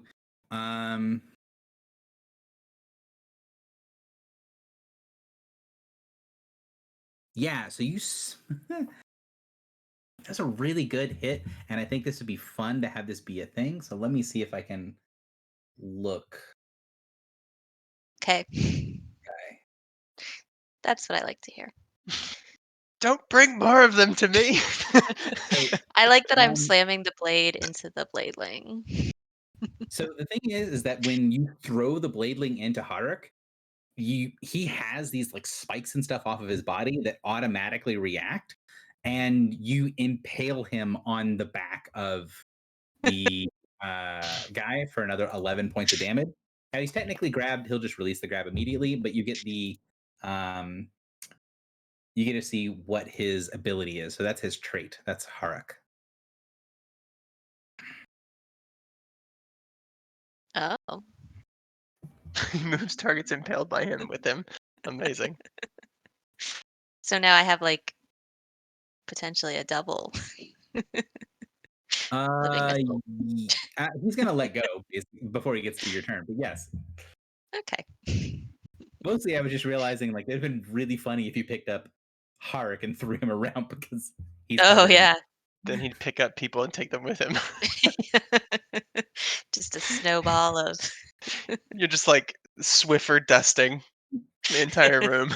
I'm just thinking, what's the Kitamura? Like, what's the Are you thinking of the same video game as I am? one where The you roll and you pick more the things roll up? the ball. Oh yeah, Yeah. Katamari. Yeah. Katamari. Yeah, that's what I was thinking. Fucking playing Katamari with a bladeling. Nice. Uh, I'll remember alright. that for next time. Infestation Parasite. So he is taking ongoing 5, step 1. And he is dazed. And he's next to Drock, so he can't really do anything other than attack Drock. And he's marked by Drock, so seems like a good plan. Basic. The most basic of attacks. Drock is no way that's correct. What? I missed something. Hang on. I missed marking a parasite. Hang on. One of the parasites wasn't dazed, and I was like, that's not possible because the map just got dazed. So he does not get flanking because the other parasite is dazed. And There was one natural one in there. it doesn't matter. It even dazes on a miss. So Oh, okay, gotcha. he'll crit. So nice that. So 2d8 plus 6. So 2d8 is 16 plus 6 is 22. So 22 points of damage. And your ongoing now increases to 5. Ongoing poison? Yes, ongoing poison increases. I hate to do this, but doesn't he take extra damage too from the thingy? It is already included it in. Oh, okay.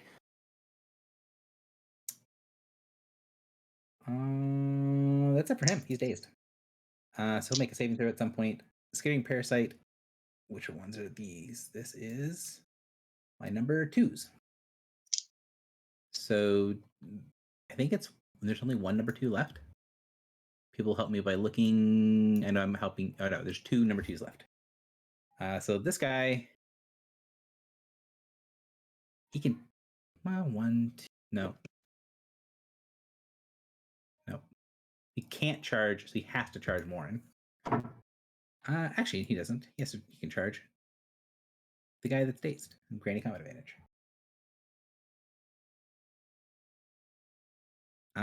26 will hit.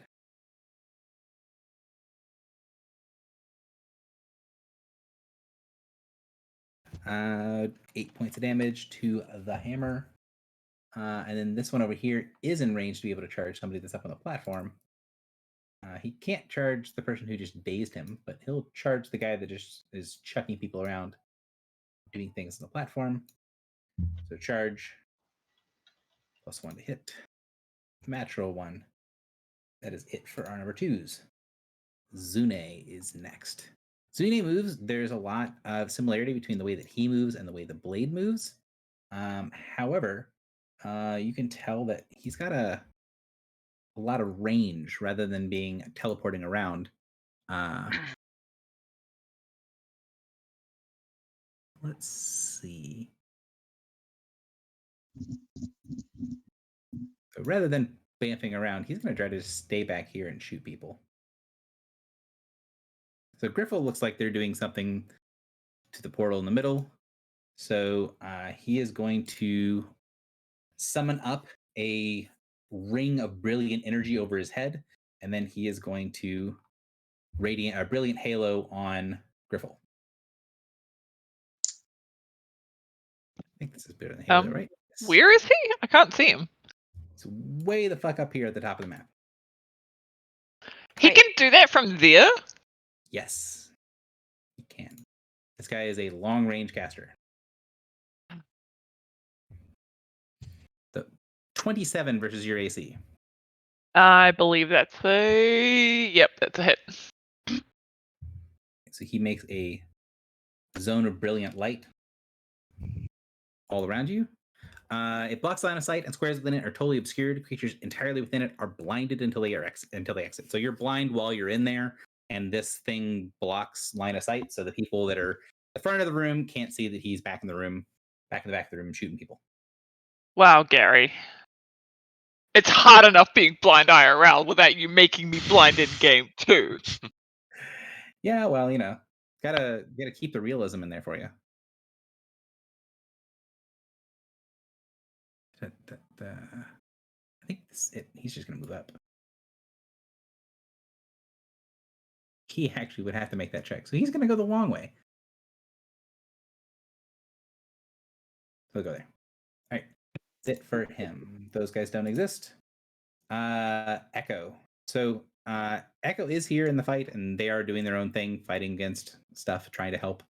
However, they do see Drock, who's just being surrounded and wailed on by all kinds of things. And she notices the sort of wounds that are covering him are covered in this venom that is sort of leaking through him everywhere.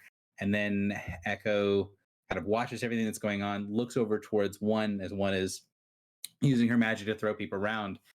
And then she sighs and says, well, I hope you people are actually to be trusted.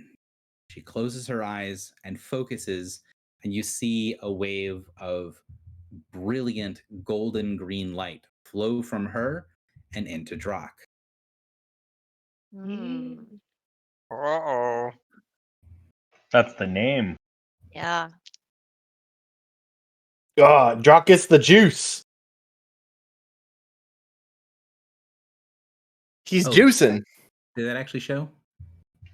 Did that reveal the thing to you? No. Hang on. No. No. Let me do this. Show to all players. Yes. That's how you spell.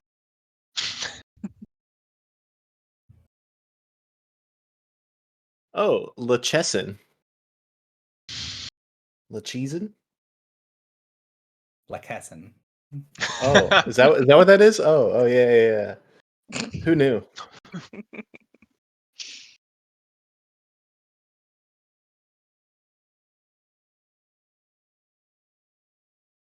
Ooh. Ooh, that mortality grasp is scary.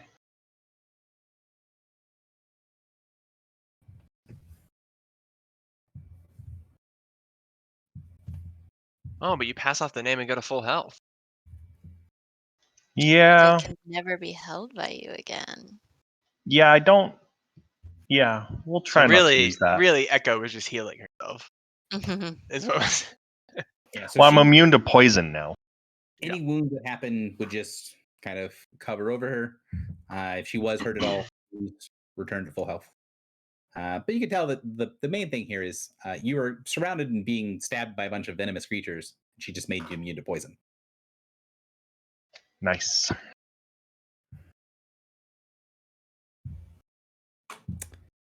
So you have the name. Drock, you're up. Okay. I am going to use Whirling Defense and try and hit everything around me. I haven't made the macro perfect yet, but I've made it okay. Do I get flanking on anyone here? Everything is dazed. You have combat advantage against the map. So Okay. Which is +2, right? yes, +2. Hit them all. Please hit them all. Well, we'll see. All right, so the first number will be correct, 33. All the other numbers I have to add 19 to, so 33 to the first one, and then Every enemy you can see in burst. Yeah, So yeah, first one. Give me a d20 plus 19. Yeah, so I did all the d20s, so 8 plus 19, so 27. Oh, that is very awkward. Why don't you add the I don't know amount why in you would do it that way. Oh, because I haven't built the macros, so I was trying to do something quickly, but it wasn't working. Okay. Yeah, let me see. So you have 1, 2, 3, 4. You have 5 targets. So hit, and that's 14. So it's 6 lower. So it's 20. No, 27, 27, and then 29, 29. 29. So 21. the 1, 2, 3, 4. The 5th target gets missed. The parasite below you Yeah. gets missed. You hit everything else. Perfect. For 24 damage. Let's go.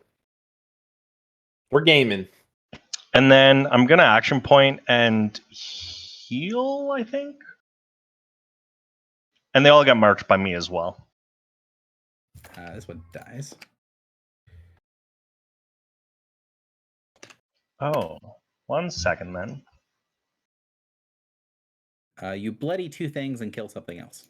Yeah, I want to see if I can... 1 second, I need to figure out what this does again. It's been too long. I never hit things, so I never know what to do once I hit something.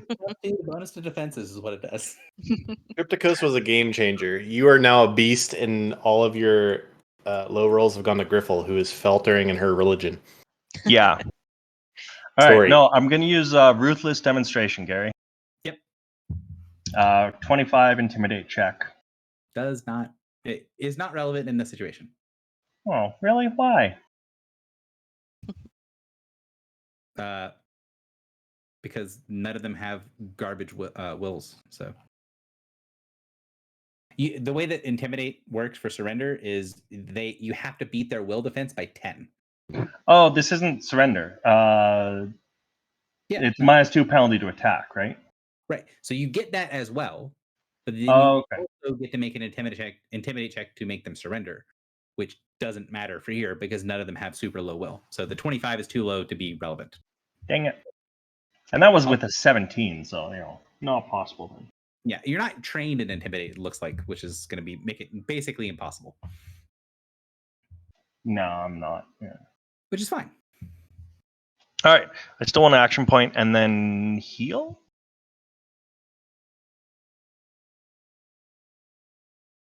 Did you take the ongoing 5 at the start of your turn? I did not. So we'll do that first, and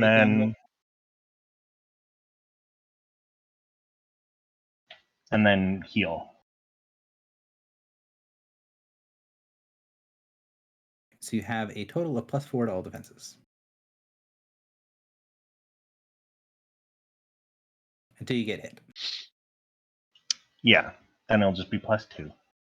But wait, wouldn't he not take the ongoing 5 because it was poison? No, I One had was 5 from poison. poison and 5 from the blade guy or whoever his name is. Yes. Steel skin. As a note, when you did hit this guy, he took half damage because the thing is the weapon keyword. So I'm pretty sure Whirly Defense does, even though it doesn't say it in the macro. Yeah, probably. I mean, it's a weapon-based attack, so I'll double check, but pretty sure. So Whirling that defense is a weapon attack. It is. I think so, yeah. Yeah, it is. All right. And then I will teleport to here, I think, to end my turn. Oh. Didn't you also say everything got marked? Or no? Yeah. Morin, do you No. not want me beside you? Yeah, I can get additional. I have I get additional a bonus to my attack roll against the blade and steel skin red. And if you move there, I won't. Got it. Okay, no, that's fine then. I'll just leave it. I mean, you can teleport somewhere else. Like, Well, it was to be near Morin so I could use lightning rush without triggering opportunity attacks. So. everyone is dazed. Oh yeah. Keep forgetting that. That doesn't matter anyway.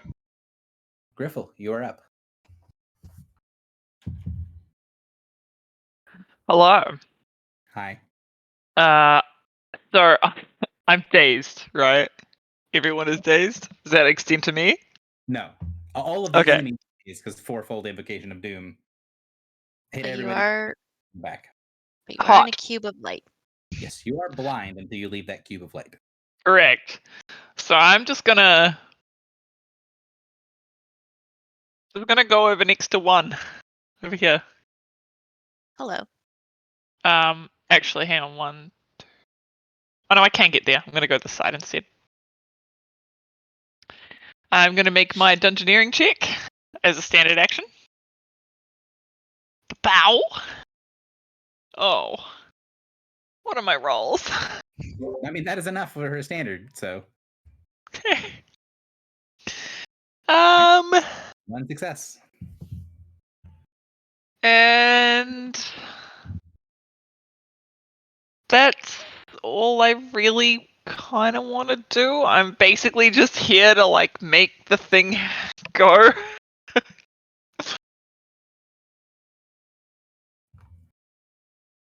I mean, do you want to make an additional check? I mean, it is a minor action, so it's gonna be a difficult check. But you want to use something else with your minor, like quarry somebody or? Well, I'm not really gonna be able to attack. And I think like given that I have even though my leagueies are very long, I am the slow. I am slow boy. So I can't really get anywhere useful anytime soon. So it's not really worth me running. Like, I'm gonna spend like the whole 5 rounds running to an enemy, basically. So there's no point in me running to an enemy, and I think you guys.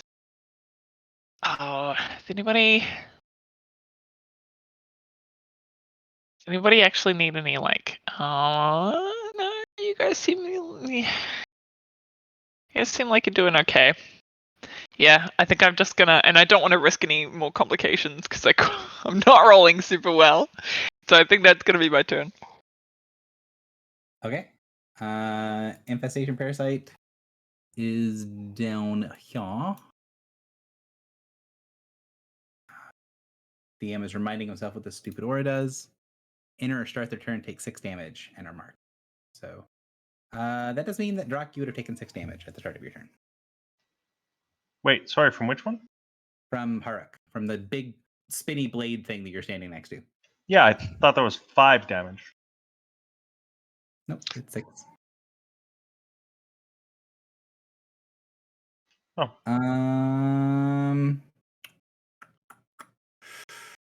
He's over there though, but he's slowed and has all kinds of sadness and stuff on him.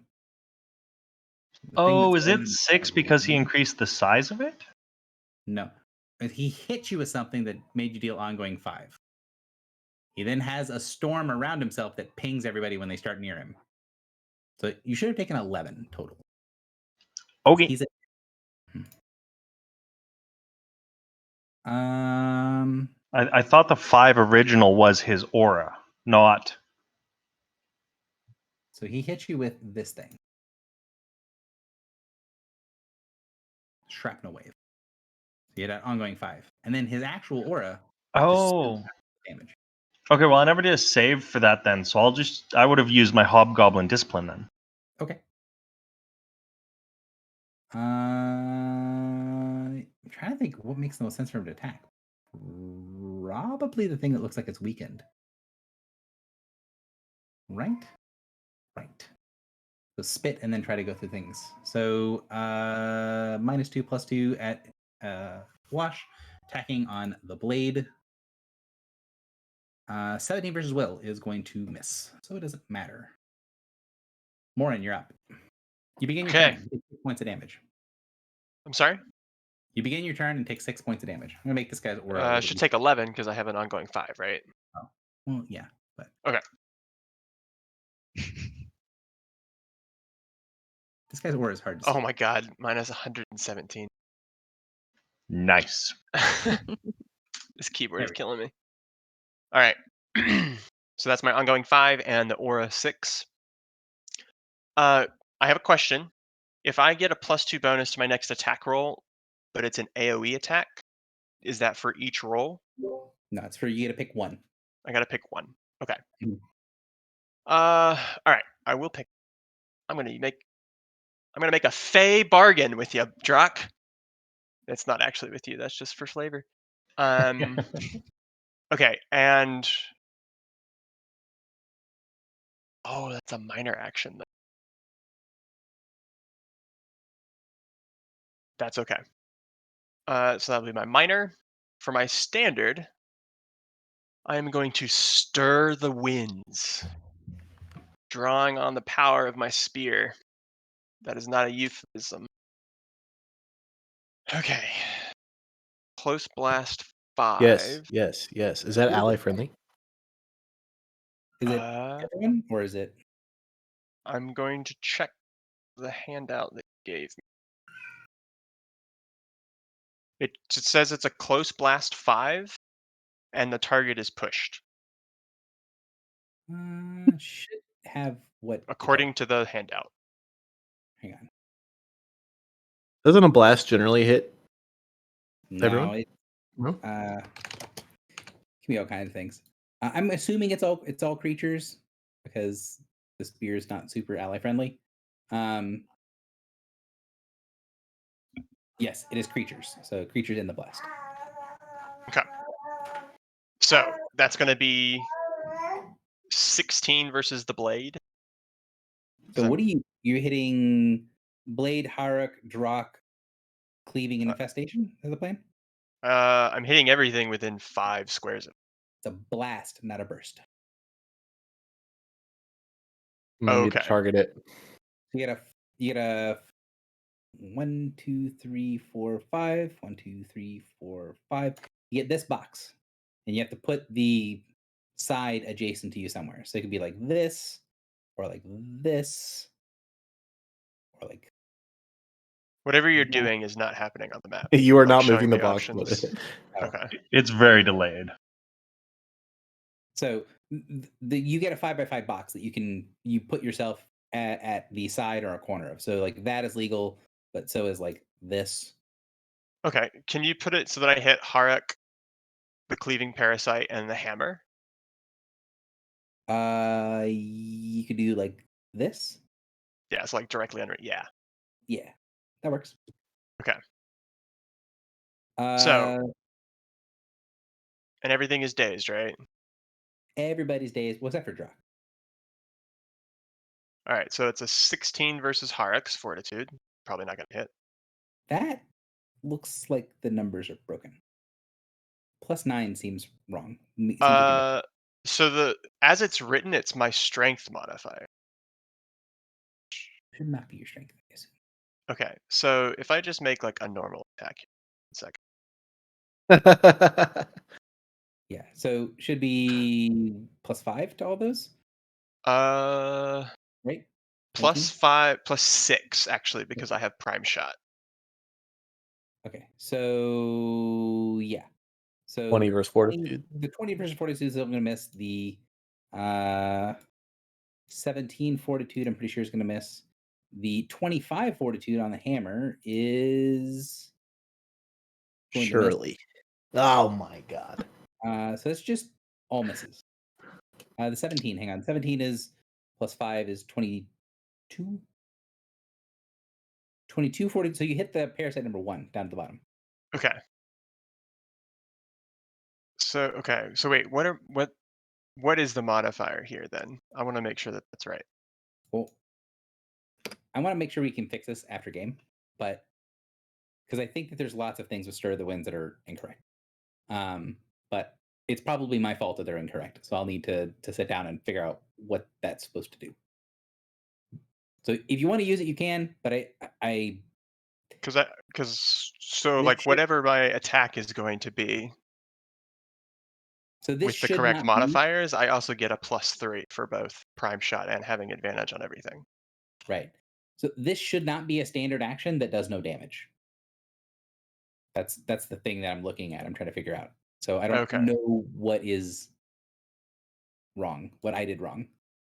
I'm gonna put this together, so I'll have to look. Okay, so then I'm just not going to use that ability. Yeah, let's not use that ability, and then we'll figure it out. Okay. So he has an aura that prevents me from teleporting, right? But everything's dazed. It prevents you from shifting. You can teleport if you want, or you can Okay. move. Yeah. So I'm going to move, and you said we can get up here, right? If Because you go there's across lower that thing, gravity? you have to make a check. Most people can auto succeed. So you need an athletics of DC 10 to jump up on top because of the lower gravity. Okay. Can you fail a DC 10? Because I think you probably can. I probably can. Wrong one. Athletics? Is that what you said? Yes. Or acrobatics? Okay, so I did not change. So that ability is not supposed to be a standard action. It's supposed to be a minor action. That's the issue. Okay. And it is on the handout that I gave you.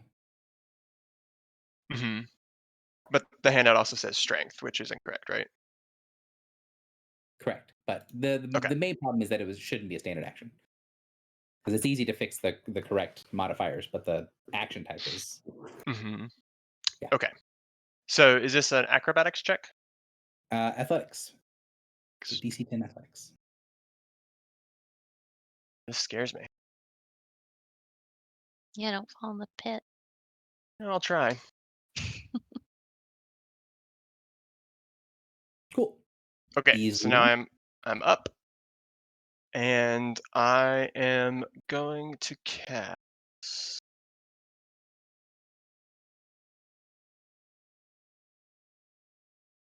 Let's do Crown of Stars, and we're going to cast it on the hammer. Okay. Closer to-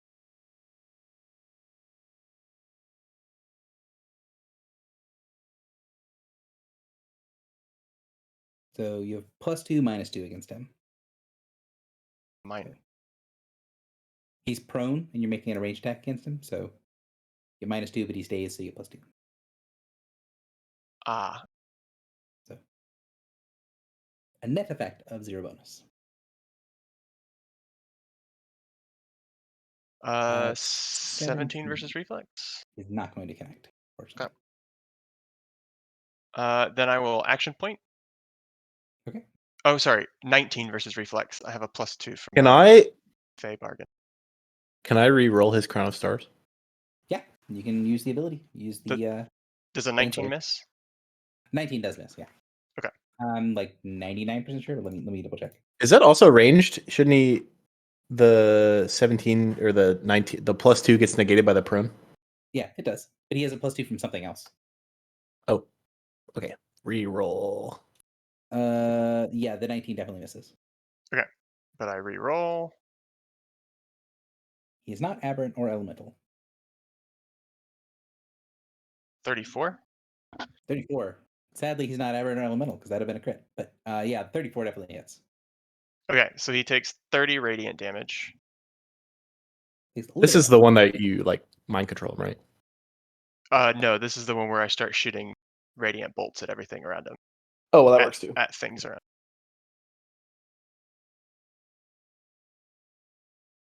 Is he bloodied? He's not. Then I'm going to He action isn't point. particularly damaged. I'm sorry? He does not look even particularly damaged. Okay.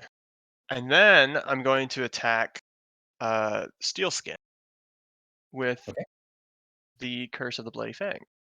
Same thing. He is prone, but he is also dazed. So Okay. +2, -2.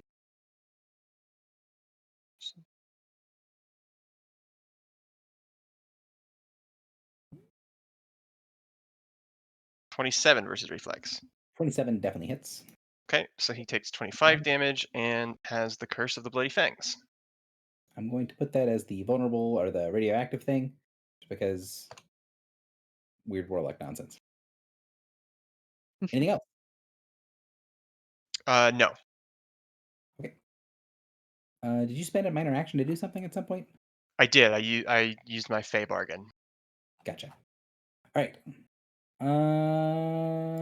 Parasite. Parasite number 2. He is taking ongoing damage. Ow. He is bloodied. He is marked. Oh, he goes to start his turn. He is no longer marked.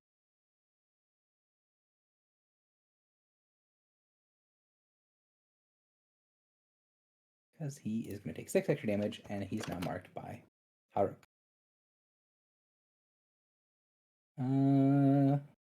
Let's see. Yeah, he'll obey mark. Swing. And then attempt to cleave if he connects. So +2 to hit. 18 misses. He is done. These parasites over here.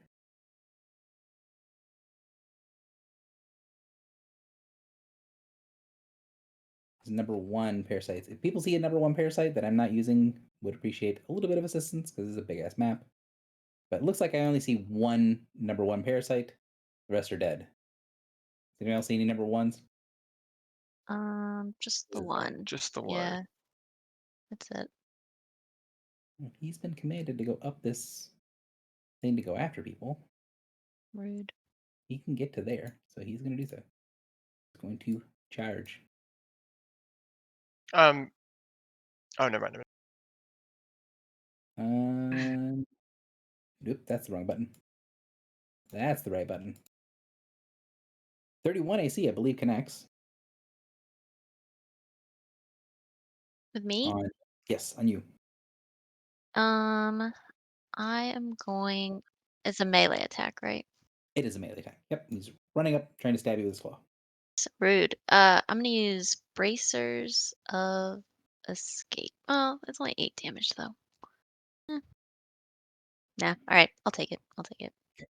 I You can take handle 8, it. and then the cleaving parasite cleaves over and attempts to hit Griffle.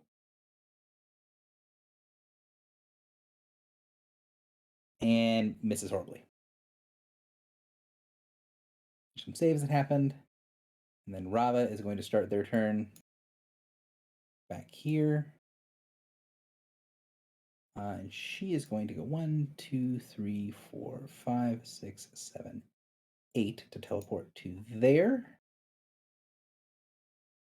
Is she in range of being able to hit me? Yes, she is. Well, one looks like she's a caster, so let's go after the caster. Well, no, actually, she probably would not go after the caster. She'd go over to the physical fighter. So, Griffle. You see this tiefling come forward. She rolls up her sleeves, and you see that about halfway up her forearms have been completely blackened, like they've been burned, and her hands are just completely black, like they're coated in a thick layer of soot.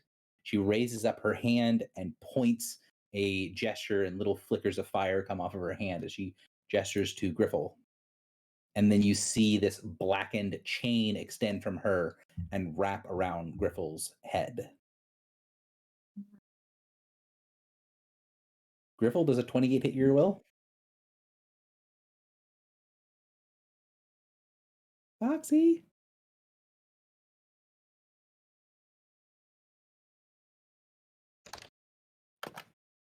Are you there?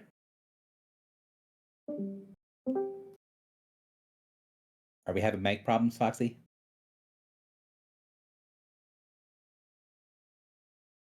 Sounds like mic problems.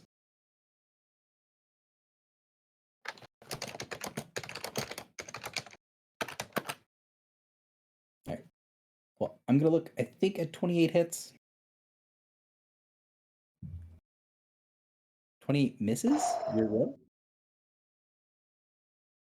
That's good. Okay, can you hear? Okay, there we go. There we go. Yes, I hear you. Yes. Yeah, 20 misses. 28. Oh, 28. Sorry, no. Yeah, no, that hits. Sorry. I was just saying, man, I don't know what you got going on, but 28 missing. Sorry, I think I misheard you initially. Oh, good. So she hits you with Soul Chain. That's 12 radiant and necrotic damage, and you are dominated save ends. Oh, One, does your Bastion of Mental Clarity hit other people? It does, but I think I'm looking at it right now. I'm looking it up. You have to be hit. I have to be a target. F. Yep. Not good. well, I still get to make my saving throw at least. Cleaving Parasite number 1 is here. Is now marked by Haruk, but can't get to Haruk, so it's going to attack Drak at a penalty. -2. 20 versus your AC Drak, which I assume misses. Correct. And our proliferation parasite at the back is happy not being involved in all the crazy bullshit that's in front of it. So, spawns more parasites.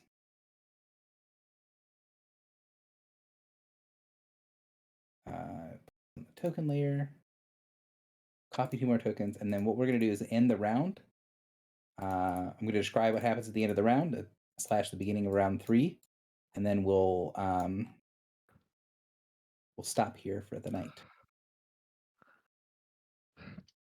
So the proliferation parasite summons more creatures, and you can see as monsters continue to flood into this room, the magics in the area are flowing and backfiring, and sparks are kind of flying from everywhere as the battle starts to get more and more intense as more creatures begin to pour in.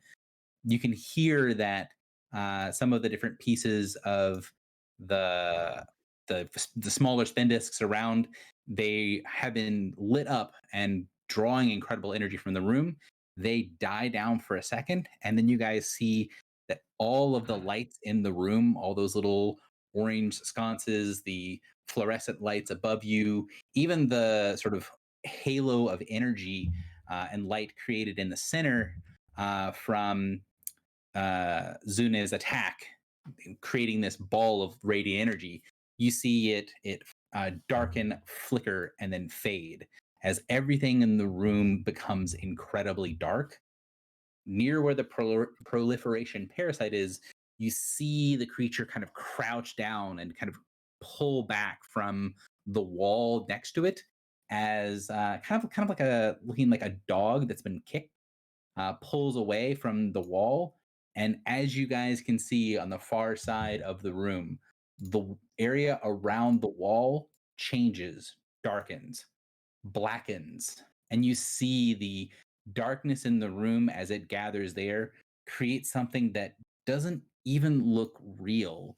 It looks drawn, two-dimensional, a shadow of a creature rather than a creature itself. Oh no.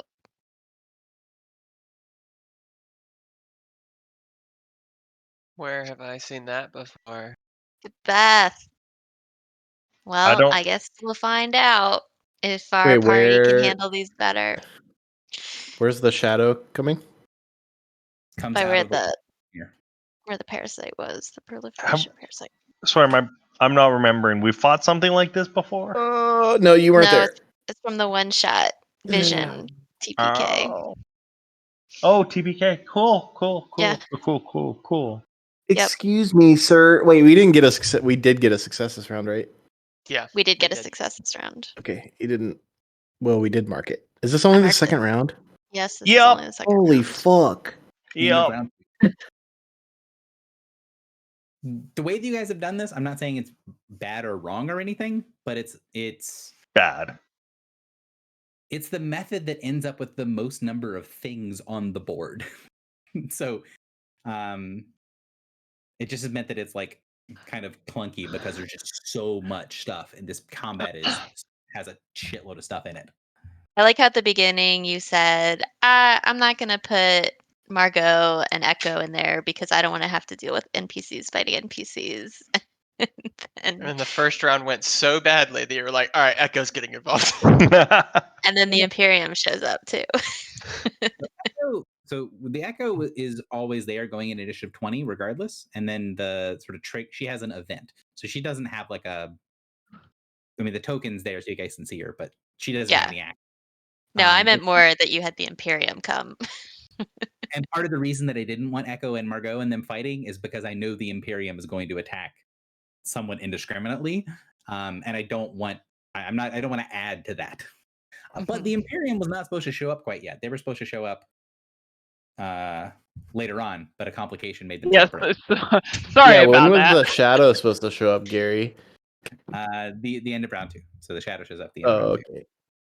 The Imperium shows up at the end of, well, unless there's a complication, the shadow shows up at the end of round 2. The Imperium shows up at the end of round 3. But there was a complication. So, Gary, you are still planning the D&D in person, right? So you're not trying to kill us right now, right? Hey, we can play with new characters at that time. Yeah, that'll be. Maybe we'll create our new characters at that time. So I will say at the end of this, so I will answer that question in a second. Yes, and generally, yeah, I do want to play with you guys, and even if we all die, we'll still play D&D. It'll be great.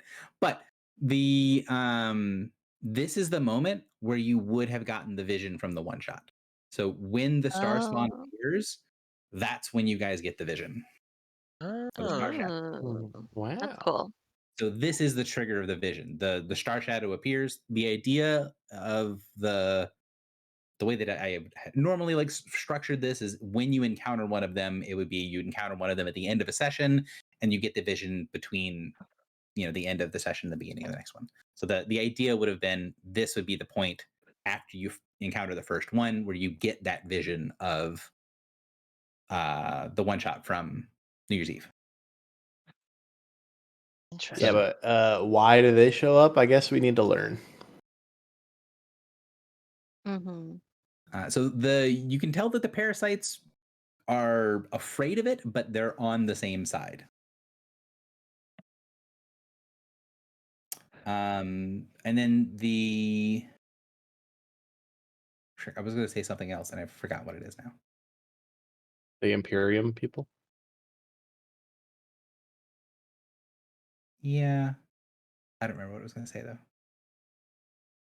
Yeah, this combat is crazy complicated and can be even more complicated with extra stuff that happens. We only have one complication of 5 right now. Oh, So. I hope Slacterial shows up. What a blessing. Let's just get everybody here. Yeah. On. Great. Uh. hmm. So I'm thinking about the questions or the oracle reading or whatever that we heard. Consult with oracle. I think the he who comes before has to be the harbinger, right? And terminus is the he who comes after. I wonder if these shadows are the floods between the stars. Trying to see if I can get everything pasted for you guys for the oracle reading, because you guys didn't get the full question 1. Right. You got the other stuff. So I'll put this into prosperity. And I'll put it into the chat as well. So you got the answer to the first one, and then you got the question and answer for everything else, which was also cool.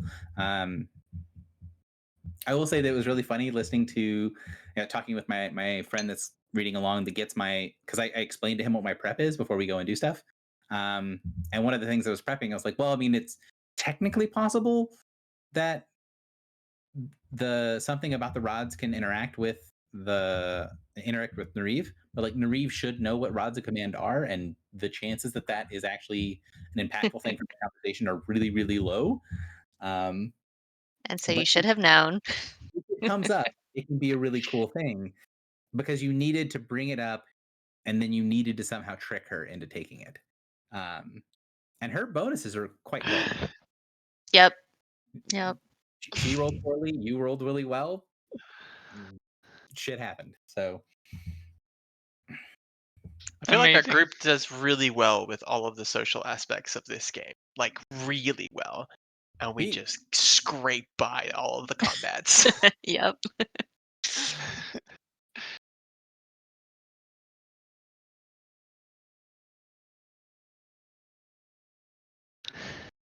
Well, I am unsurprised.